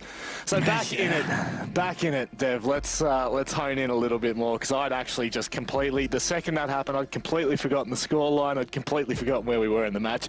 It's first round back of the second half, and Order had, I mean, that was a pretty convincing round at that. Dev, that really gives me a lot of hope for this roster, especially in this matchup right now. Could be dangerous for Bliss. Indeed. Bar and stock now picked, and we're seeing the mirror come out. Seen a couple of mirror picks from the Order guys. Not that it was hugely impactful. And with the Flores in, it's funny not to see it picked at all, but I think these teams are happy to just clear util any shields that have been brought to the table using their nades, the Gon 6, etc. Because we got 2 sets of nade and 2 Gon 6s as well. I love this setup though. Oh my god, that's a stack of util, isn't it? You've got the 2 ADSs as well to protect that shield, +1 on the window at the north side. Yep. So a lot set up for Bliss now. I wonder whether Nico is going to use the Maverick to open a hole in the back of stock and get the free kill that we see so many teams do these days as well. Yep. Dare say, if they can get into that position, if they can kind of take from basement down, which it looks like they have done. They've already started in garage, and it won't take them too long before they start to push the issue. And maybe they might just find the timing. But with Jack Daddy being kind of live droned ahead, if you will, with the Gemini, he will have plenty of information to work off. It's just staring at the diffuser. Giving a good look. Oh, here's an engagement. Surely Jigsaw wins this. Nope, not happening. Wow. Jinxed him. Sorry, mate. And Nate gets that one on the back of it. The Lion scan to prevent any kind of refrag. An Order off to a really good start. They have this control below. If they can get Nico to rotate over, they can really put the pressure on the position in stock by maving open that line. But at the moment, Nico is just elsewhere. He is. May not. may not come to full use there for him, but got to be cautious here. Shade, does he try and catch him out? I mean, that could be cheek of all sort. Maybe the timing might have paid off there. Just with where Nico is, though, you'd have to imagine that Shade just oversteps in the slightest. Oh, hello? What is going? All right. Stick a fork in it, it's done. Order take the round. Yeah. And with that, Order are back up. Even Steven 4-4 scoreline. This is not something that we expected to see here. We didn't expect that Order would go this hard, but I'm impressed, honestly. I'm really happy to see the Order are not only finding these opening picks, but really just spiraling these advantages. We're not seeing where all these kills are going down, but I feel like that's just a reflection of how Bliss must be feeling right now. Yeah. They've got great strats, but sometimes the rug is just ripped from under their feet. And that is complete credit to where Order is at right now. And, you know, should they continue on this path that they're on, which, you know, they are, you got to remember, we are very much favouring the attacking side here. So when push does come to shove, they are really on the preferred side of that coin. And Bliss, it really will become the big question of where do we see their success and how successful are they? Now, we saw in the previous match as well with Roffle and Wildcard how important that vertical control is for this site. Dining is just an absolute hot box if you do not manage to take enough control of it. And I think we saw 2 rounds denied completely through the vertical lines. So I'm sure that Order will have some kind of idea as to how they want to approach that, or whether they completely look at something different.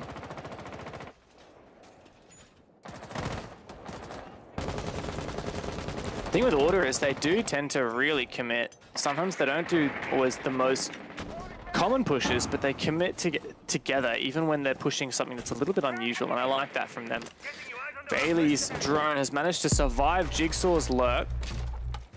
Looks like they're going to start hunting Jigsaw down below. Spacker on for the entry with a lot of drones ahead of him, and Jigsaw forced back up onto the site. Grab the drone, straight shot too. Attackers have dropped the bomb diffuser.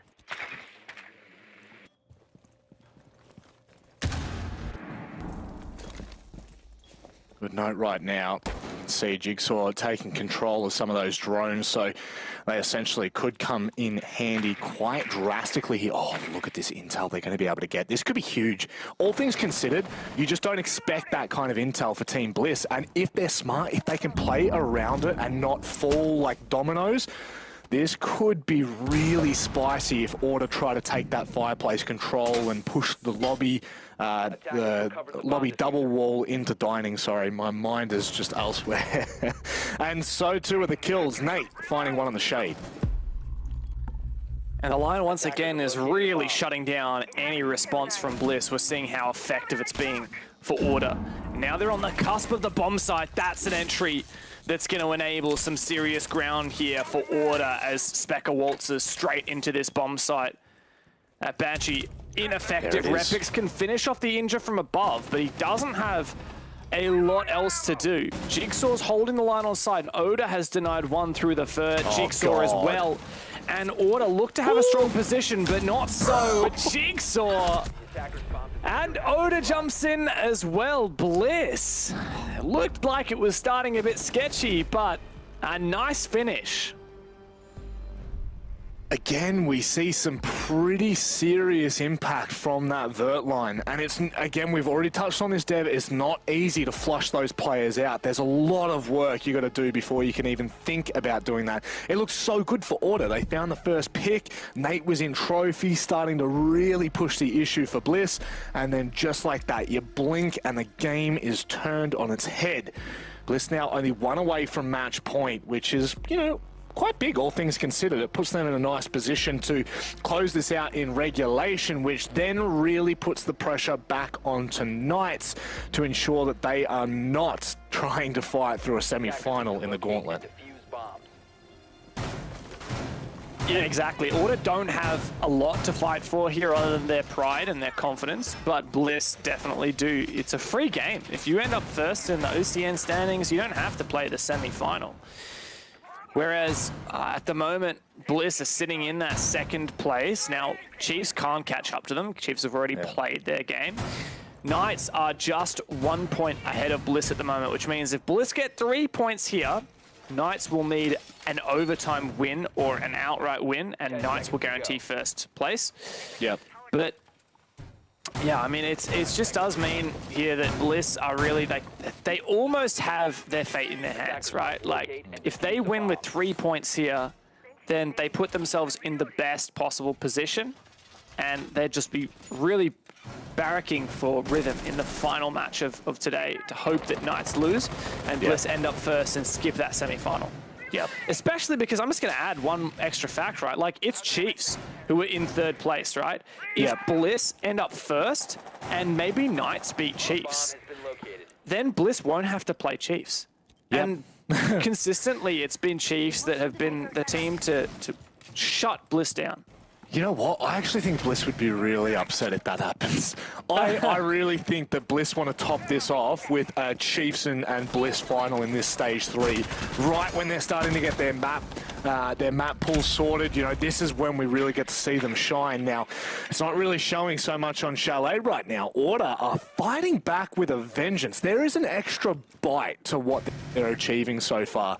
And if Bliss aren't careful, Order may just find themselves back in this game and potentially taking the points, which again is very important for Bliss's run in terms of, again, not playing too many of the finals. But right now, finding the marks, it looks like they're going to go from underneath to try and deal with some of the util and potential roamers that are sticking and dining.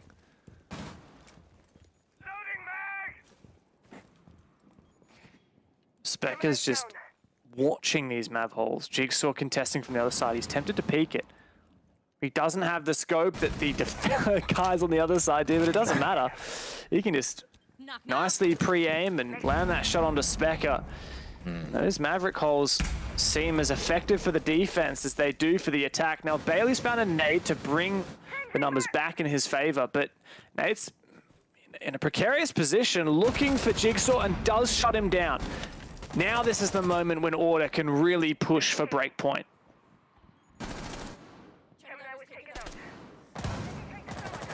Todd now. He cannot get aggressive due to that air jab that's just been placed out on the double door from Piano. So that makes his life a little bit more difficult, but not when he hits shots like that. Do not give Todd and Repix an opening now. Repix can look to try and fight from the back of the chassis in bedroom as Todd surely goes underneath. I thought that was going to be a bit of a cheeky play, but 30 seconds left, Dev. Order running out of a little bit of time here. They need to get a move on. Now what's the execute for Order? 2 players at breach and Nate at Piano. Now Todd swinging on Piano. He does win that fight on Nate.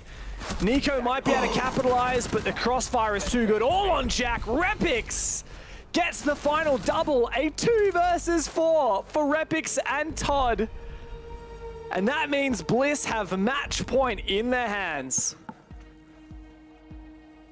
God, how many times do we see that happen, especially in this new meta of 2021 where we're seeing a lot of gun-heavy fights? You know, we're not so much talking about util anymore. We are very much leaning into how good players are mechanically, individually, and this right now is showing us what can happen when you let that slip. When the ball just kind of rolls from underneath you, Bliss can really punish you. And I would say it is the last team on earth you want to give an opening to. Regardless of the position, that's a 1v3 and a 2v4 confirmed in the same game. And Order, I mean, for all intents and purposes right now, Dev, they would be on match point if it weren't for those 3. 2, sorry. That's true. I mean, Order would be on match point without even the threat of overtime looming. Order would be in such a good position, but it just goes to show that Bliss, you can't count them out when they only have 1 or 2 players left. And Order really need to tighten up their late rounds. They can't keep throwing their advantages because Bliss will take every opportunity you give them. They've got players like Jigsaw and Repix who will step up in those moments. Every single player of this roster is capable. Yep. And now they have match point with a 2-round buffer. Objective is to defuse a bomb.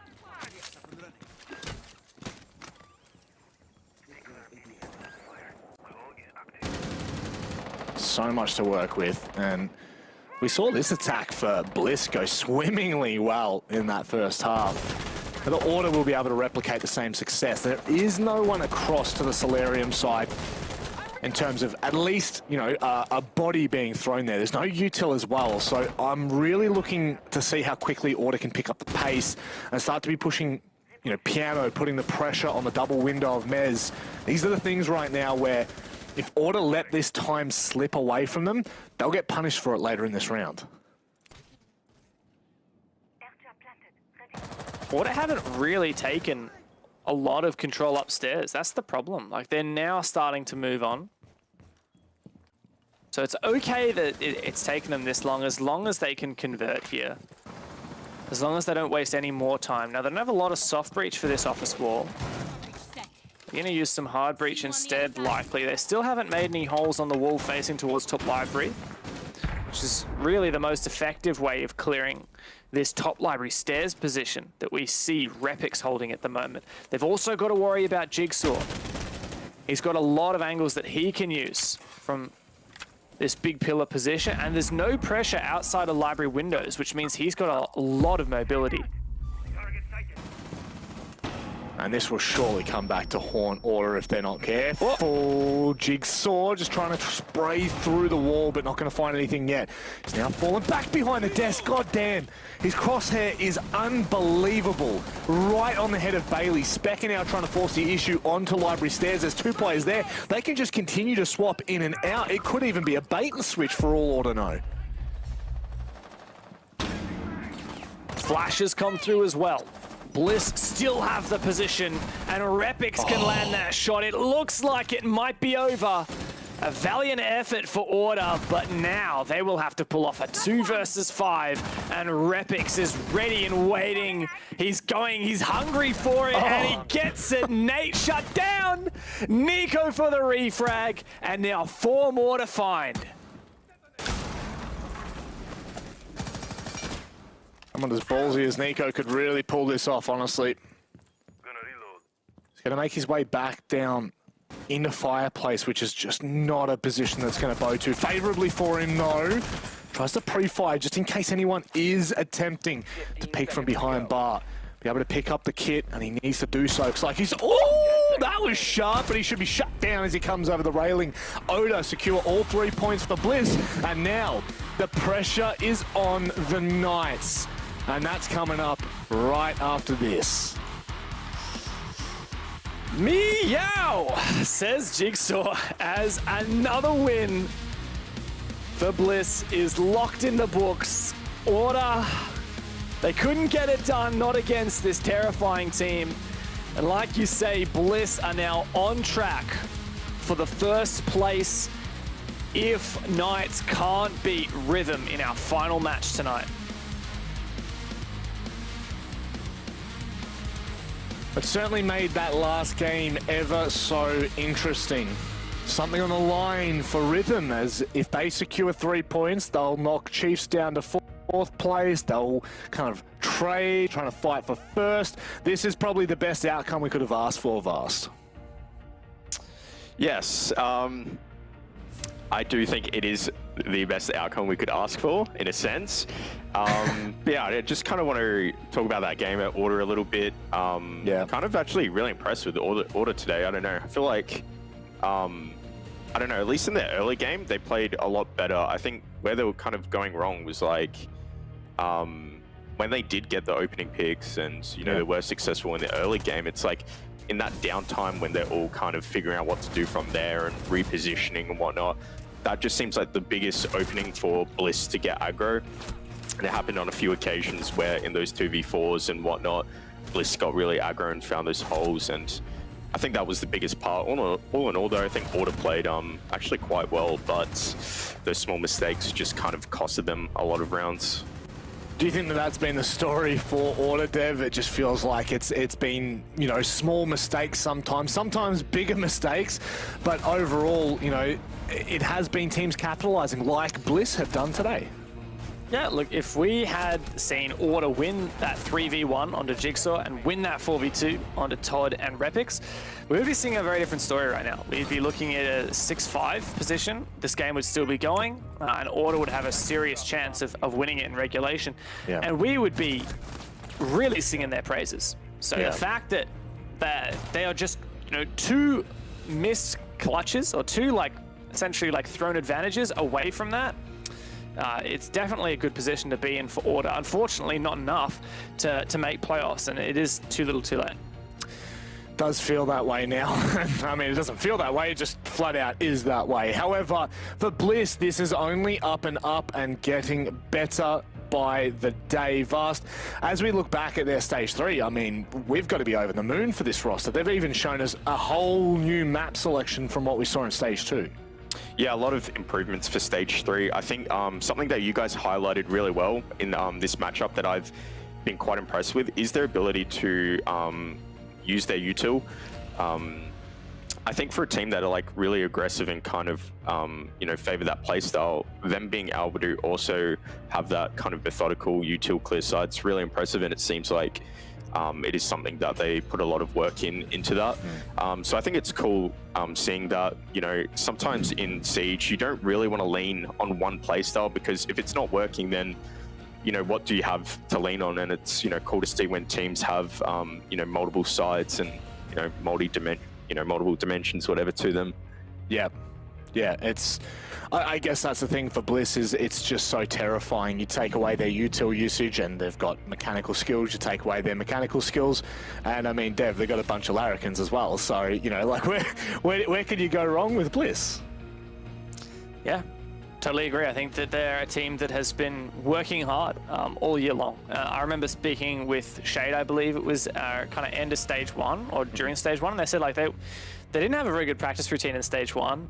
They performed really well, I think, when they realized they picked up like Repix, for example. They realized that this team really had something after coming off relegations last year. Stage 2, they just went super hard, like so much practice, so much prep work, and it paid off, right? First place through regular stage, second place overall. Stage 3, they realized they were almost there, and they just realized that they just got to, you know, get a coach and fix up their map pool. The sky's the limit. I think we'll see them in Apex South for next year. Well, let's hear from one of the members themselves. It is Shade joining us for the interview. And I'm very happy to say that it's Shade, because it's been a while, I feel, since I last saw you, mate. Look, first and foremost, congratulations on the win. It's, I mean, we expected to see that, but now you guys sit on top of the standings for OCN. How does it feel to be doing this again in OCN? It feels pretty good, like being able to consistently put up good results. But it's, you know, we always need to improve and always looking to improve. We've got a lot to work on, but we're happy with our performance. Yeah, certainly, and it's been quite a crazy ride this year, gradually getting better and better. But what are you doing to make sure that you're not going to drop off, that this is going to be consistent, and that at the end of the year, not only are you going to hopefully next weekend take home your first OCN trophy, but of course, finally make it into Apex South when you play the promo relegations? OCN, like the playoffs for us at the moment, are a bit of the back burner. We're more focused on the South relegations and getting into South, which is basically the team goal. And for us, it's just prac. We constantly prac. It's not as efficient as we like to be, but just constant prac, always testing out new things and playing to our best. Yeah, I mean, speaking about Apex South, it is quite a competitive league. I'm sure you guys have been watching closely. Have you guys already started kind of analyzing, you know, Apex South and where you guys would fit into it, and, you know, kind of the play styles and whatnot? I mean, we've been focusing on the bottom 4 teams, or bottom 3 now, of who we're going to sort of face up in relegations. But overall, it just looks like a really close sort of group. We don't know what to expect, as the standings have shown us in the past 2 stages in South. It's always close until the last week. Now, Yeah, no, fair enough. Now, very quickly, I got one final question for you. It's around your map pool. Are you guys happy with where that's at now? Because obviously that was a big talking point, heading into Stage 3. Are you now at a point where you feel like this is kind of like the full evolution of where you can be in terms of your maps?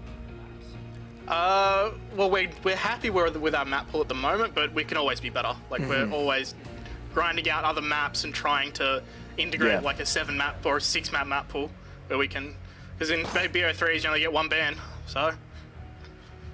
But yeah, no. Sounds like a bit of a nightmare. Growing. Yeah, it is. Yeah. Look, Shade, we'll leave that there, mate. Yeah. Oh, well, that's the problem, isn't it? So, very quickly, any final thoughts before we let you go today, mate? Shout out to all the fans that are supporting us, and shout out to my teammates for playing well. Nothing else to say. It's one way of doing it. All right, mate, thank you very much for joining us, and we look forward to seeing what you're like in playoffs. Thanks, Matic. See, only I get the thanks because he understands. He understands who the true top dogs are here. Don't you worry. I got you, Shade. I know that still you're a bit annoyed about the Stage 2 loss. Yeah, just feeling a bit salty towards you've asked. I'm surprised he even answered your question. Yeah, he didn't give you the cold shoulder. He actually gave you a response. But now the whole discussion can change to our next map, our next match as a whole. It is Knights and Rhythm here, Vast. I mean, there is still a lot on the line. Do we think that Knights are going to be able to take the full 3 points away from Rhythm? Oh, it's really hard to say. Honestly, this one was probably the hardest game for me to predict. I was just on the fence for so long because I think it could go either way. I mean, Knights should be the clear favorites in this game, right? But I just think what Rhythm showed that they can do against Chiefs kind of makes me think that maybe this week's been a bit tough. 2 games in APAC South. The prep might be a bit hard. So Knights are really going to have to be switched on tonight in terms of teamwork, how they're playing well together. They can't afford to kind of make errors in that department. Yeah. Well, that's the thing. Rhythm are hungry as ever and looking to book a playoff spot for the first time in 2 years. We're going to go to a short break, but on the other side, it is Rhythm and Knights. You do not want to miss this.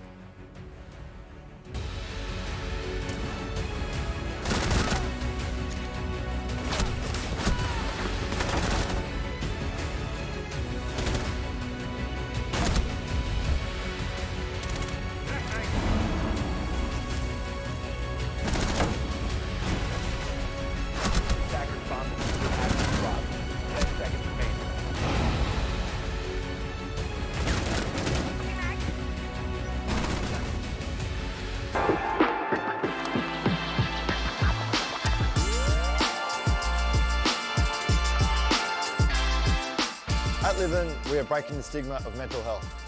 Everything we do is about empowering people to speak up, because it ain't weak to speak. Join us on the 14th of October as we host our first ever giving day, called Giving for Living. Over a 12-hour period, all donations will be matched through the generosity of our matching donors. This means that $20 transforms to $40, which can provide 2 conversations with a school-aged child about mental health. $100 transforms to $200, which can provide 10 conversations with a school-aged child about mental health, and so on. Donate and follow the campaign at livin.org/giving. Help us have more conversations with the youth of Australia so we can continue to break the stigma of mental health.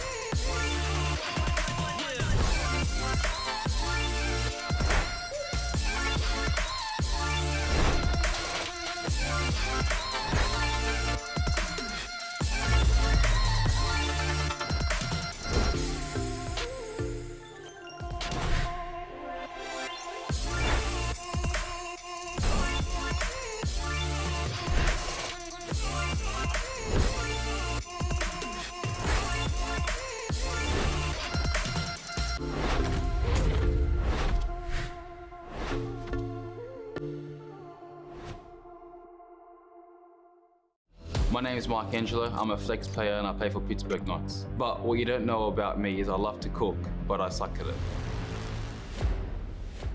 I learned cooking from my mom. My mom used to cook more dessert type of stuff, so pancakes, waffles, cakes, whatever. If I want to impress someone, I make sushi. It takes a long time to make it, with the sushi rice, the salmon or tuna. It shows that you're caring about the person. You just put love in the food. But if they don't like sushi, it's not gonna work out. My worst cooking disaster that I've ever had is I was trying to make Italian sausages and I was keeping them warm for the family. I put a glass plate on the grill itself. I went to grab the plate to serve it to them and it just popped everywhere and my hands were all full of blood. And my parents ended up getting fast food, but I got stitches.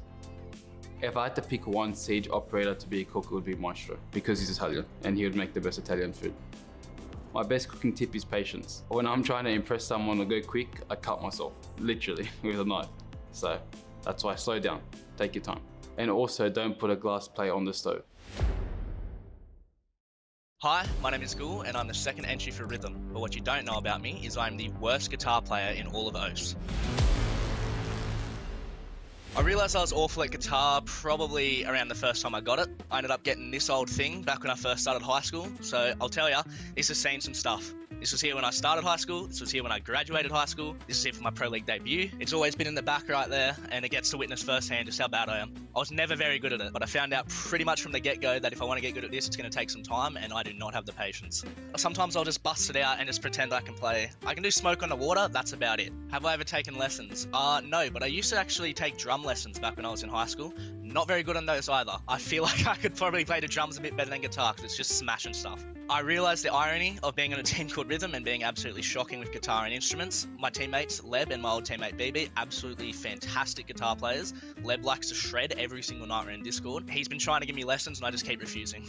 Do I want to be good at guitar? Look, brother, everyone wants to be good at something. Everyone wants to be good at music. I'd love to be good at this. I'd love to flex it, but unfortunately, that's just not me. I'm just not that guy. Which Siege operator would be the worst guitar player? I feel like they all might have some skill, but if I was going to leave it to one, I'd probably say Tachanka. I reckon his fingers and hands are just too burly for it. Takes skill, and look, these sausage fingers don't help.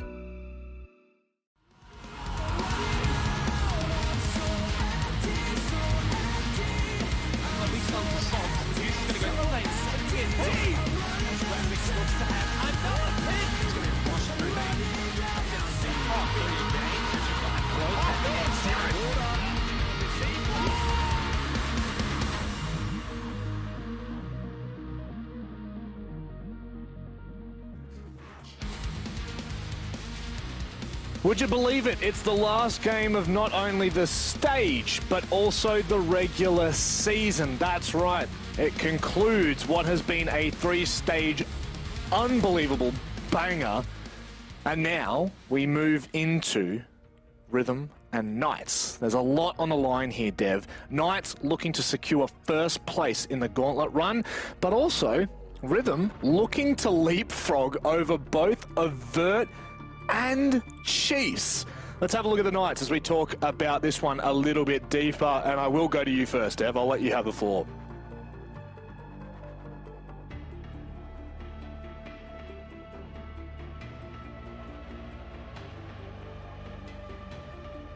Yeah, exactly what I was saying while I was muted there is that this is an underdogs versus the old dogs who have been in a bit of a slump. So these guys, the Knights, they're recovering from what has been a bit of a disappointing stage, while in OCN they've been maintaining some really strong results. They've have had some significant losses. For example, they've lost to Chiefs 7-1 earlier in the stage. They've now lost them twice if you include APAC South. Knights are really gunning for a win here though, because a win, be it regulation or overtime, will lock them in for that #1 spot going into the playoffs, which means they skip straight to the grand final.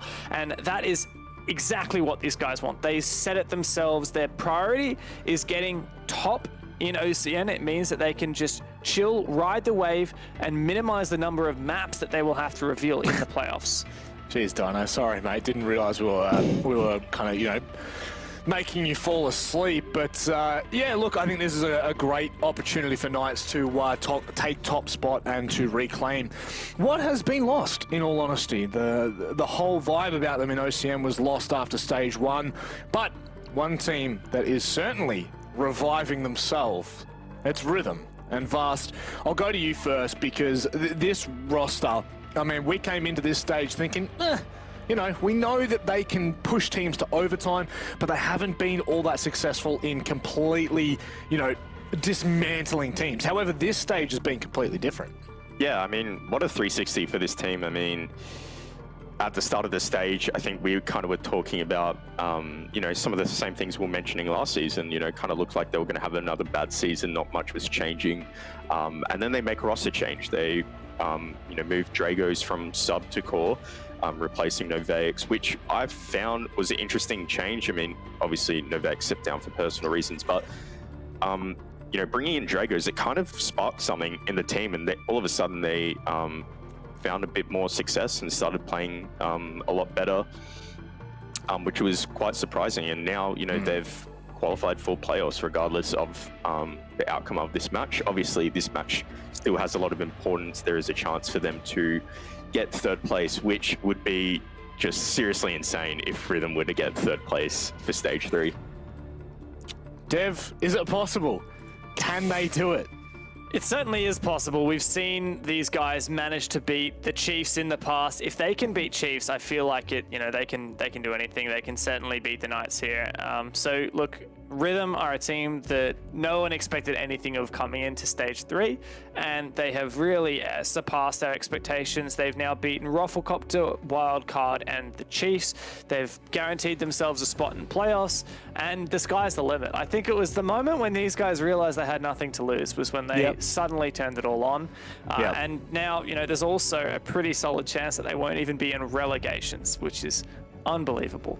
And with that, Rhythm are ready to just go all out, go hard, beat the Knights here 7-3, 7-4, 7-5, and leapfrog the Chiefs, skip the first match in the playoffs. You know, easy as you like. Bob's your uncle.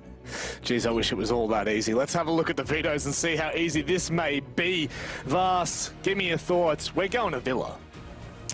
I mean, that's not really surprising for Rhythm. Kind of surprised me for Knights. I believe they've had some shaky results. We'll have to double check with the DevMarta match tracker. But yeah, I mean, you know, Knights, they always ban, you know, I mean, usually they actually ban in Clubhouse. So the fact that they kind of changed their bans up a bit today is quite interesting. But yeah, nothing really too surprising. Villa's good for both teams. I mean, you know, Rhythm looked pretty good on Villa against Chiefs. So I'm kind of actually surprised based off that result that Knights are kind of even risking that. Yeah, Knights actually did lose this to Chiefs 7-1 near the start of stage 3 in OCN. And they also lost it previous stage to Order 7-1, if you remember that horrible match.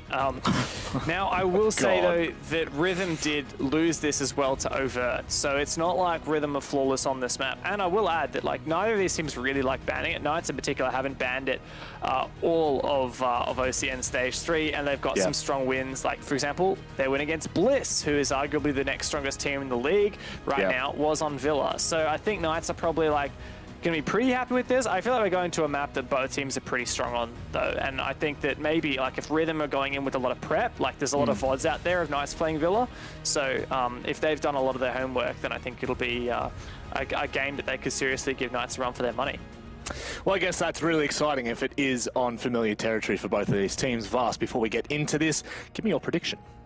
I do predict Rhythm to win, but, you know, historically looking at this, Knights have been the ones to kind of quite dominantly beat Rhythm in the past. So, with that being said, I still think if Rhythm are able to kind of play the way they played against Chiefs and punish that aggression, I don't think it will be exactly the same, but if they can still try to stick with that game plan, I think that could be one way Rhythm will beat the Knights. I kind of struggle to say that at the end, bit of a tongue twister.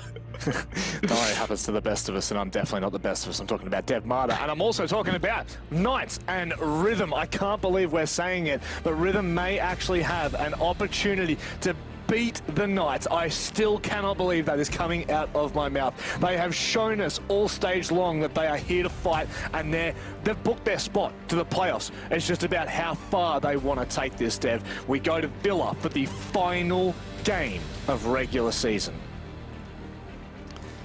There is no doubt that Rhythm have been feeling the rhythm in Stage 3. Stage 2, they didn't find a single win. In Stage 3, they've already found 3. They've taken down the 2-time OCN champs, the Chiefs. Now they set their sights on the Knights. Villa is our battleground, and the Knights get to their attacking ban after Jackal was taken down by Rhythm, looking to suppress. In particular, I believe it's Josh who usually plays a lot of Jackal on this map, really hunting those roamers. And it's another roam counter that is banned by the Knights. In this case, the Nomad, the flank counter, that flank watch. And that does leave Thatcher in. Very unusual to see Thatcher in. And I'm curious to see how these teams will switch it into their lineup, because we often see Thatcher make it through but still doesn't actually get subbed into the lineup. I have confidence that Knights should probably bring it, but not sure about Rhythm. All right, final ban to clean things up here before we head into it. Rhythm on that defensive side, so will they lean into something that's going to hinder them too much? Not really. It's just going to be the Mirror banned out. The most banned operator, I feel, just in all of Siege at the moment, just seems to be the way. Now, let's see what both of these teams have, because, you know, one of two Knights are going to show up today. It's going to be the Knights that are undeniably the best in Australia, or it's going to be the Knights that make us beg the question, where do they sit in Oceania? And now we get to find out, because they have put all their eggs into OCN to ensure that they could prove not just to themselves but to everyone else that they are the best. Oh, Juicy, don't do this to me. Don't do this to me, Juicy. Yeah. We've had a couple rehearsed tonight, haven't we? One or two. A couple of pauses. One or two. And you know what? I'm not even going to say before 12, because I don't even feel comfortable in saying that. Yeah, we've got an hour to get done before 12, but I don't think it's going to happen. No. I mean, I don't want to. Wait, I just realized Dragos has changed his name. Where is it? Oh, that's a... Yeah. That's a good name, eh? Yeah. I'm still calling him Dragos, I'm telling you right now. Absolutely, I am not going to try and change what I'm calling him, but... Because you know that you're going to slip up and just like completely mess the name up completely. Absolutely. Maybe it does give us some guidance on how to pronounce it, because we've had a little bit of a, like, is it Dragos? Is it Dragos? And I actually chatted to him like last week, and he told me, and then I completely forgot what he told me. Yeah, but Dev, when was the last time we ever listened to a player? Because I've lost all trust in them. Well, the thing is, coming into OCN Stage 3, when I knew that he was playing for Rhythm, I asked Blue Panda, who was casted him in OCL. Panda told me it was Dragos, and so I was saying that, and then I didn't think that was right, and then I'm pretty sure he said Dragos. Like when I asked the player himself, Dragos himself, he said Dragos, which is like what I would have assumed, and that makes sense, right? Because he's now changed it to Fragos, which rhymes with Dragos. So you'd think it's that. Here he is, the Czech himself. Can't see him. And I noticed that Vast has been saying Dragos, like Draco Malfoy from Harry Potter. I don't know. We're all over the shop. I'm just gonna go Dragos. Well, you know, you could just not make your name all that complicated, and we could just pronounce it. You know, maybe you could have a name like Dev Marta High, and we'd know exactly what Dev it is. Marta James now. Thank you very much. Dev Marta James, or maybe you could have a name like Guz Casts. You know, it just rolls off the tongue. Oh, look at the Kelpie in the back. Is that a doggo? Leb, show us. Open. We need the your doggo. chair. Doggo cam. Can we get Oh, I'm please. going to throw production under the bus here. Can we get a zoom? Can we get a doggo zoom? of a leg, or is that a like? I think that's just a leg. So we're gonna get a leg zoom. Do we have X-ray vision? Can production do that? We just like X-ray through the chair and have a look at the doggo. Hey, I'm all about the farm dogs. I really Beautiful. just one day we've got to have Leb like on an interview, and he just picks up the guitar and starts shredding. Dude, that's what we need. I just imagine that he is like an absolute weapon on the guitar. Like, I genuinely think that he could just blow the socks off. You know, he's got some serious kit there, man. Like, you look at that. He's got at least 2-3 cases I can see. I reckon he's got far more than the two guitars we can see.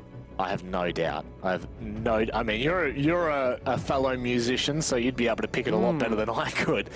Is that actually, I think that's is that a bass? The one on the right? I can't quite tell. I can't see how many strings it is. I can't see the pegs. Yeah, music and bass, drum and bass, that's the one. Yep. Attackers need to locate and defuse. There you go, we're back in. Hey, let's go. Now, we had 2 6 picks, if you want me to call them out, because I think we would have missed them on cam. But yes. So Leb was on the Echo, and he 6-picked onto the Legion, and we had Hayward, who was teasing out the Montaigne, which obviously Hayward wouldn't usually play. It'd usually be Juicy, but he 6-picked onto the Nook. Well, we have been seeing a lot more of Nook. Now let's have a look at the HP Omen community vote, and I think that for most people they would agree with this. However, recently Rhythm have really been making a statement. I think that it would be more like 55 to 45%, if I'm being completely honest. We definitely have, there's something in the water right now for the Knights. Do you reckon it's tropical juice, or what are we thinking? This isn't Jigsaw's game. Hey, maybe they've taken a note out of his book. I think everyone should take the note out of their book, because man's sharp. Man is very sharp. Now, it's looks like Knights going to be approaching, sweeping from Stat Trophy, Bedroom across, and Rhythm aren't going to have too much in their way in terms of body count. However, you've just seen the Sawyer Gate and some barbed wire to boot. So at the very least, Knights will have to dismiss some of their utility to make way. Halo on this rappel. Oh, almost finds it with a pistol. Oh my god. Just a lick of HP left for Dragos as he scuttles back to the site. Scuttles? Yeah. Does he trot back to the site, doth he? He doth. Oh man, what would I do without you? Honestly, what would I do without you? I don't know, probably have a good time for once. No. Like this magnet. Unheard of. There's the magnet. Catches that one. Dino does shoot it, but too little too late. There's 3 ADSs on the stairs. Drex has run away. How did he manage to get down with Josh not seeing him? What? Unless if I'm tripping and Drex was never at the top of the stairs, but I thought he was. I am almost certain he was, unless, again, I'm tripping too. But maybe Josh had just gotten... I wasn't really paying attention to Josh's outline. So regardless, though, Drex now in a position that he can flank at any given moment, up red or, you know, wherever he so pleases. He is down in basement, so he can rotate quite easily without Knights being able to catch him. And it really does come down to their drone play and who's on flank watch. For now, Knights have taken a lot of control of the northern side of the map, and it's just now about spreading out and seeing what you can find. Josh is making a hell of a lot of noise, and Drex is going to hear that for sure. He's got to punish this. There's no way this goes unnoticed and undetected. Oh my god, what is going on? Oh no, he's getting turned on! That? No! Oh. 3v2 now for Rhythm. Knights have made this manageable. As Rhythm have vacated the site, they're playing for Plant and Alpha retake. A lot of angles open. Knights have 30 seconds to recompose. The E1D goes through, and Dino finds another. Ghoul's in a great spot, but Leb gets the critical kill. He's found 3 this round, and now it's all Dino. Can isolate these fights as well. I don't think Leb's in a position to swing and try and trade him, so he could well find himself with 2 individual 1v1s. Dino just can't make it around the corner. Leb goes prone, and that is a fantastic start for Rhythm. And a good 4K from the man himself, Leb. Rhythm open this match with a strong defense of Aviator Games. Now, Aviator Games is a very strong defensive side, so this isn't anything to write home about just yet. Villa overall is a defender-sided map. So far in OCN, it's actually been very close at 52% defensive win rate. But that said, Aviator Games tends to be the most solid of all of the bomb sites. Yeah. So this is where we need to see if Rhythm has some depth here. Outside of that primary bomb site, they go to Dining next, avoiding Stat Trophy for now. Attackers need And to Knights locate have and another defuse shot. as many bombs as they can. I think just touching on, where the map is at, especially in OCN, I really can only speak firmly to OCN and a little bit of APAC South as well. But I do feel like, especially this year, once the meta had kind of shifted away from that 2020 util dump meta, it very much started to even out a lot more than what we had expected it to. Because, way back in the day, if you weren't absolutely on point with your util dump, you could really be punished on the attack. And there were so many points that you'd just get completely choked out of. Whereas now, you can still lean... you can lean on the util heavy side of things on your defense, which we do often see, but it's much, much easier for the attacking side to either dismiss what you're using or to, kind of utilize their own. So at this point, I am happy to see that it's kind of equaled out a little bit more, even though I would tend to say that most teams that are feeling confident would more so lean into that defense. But I guess the stats don't lie, do they, Dev? It's true. Stats never lie. That's why I love my spreadsheet so much. Apart from when it does lie. Yeah, I mean, that does happen, but we don't talk about that. No. Dino's in a strong position as they push up. They take control of Aviator and Games. Nice breach on the Games wall. They should have info that this is clear within a few moments. Dino's got a great angle, but he loses it as Dragos lives up to his new name, fragging Dino as the opening pick. AFX is... Oh, that's nutty, Haywood. I think there's only melee holes in there. Oh, God. Jeez. Rhythm. They are, I mean, whenever Knights are giving them an opening, they are taking it. Josh has got a good nade here, though. He should be able to find Lev if he gets it right, but no, doesn't quite do so. 2v4. We've seen some 2v4s won tonight, but I don't have a lot of confidence in this one. They have good info, though, on where Haywood is and where Josh is, I believe, as well. As Josh is trying to play around the clock here.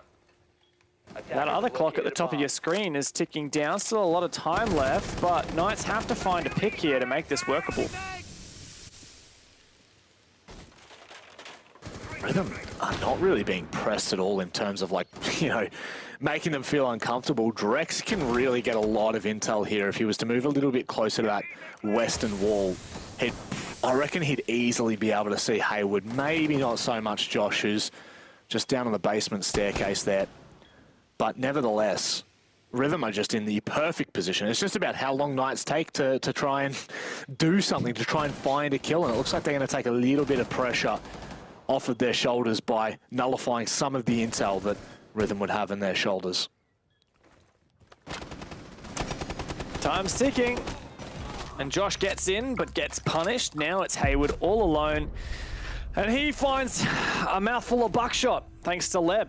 That is a good double back of opening rounds for Rhythm. That's 2 in a row. The Knights looking pretty lost on their attack. I'm not going to lie, Manic. This is a bit concerning for the Knights. Yeah. Not the Knights that we'd hoped coming into this game, that is for damn sure. We'd really wanted to see something that was like a shining light almost for us to, something to almost hang our hats on.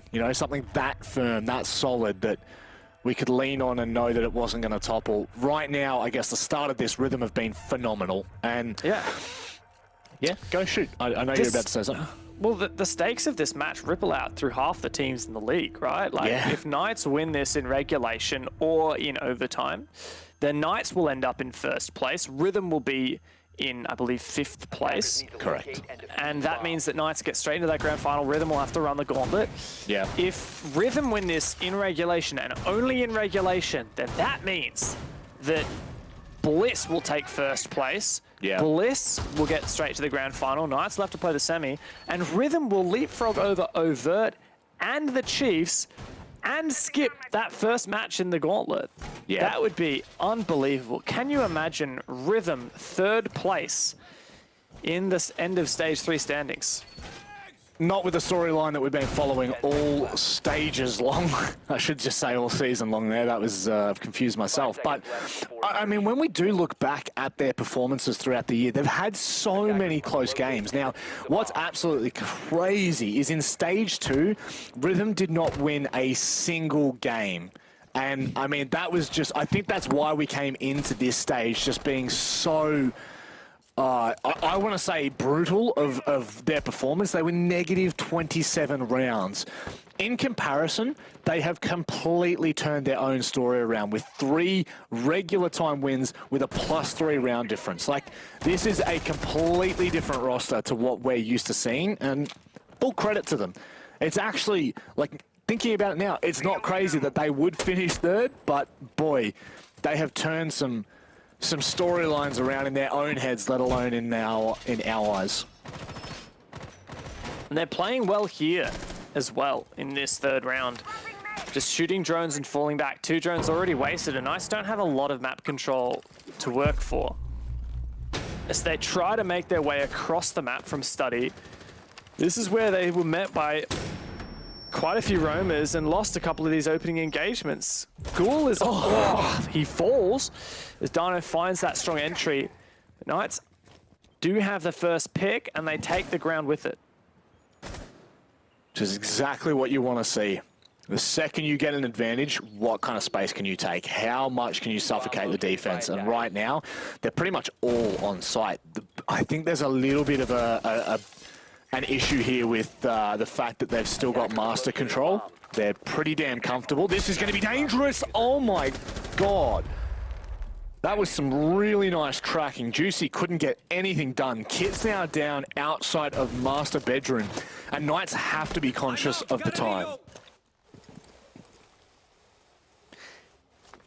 4v4, a minute left. That diffuser needs to be picked up. Like you said, Dragos is still keenly watching it. As Hayward pushes on the other side, does Dragos hear it? Hayward should win this fight. He just grabs the kit and moves back. Doesn't go for the kill, even though he was spotted out. Hayward looking to play very carefully. The Sage and Lurks below might find one as well. A nade through the floor could be perfect. Yeah. Oh, no. It was just short. Now 35 seconds. The second nade also short. And Leb's got a potential for a flank here. This is just grim for the Knights. Yeah. Not saying Leb was going to be the linchpin by any means, but that is just absolutely massive. A 3K in the round for Dragos as Leb closes things out. Rhythm 3 rounds straight on their defense. And I mean, as if it was ever in question.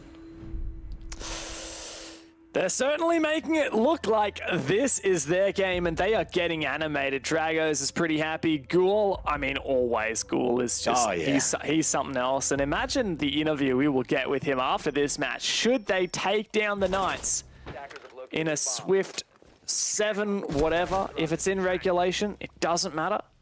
Doesn't matter the scoreline as long as they get it done in regulation. That means Rhythm will boost up the standings. Now they just got to repeat those 3 sites they've already won. They should be feeling pretty confident they could do so again. Defenders, protect your bombs from being defused by attackers. So we go back to Aviator Games now. The main difference here is the Tachanka, and I just love that. Absolutely love seeing some spice in the server, as well as a bit of power outside the server. Shout out to HP Omen, who's a sponsor for the Oceanic Nationals, so you can check out their information in the Twitch chat with the !Omen. But for now, the Knights are really the ones that need to get on their bike, get a move on, because we haven't really seen much from them at all. No, I feel like the earlier starts of the round, we're seeing some good progress being made. You know, you think back to round 1, they took a fair bit of red of top red. They had the landing, they had 90 control when they were attacking AVG, but how quickly that all fell to pieces. Now, we didn't see where the kills came in from, but the other part to that entire push was the fact that Drex was actually on the Jaeger, sitting at the bottom of red undetected. So that flank came up, didn't lead to anything, but that was just another dangerous point that we were like, oh, this is not looking all that great. That round again, Dev, they start out okay, and then it just kind of, you know, dwindles away. It just gets a little bit dire there. Right now, Josh, getting live droned in. Leb just needs to be careful. And in doing so, he backs away. Oh my God, he's on 8 kills? What? Yeah, I mean, definitely a player you'd be wanting to take down these days. Leb 800.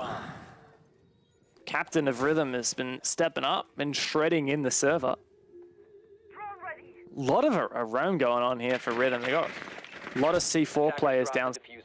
Particular. Leb as well. Attackers recovered the bomb. Only downside is there's not a lot of info for them, so they're going to have to be really communicative off of the sound cues that they get. For example, AFX would have a free C4 here if he knew where Dino was standing.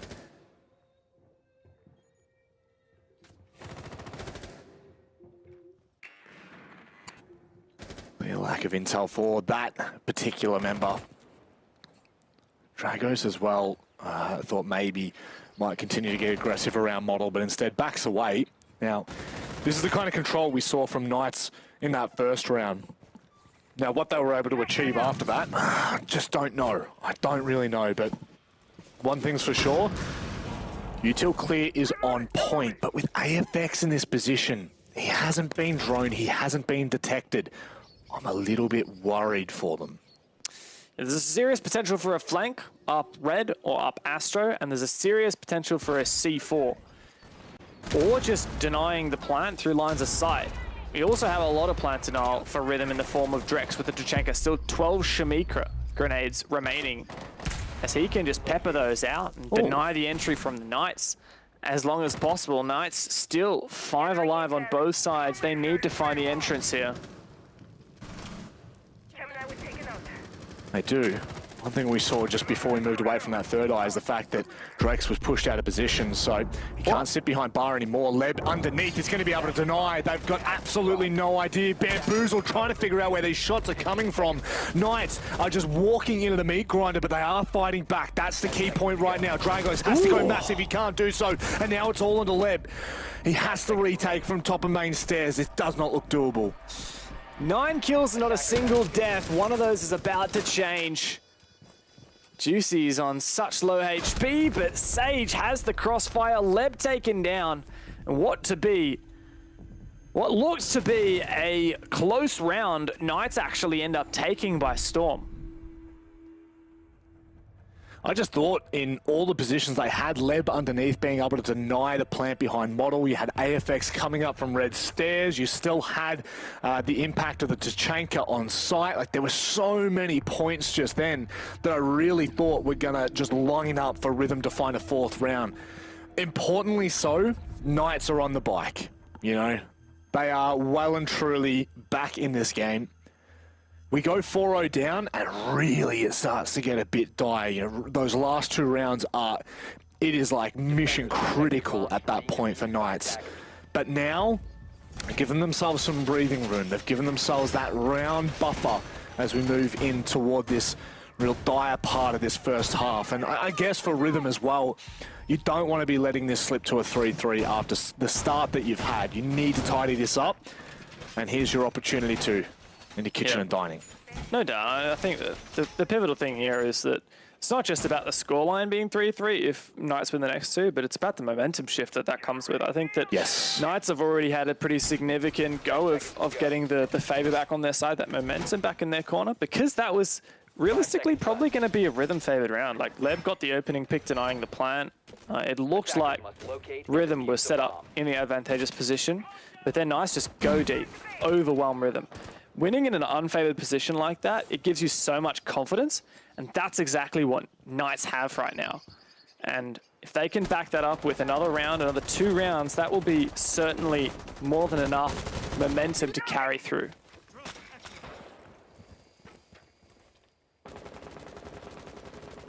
which is a real concern when you think about what Knights are really like. You know, Once when they get like tonight, once Knights hit their standard, right? Like that's it. Yep. And that's the thing, it doesn't take much for them to get their skates on, but it does feel like recently their skates are just not close by, you know? There's this bit of hesitation, there's this small amount of, like, push and pull that comes with this tug of war. However, you're 100% spot on the money. When they do, it is really, really scary. So, Rhythm just need to be cautious about where they let this kind of, where this continues on to, I think, is the easy point to make, because Knights are looking a little bit more confident this time around. Time to get the vert going, as top floor control has been found.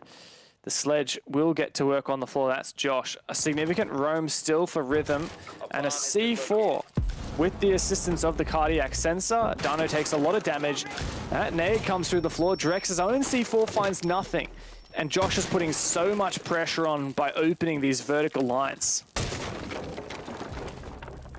Sage finding the first kill. AFX could be quite big again.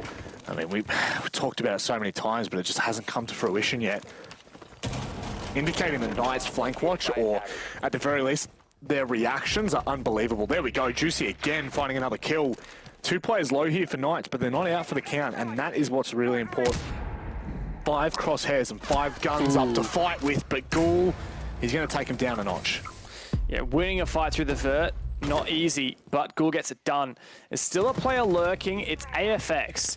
And even though the numbers are down for the count, AFX has a chance here to make this significant. Now, Juicy's been injured, but he should be able to get picked back up safely, as Knights have about 30 seconds to make this laundry execute work. Attackers recovered the bomb.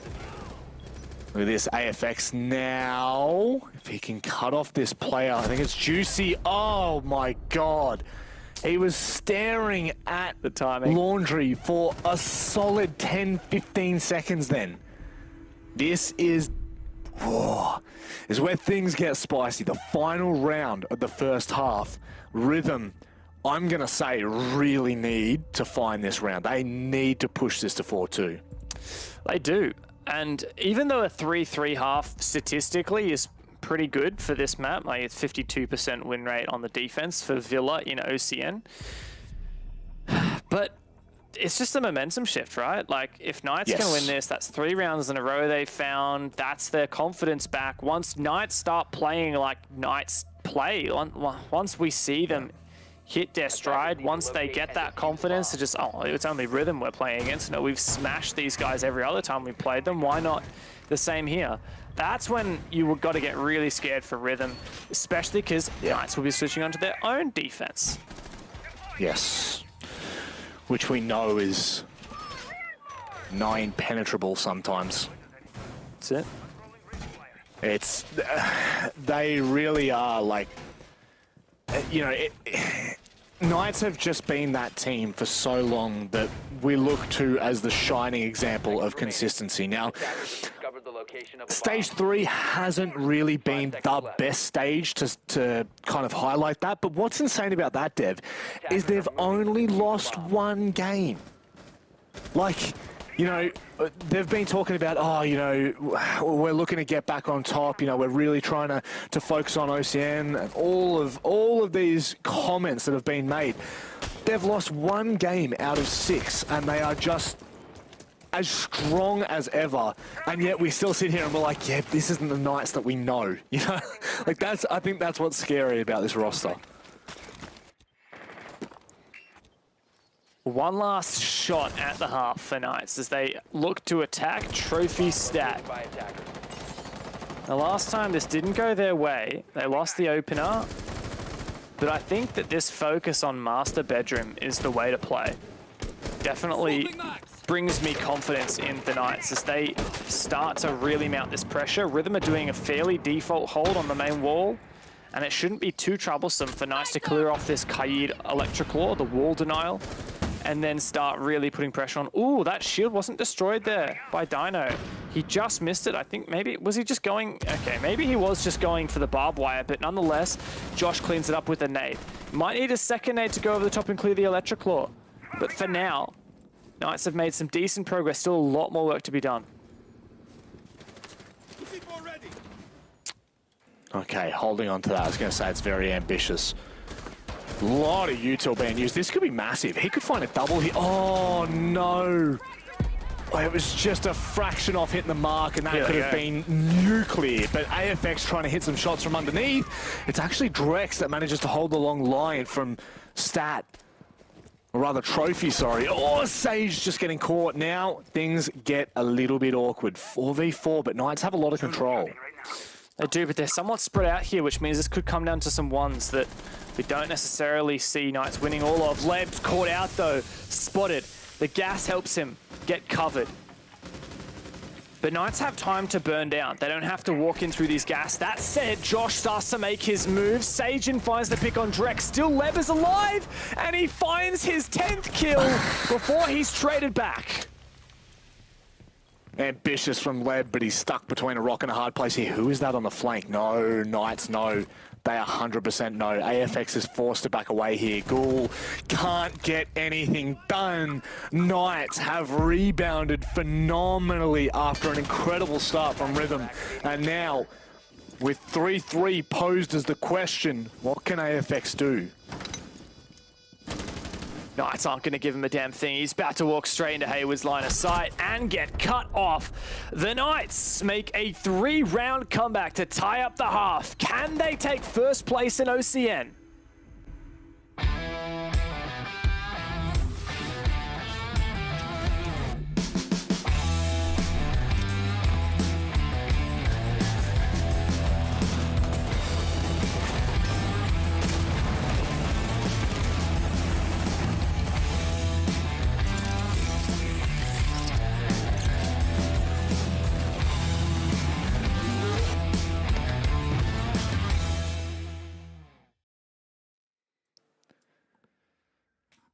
Three rounds of Rhythm dominance turns into 3 rounds of Knights dominance, and we are set pretty much at 0-0. We've prefaced it's a 52% win rate for the defense on Villa, meaning that it's pretty well damn split down the middle. What do Rhythm have on their attack? It's a good question. Rhythm's certainly going to have to step up. They've got the Lion. They're looking to really hunt down these roamers. On the back of the Nomad ban and the Jackal ban, the roam is pretty comfortable. I will say, though, a lot of missed opportunities on the defensive side from Rhythm on the count of the Valk being banned. You could tell they really would have had so much more info had that been up. Yeah. And I wonder if Hayward's going to be able to get some well-placed Mozzie drones. If he can hack a couple, then he might be able to use those essentially as Falcons. When we've got 2 C4s on the Knights side and Hayward roaming down below, that would be huge.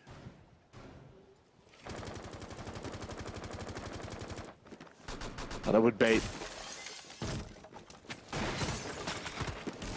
a very similar approach to what we saw from Knights in that first round. The sweep, closet and bathroom all the way across. Does feel as though Knights have put a little bit more here, and you can see exactly that. They've got some bodies across in Stat and Trophy, as well as Util to boot. Just needing to be quite cautious. Oh, God. How good is that from Josh? Peeks around at the right time. Hayward finds a kill with the C4. Very quickly traded back by Rhythm. This is what we need to see. In fact, both of these kills essentially are traded back. They won't know that Dino's downed. They might have an idea, at least at where he was. Oh, and if Hayward had won that, it would have been all fine. But no, Ghoul steps up. That's a huge 2K, and after finishing off the down player, he flicked back and pre-fired the stairs. This leaves Rhythm in a fantastic position. 3v2, still a lot of utility. You can see all the frags, all the flashes on these remaining players are still up. Now, Juicy and Sage still have their own utility left, but the numbers advantage is squarely in Rhythm's favor.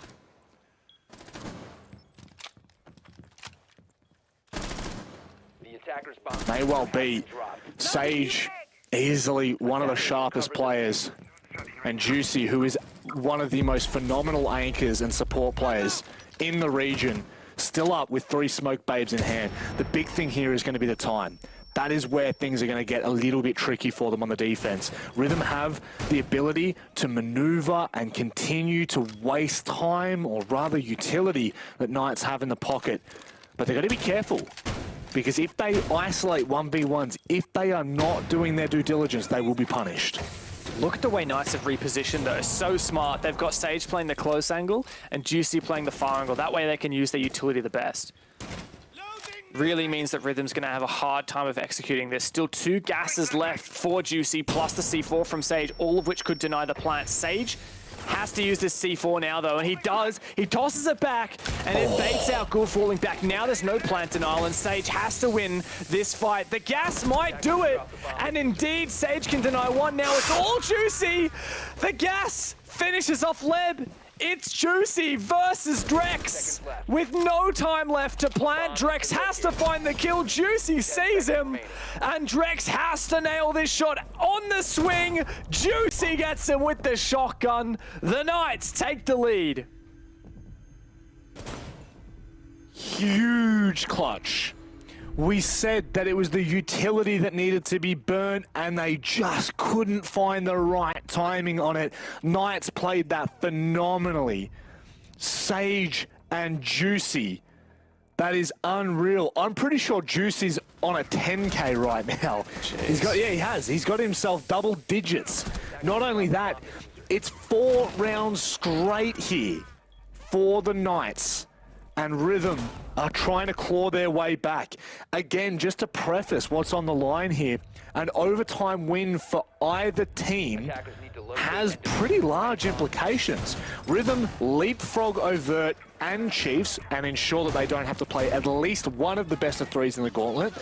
And then if Knights win this, just outright, whether it's regulation or OT, they find themselves in the best possible position. First place in OCN, and straight in to the grand final for the gauntlet.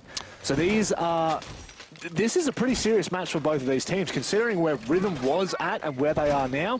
They've got just as much to fight for. Exactly. I mean, the simplest way to look at it is whoever wins this game skips a match in the playoffs. Knights win, they skip the semi-final. Rhythm win, they skip the quarterfinal or whatever it's called. Yeah. And so, well, the only stipulation there is that Rhythm actually can't win in overtime. A win in overtime for Rhythm is actually worst case scenario for both of these teams. Rhythm doesn't move up at all. Knights don't move up at all.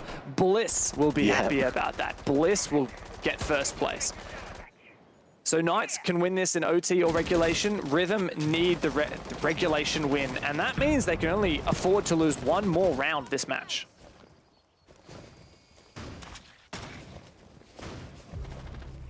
Oh no, that's not the way you want to start either. Sage finds the opening here for Knights. Their defense looks pretty damn solid at the moment. How do Rhythm respond? They need to even out the man count or do one better and start to displace some of these members from their roams. Hayward being a very particular individual who can capitalize, but it's Dragos that manages to find him, and now things get a bit spicy. Still the 2 most dangerous players in the server, Juicy for Knights and Leb for Rhythm, are still up. Dragos has been hot in his shot as well. Dino holds down to have info on him, and Dragos is watching with a keen eye. There's no way Dino peeks and wins this fight. But he can win another instead fight, he'll though. go and peek and find another fight. That's fine. Oh, he almost wins the it. wide swing. Man, the wide swing will forever be the detriment. Oh, Dino. Damn. I wanted to see the pantry stairs play, but he goes for the safer option and now cuts off the rotate for Rhythm up red. Yeah, Dragos not feeling very confident either. He's low HP. Knights have the health advantage, the numbers advantage. Rhythm are really lacking a lot of control. They have downstairs, and the vertical angle from Juicy as well. Leb takes a chunk of damage. And Knights are going to be really struggling right now. Josh has also got this really nice pre-lined up impact. Let's see this. Let's see this. Oh, it got it. It only left one single pellet up. That is beautiful from Josh. That is obviously Pret. Let's see if it hits it again. Oh, and oh my word. That is very, very cheeky. I think we've still got a little bit left for Ghoul here. Oh, only two. Only two left. That's No big. entry. 20 seconds left as well. This leaves it in the hands of Rhythm to frag out. Numbers disadvantage. Knights, what can they do? 15 seconds to go. Stand up strong, I guess, if you give them the opportunity to. Dino on a 3K or a 2K, regardless, is absolutely held down firm. 5 seconds left. Put this one in the books. As Knights all but on match point. 5 rounds straight. Unbelievable to see the Knights with such a reprisal. They started the game a little bit slow. Rhythm found 3 in a row, and now Knights has taken it by storm. 5 rounds straight across 3 on the attack, 2 on the defense, and now Rhythm, yet to find an attack, will take their attack. Couldn't really get a better place to take it either, Dev. Last opportunity to salvage all 3 points. This is it. They would have to go 4 rounds straight on their attack, which I think is going to be the toughest feat of all against a team like Knights, who are clinical, methodical, deadly and dangerous. There is little room for errors or mistakes for Rhythm. It's a big one. If Rhythm can find these 4 rounds, it means their whole season has paid off. Their win over Chiefs has paid off. Now seed straight into the quarterfinal of the playoffs. They don't have a coach, so they've got a lot to talk about between the 5 of them. And a lot of work ahead of them to make this work. Tactical time is up. It is time for action. 2 defenses in a row for the Knights. They go down to kitchen and dining. They are very happy to rotate to their 3rd bomb site, looking very comfortable at the moment, looking very familiar. This is the Knights that we know, the Knights that was first in APAC South in Stage 2, the Knights that made that gauntlet run in OCN in Stage 2. And 2 rounds, or even 1 round here for Knights, and they are a step closer to that first place.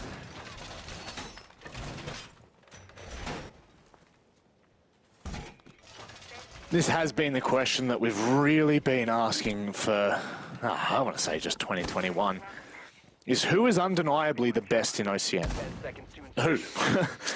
Honestly, it's been Chiefs, right? It's been Chiefs in the terms of, you know, the back-to-back champions. But we've seen Knights, we've seen Bliss. Like, both of those teams would equally have their name, you know, their hat in the ring for that conversation. But like, the barrier between saying that Chiefs are undoubtedly the best in OCN and throwing the hat of Knights or Bliss in the ring, it has to come down to this gauntlet. And this right now, from what we're seeing from Knights, if they can continue this streak, if they can find this momentum and continue to push into the gauntlet, which is only a week away, ladies and gentlemen, Saturday week, 7 days, and we're back on for the gauntlet, then I would be convinced to have that conversation. Really good long line of sight here from Dragos. Cutting off a significant rotation at bot red all through the hallway to the L-bend. Rhythm trying to take this control downstairs, putting the pressure on Library and Living. Knights do have a beachhead established. On top of that, they've got the upstairs control. On top of that, they found the opening pick. Drex has gone down once again. That's the 2nd round in a row. Sage has found him. Knights are just looking so good in the early parts of these rounds. It wasn't so much working out the first half, but it's certainly converting here in the second half. They are running away with this now. And if Rhythm can't stop the bleeding within this round, their hopes for 3rd place are all but in the bin. 3v4. They finally refragged Sage, but it might not be enough. A lot of vertical angles held. Juicy on site, just cautious of any aggression, can get back to using his scanner, the cardiac sensor, to give some info to his team. Wait a second, Josh has got so much control, my God, and he's watching bot red. Dragos really needs to have an impact here on Laundry, but it's so hard because Knights just have so much control. You got Hayward up in Master with the hatch open. Rhythm really just need to take a bit more map control because Knights are maintaining so much. And this is something that Knights did incredibly well in those last 3 rounds of their attacking half, was they really did start to suffocate Rhythm onto site and ensure that they weren't allowed the freedom to do what they needed. Juicy now, he's already got the information. This should be hook, line, and sinker. Rhythm, as soon as they make their approach toward the site, this really looks just so damn good for Knights. And in goes Ghoul, caught on the angle, and Juicy finds his 11th, looking for another, but not too aggressive. Ooh. Dragos punishes him, Leb comes from behind. Dragos, another one, 2-on-2 with just under 5 seconds left, as Leb has to cover for Dragos. Both players coming in from China. Leb covers for one, can't get the second. All Dragos versus Dino. Dragos gets it. Rhythm. They make the 2 versus 4 work and they keep the dream alive. That is unbelievable from Rhythm. That is so well played from them. A 2 versus 4 they bring that back from. I genuinely thought Knights had all the boxes ticked. But when you start hitting shots, when you're giving isolated fights, it does not end well. And you can see there, I mean, both of these players, Leb and Dragos, have had an unbelievable match. And I think, you know, for all it's worth, the pickup of Dragos on this roster has been undeniably one of the best decisions Rhythm have made. No doubt about it. Even AFX as well, even if he's not lighting up in the server right now, he is a new member to this team and I'm sure he's contributing. But Dragos just then, massive 3K. I mean, he found the refrag onto Juicy. He followed up with a great pre-aim, very good game knowledge and awareness to check Mem. Got that second kill and forced that plant down and managed to get the final as well, clutching in the 1v1.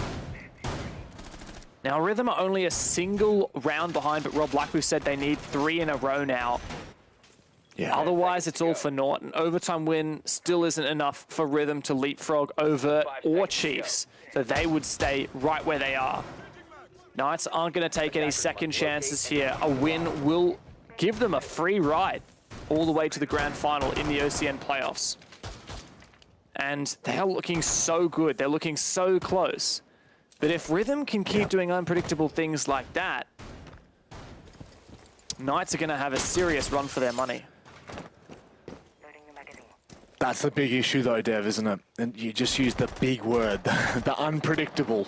How many times can you pull off the unpredictable against any team, let alone against the Knights? You know, you can pull the wool over the eyes, but for how many rounds will you successfully catch Knights sleeping to a certain extent? You know, 2 versus 4, you expect them to have that in the bag every day of the week. Regardless, Rhythm have a small glimmer of hope here to secure it. They need to work off the back of that momentum. Dino's playing to shoot drones and fall back. Hard breach has already been used on him. Josh has a good angle. He's very exposed as well. As soon as there's a player in Astro, they can cut off his rotate quite easily through the wall, so he doesn't want to risk it. Oh, the perfect timing for him as well. And he falls all the way back. Knights are satisfied. We've wasted half the round. We can give them that map control. We'll fortify our positions on site. What's even better is Rhythm's reaction to it. They've got the live drone of Ghoul ahead, and AFX is not wasting any time whatsoever. So even though Knights have held that for a minute 30, Rhythm have not wasted a second in continuing to take that space, crunching Knights onto the site. Sage is still below, though, and he could really be quite a nuisance with that C4 when push comes to shove, as Rhythm now have a minute left to start pushing the issue. Hayward still pressuring from 90, so we see Rhythm rotate a player onto the window. Drex it is. Sage also has a C4 positioned below. Will Josh be able to call it out? Might not matter. Josh finds one. Trade back and trade again. Knights win it out. 4v3 now. They have the man advantage, but Rhythm have 90 control. Oh, Dino, does he find the timing? Just managed to burn the X-Kairos with that impact trick. That could be devastating for Rhythm. They were hoping for a line of sight that would cut off the rotations, at the very least put the pressure back on Knights. But with 20 seconds left, third place looming in the hands of Knights as they could rip this out from underneath them. Dino holds strong. Sage is finding the kills that he needs to, and this should be all done and dusted. It's map point to the Knights, and they have crushed Rhythm's dreams of finishing third in OCN Stage 3. Rhythm are now locked in 5th place at the end of the Stage 3 regular season standings. They will still have a shot to fight through the playoffs next weekend, but they will need to run the gauntlet. Overt, Chiefs, Knights, and Bliss ahead of them. It will be a tough road for Rhythm, but now we turn our attention to the Knights. Rhythm's fate is settled, at least for now. For the Knights, Bliss will be watching eagerly to see whether they get their free semi-final or whether Knights can rip it away from them in the next few rounds.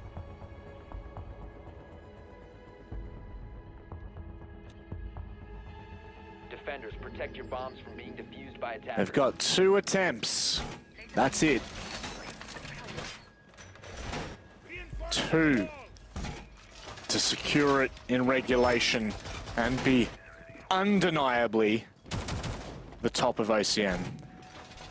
If they falter and they go to OT and they end up winning in OT, then at the very least, they will be equal with Bliss with the head-to-head. Yeah.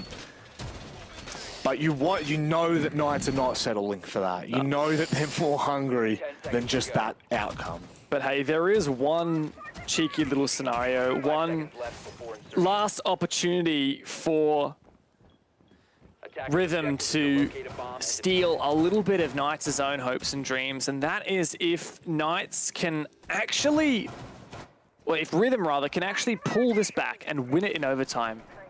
They will return the favor to Knights and crush their own dreams. Bliss will be seated first. Knights will be denied. And Rhythm won't get anything extra out of it other than making their enemies suffer. It would literally be, like if you looked up in the dictionary an eye for an eye, yeah, it would be Rhythm winning in overtime. That's exactly what it would look like. Everyone would be left blind, and there'd be no happy endings from this match.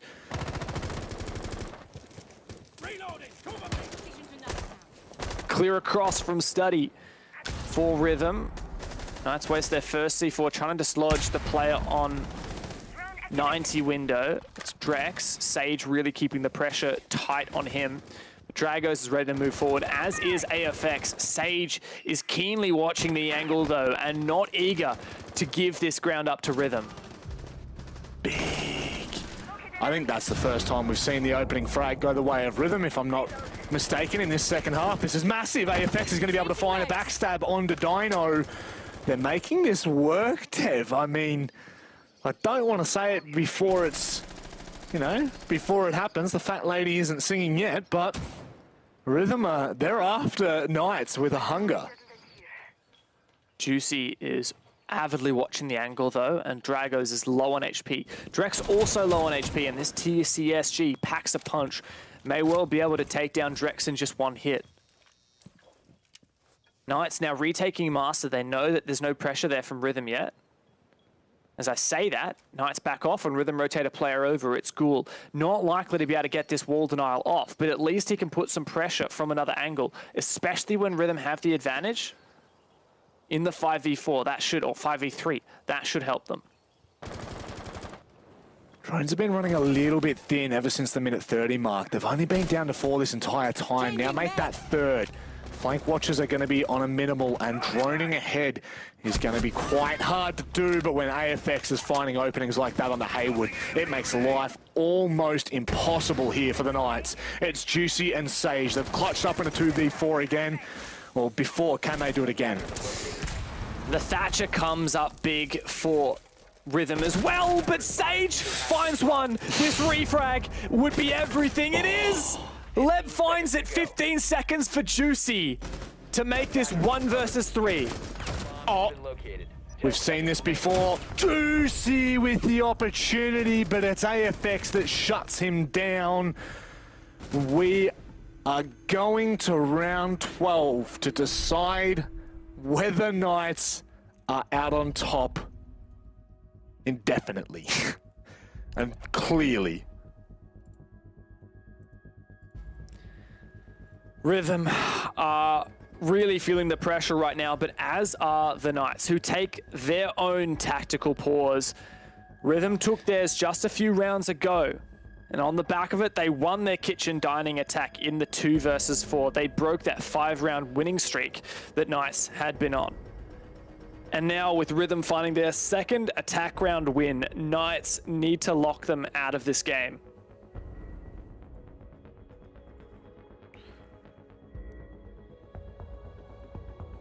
They can do so as well. Who would have thought that Rhythm would have really been pushing the best teams in OCE to their limits, to their utter limits. Remembering, Rhythm have beaten Chiefs. All right, Rhythm have beaten Roffle. And they've been close with Bliss and Overt, who they will be facing should they run the entire gauntlet. And now, for the Knights, they're up against the wall again.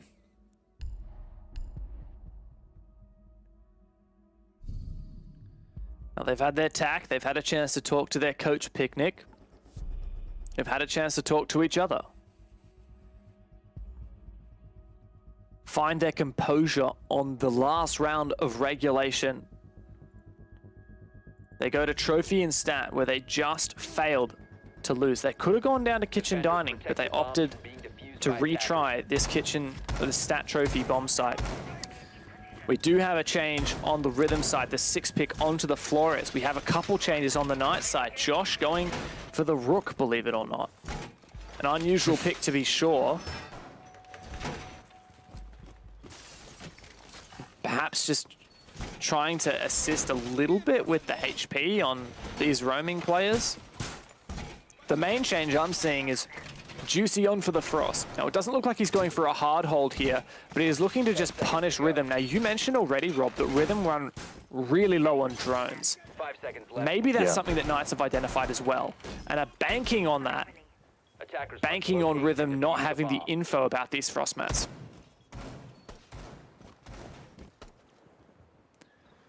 What's crazy for the double Frost mat under that single window next to the master bed in the master bedroom is the fact that like there's a drone hole right beside it. So if you don't see it, like that's all you. Boy, are you like you're asking some massive questions of your droning team. But yeah, I just feel like that one's a bit of an interesting position to place it. Well, the general rule is the lower IQ the Frost map, the more effective it will be. Yes. Always. That's what happens. Really good downstairs control, though, from Rhythm already. Establishing some pressure early. Vertical lines. This fight could go either way. AFX is going to win it. Oh. He takes down Dino. That's a good opening pick. I can feel it. I can feel Rhythm are going to take the eye. They want the eye. They're not pleased at all. They want it, man. And I can feel it. It's in my bones right now. They are not happy whatsoever with what Knights have done for their stage. And now they look to take their vengeance. Swift vengeance at that. Imagine that. All in one game. Bada bim, bada boom. Minute 30 left. Rhythm doing a fair bit. And the Flores, the Rotero drones, should really help them here. The Thatcher as well, certainly going to help out. They do have the breach, but we see Juicy has placed his shield in a strong position, and Josh is also ready to deny any future X-Kairos on the wall. Also, the Electroclaw is back up again. Now, we still have 2 EMPs left for Leb, but Leb takes a chunk of damage.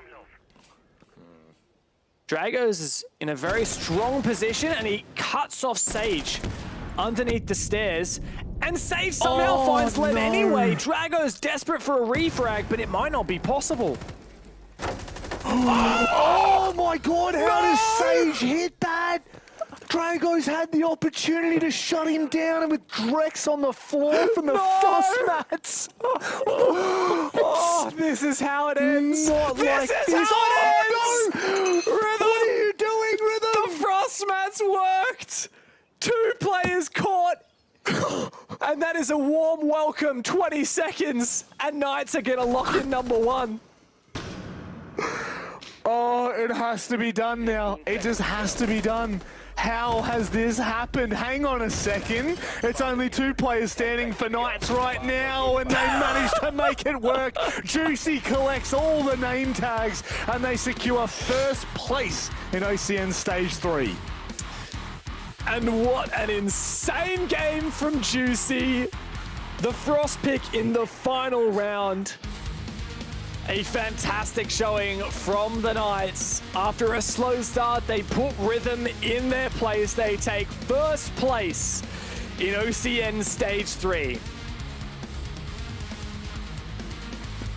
Oh, it's been a wild ride. There's no doubt about it. And I'm looking forward to hearing Vast's thoughts on this one, because a 7-5 victory for Knights is what we would have expected Knights to take this quite easily way back when. But oh, how things have changed, Vast, and Rhythm really pushed them to their limits.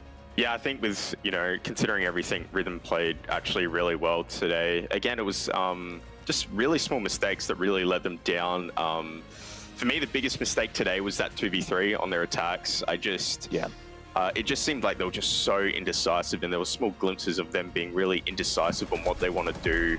And it could have just been the pressure, or who knows what factors kind of caused that. But I really think if they were a bit more tighter in that, like, it would have been... I mean, they started off really strong. They were 3-0. They could have been 4-0 at one moment of time. And I think Dev kind of, explained it really well with that momentum shift. Everything changed from there. Yeah, and it's just crazy because Knights took that and ran with it, didn't they, Dev? It's 100% spot on. The second Knights started to get on a bit of a roll, it felt like Rhythm were just down too bad. That's it. I mean, it's honestly astonishing now that we've had the context of the whole game. Astonishing that Knights lost the first 3 rounds so dominantly. They really didn't look like a strong team in those opening 3 rounds. And then, I mean, Rhythm were playing so well. Like, I think it was the 4th round where Knights finally got it. Like, Rhythm started so well. They denied the plant. They had so many vertical angles, but Knights somehow won an unpredictable round, and that completely set the tone for the rest of the match. Oh, looking back, what a game it was. Oh my God, Leb was popping off in the first half, but look at Sage and Juicy. Sage with a +4 entry. I mean, Vast, I don't know if you've seen the interview with Dev, but Sage is mentioning he's doing 3-4 hours of individual training outside of everything that the Knights are doing. Like, this has to be paying off. Yeah, I mean, I did see that interview, and I mean, that's ridiculous to be able to do, ridiculous in a good way, I should say, to be able to commit that much time into your own individual, practice. And you also have scrims, VODs, Apex South, OCN, like, that's a lot of work, and, all credit to him, man. If you put in that work, and it has been showing, like, the last few games, Sage has really been on another level. He's been really consistent, and I think he's just really finding some really good form. So whatever he's doing, keep it up, and respect to him. I also find it astonishing that Sage is managing to do all that while also doing a lot of the prep work behind the scenes, while also doing the macro IGL, plus Juicy, right? Fragging out, had a fantastic game today. He's calling the shots as well a lot of the time. He plays a pretty significant leadership role on this team, just like Dino and Sage does. And the fact that those 2 players can just perform so well individually while doing that is astonishing. Certainly is. So we'll actually bring Juicy in for a conversation, because that's just the best way to do this nowadays. The Don, welcome in. Stage 3 champions, at least for the regular season, mate. That is an unreal performance from you guys, regardless of everything else that you've said have gone around this. You know, you're really trying to claw this back. Before we ask any of the hard-hitting questions, what was with the frost pick in the last rounds? The round before they stalled out that long and there wasn't much time left, and I thought if I just put double frost mat on that window, someone's jumping into it, and it worked, so it's whatever. Wasn't much more thought than that. Just softened them up for me when they came into sight. Oh, Dev, I'm so sorry. I've just seen that you said that was I the did just question. type out. I'm going to ask Jesse about frost, and then as soon as I type that, Rob just steals my question. But no, I mean, it was literally out of my mouth. Great minds think alike. It's all right. Bas, I believe you're up here. Yeah, so I mean, you know, we've got a lot of insight from you, Juicy. I kind of just wanted to mix it up and kind of talk a bit about you individually. We got the Sage on interview that we were just talking about before, about kind of his practice. You know, how have you been kind of coping with, you know, playing in, you know, Apex South and OCN? Have you been feeling the burnout? And, you know, if so, how have you personally been kind of managing that? I don't know.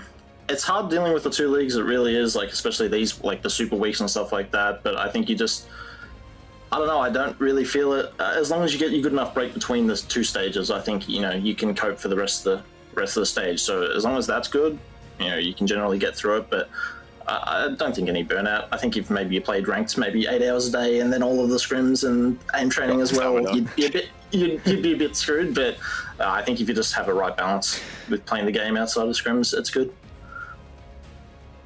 Times like this, it's easy to jump on the Knights bandwagon and think, oh, you know, you guys are so good, nothing can stop you. But I mean, you guys are coming out of a slum, and even just the other night in Apex South, you lost to Chiefs. So I kind of just want to know where you're at, like having reassessed yourself after that, kind of getting a bit comfortable, as you put it.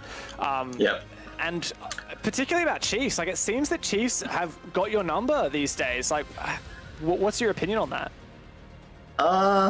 I don't know. We just never seem to show up on the day against Chiefs. Like, I don't know whether it's their game plan going into it, how they play against us, whether that works perfectly for them. But I think it doesn't. It didn't help the other day. We were still going through some, you know, problems in the team. We're still trying to figure it out as we go. Today, a couple of things. I think the first 3 rounds showed that, you know, sometimes we are really lacking, and you know, when we talk a little bit just in between the round, you know, people start stepping up, and you know, we can drag ourselves through. But I don't know. It's tough to put it down to one specific thing at the moment. We're still trying to, you know, work it out as a team and just get through it at the moment. I don't know. It's really hard, Dev, but we'll get there. Yeah, and look, I'll be completely honest, Juicy. This might be the happiest I think I've seen you. You seem in a very jolly spirit. Is that what we can take away from tonight? Are you guys kind of feeling that? Yeah, I'm feeling happy after the, you know, it was pretty depressing in the voice after the first 3 rounds. I'm not going to lie, but you know, after a win, after that, we proved time and time again that we can bring these 2 4s or 3 3s back pretty comfortably. So we just got to start like that, and I think that's the thing for us: just starting off well, getting those leads, and actually putting the foot down, and just speeding through it. So I don't know, I'm happy. Actually, right now we got the dub. Kind of interrupting there, talking about that when you're kind of 3-0 down. Does it kind of rely on, you know, your leaders within the team to just kind of bring everyone up? I think it helps. You know, I had a little pep talk. Like, it's probably not. It's not good enough. It's pretty bullshit to be blatant that we're 0-3 down right now. So let's step up. We win these next few rounds. That, yeah. I don't know. I think you got to be pretty blatant when things are going wrong. Fire people up and get people back in the mood and bring it back from there.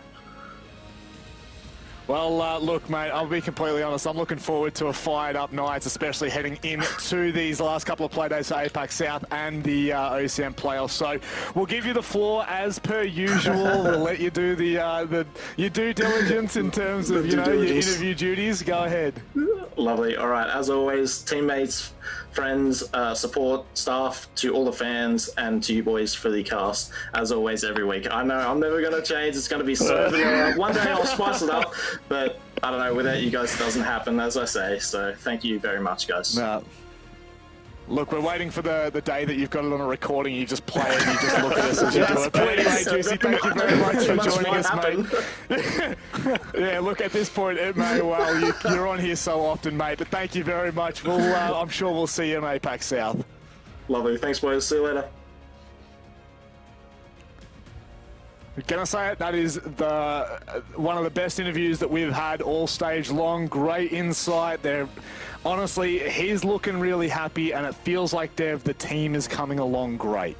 I also like they didn't sugarcoat it. Like you said, we're 0-3 down. Yeah. It was really depressing. I'm really glad you asked that follow-up question of us, not only because we got a cuss word out of him, which is really dear to me. I think that was hilarious. But also just, I mean, we got some brutal honesty. It's like, at some points, you just got to be like, guys, this isn't acceptable. This is now standards. So let's, pull our feet in. Let's actually do this.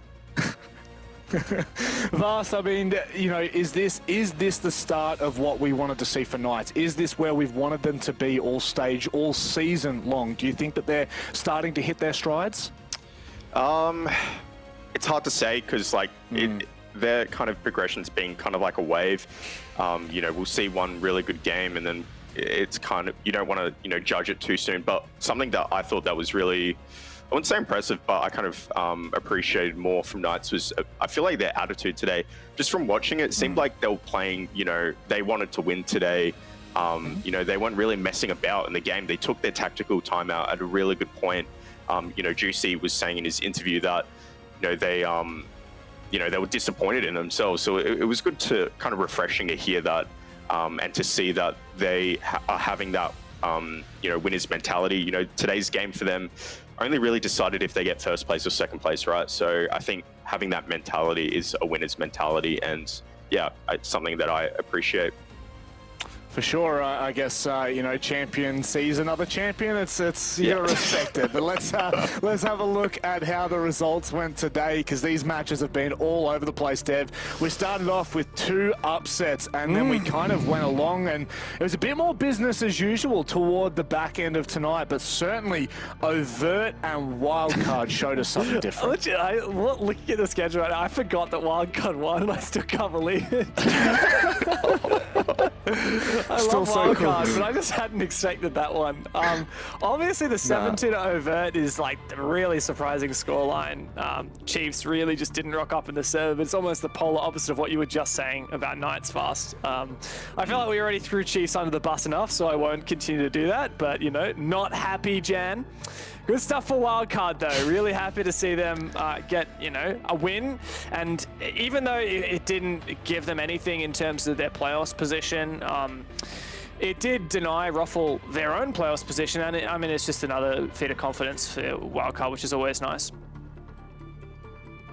And let's have a look at the predictions as we continue to talk about tonight here, Vas, because I think with these mixed results, like, where does everyone land? Oh, Guz is still out on top.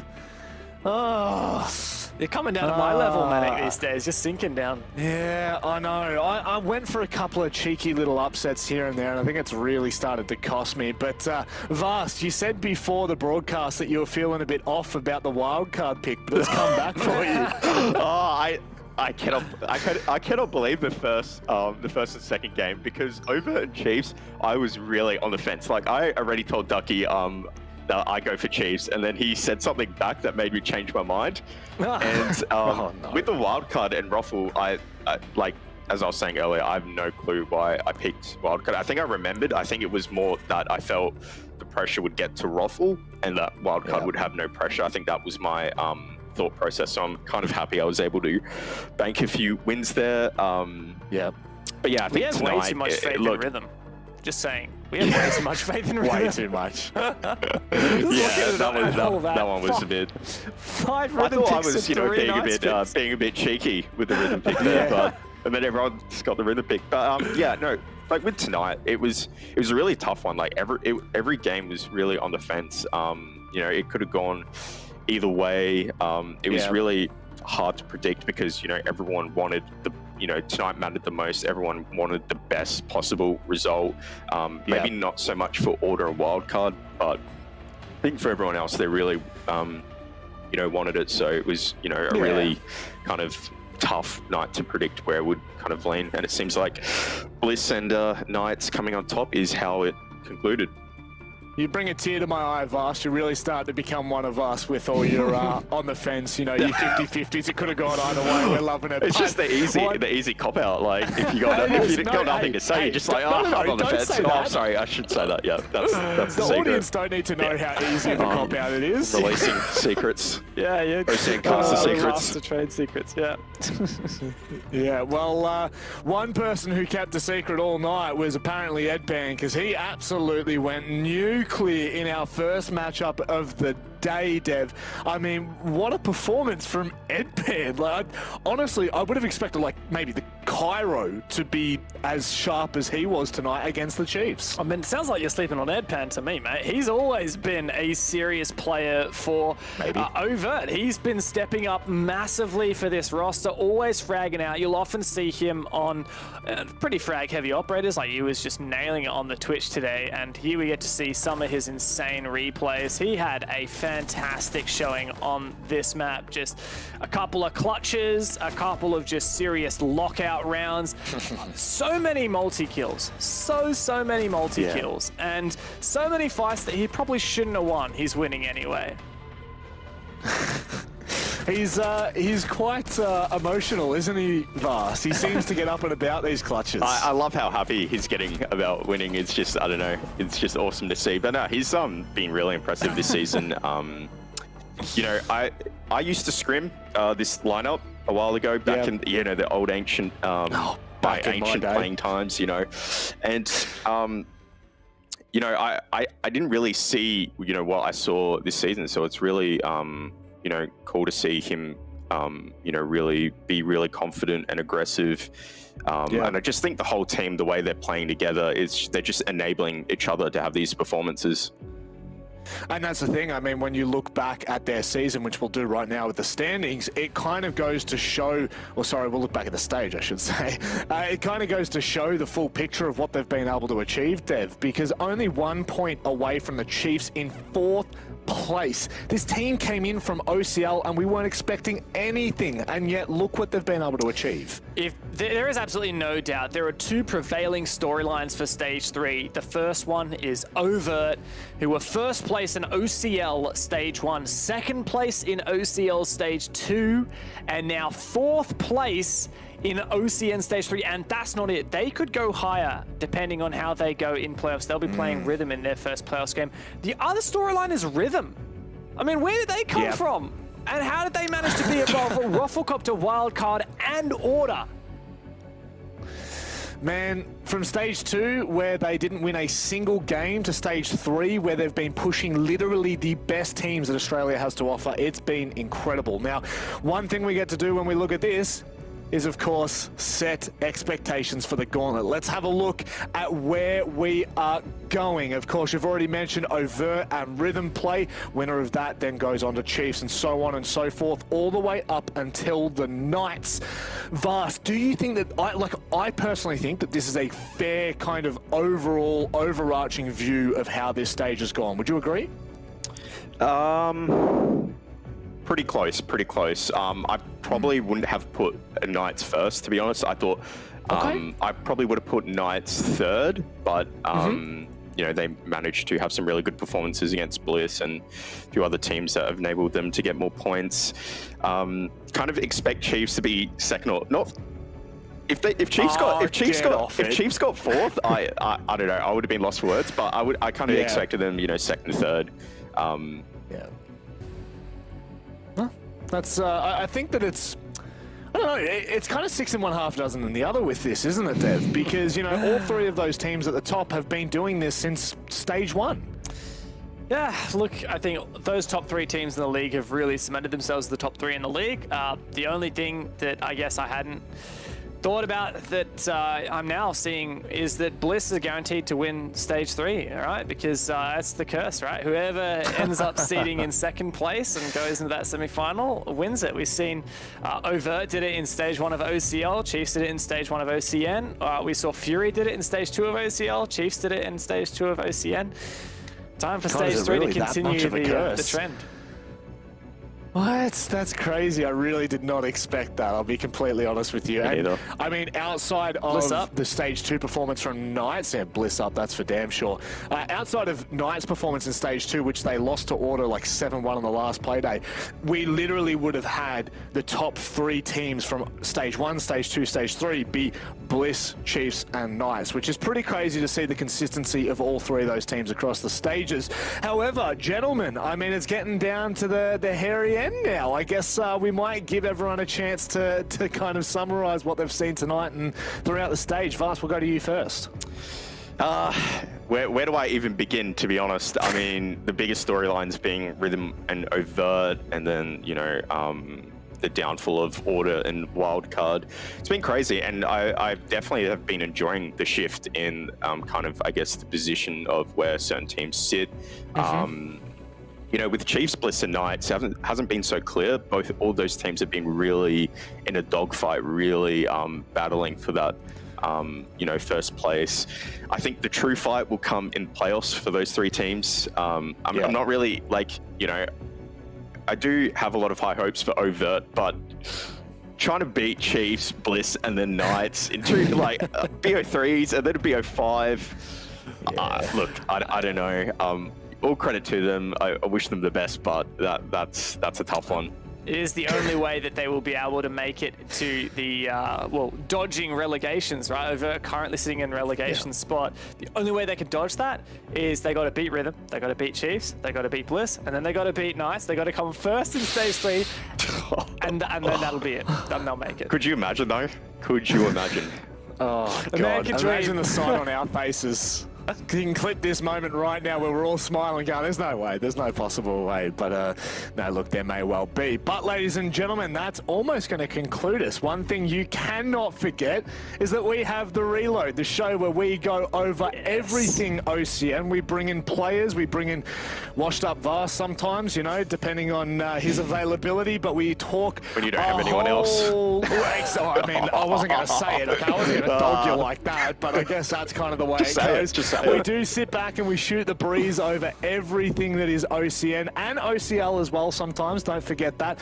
But do tune in, it's Monday night at 9:30 p.m. It'll be Australian Eastern Daylight Time because we do swap over as of tomorrow, see?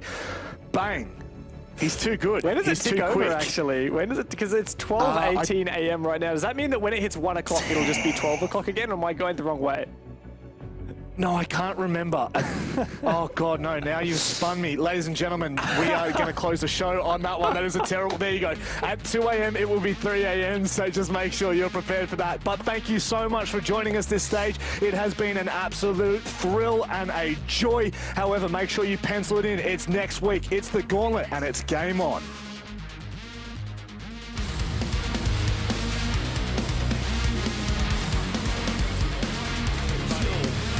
How many exit frags can he get? That's the question. Not a single one more. Overt making a statement here. He's got so much to do ahead of him. He's going to have to make it a 4K on the retake. The C4 gets shots, and he needs to land the final one. It doesn't look like Ruffle have the vertical eyes, but they do at the moment.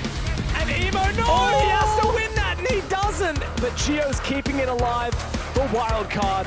Not a lot of time here for him to make it work. There's a whole minute on the clock, but he's got 2 players to find. OJ also, there it is. No, he doesn't land the shot. Such a narrow angle. One tap. Good night, Gio. Against Nate and Nico. Do it. Oh my God, how does Sage hit that? Drago's had the opportunity to shut him down, and with Drex on the floor from the frost mats. Oh, this is how it ends. Not this like is this. how it ends. No. Rhythm. What are you doing, Rhythm? The frost mats worked. He realizes that he is alone in the matter. Ooh, and that you can see the ping off, and the play from underneath. Jigsaw is unbelievable right now. 30 seconds left. Specker is going to have to... Oh, that is unbelievable play from Jigsaw. He will surely be given that information. Specker trying to come around the corner right now, but it's ready for... Oh my God! He is on another level. Jigsaw is...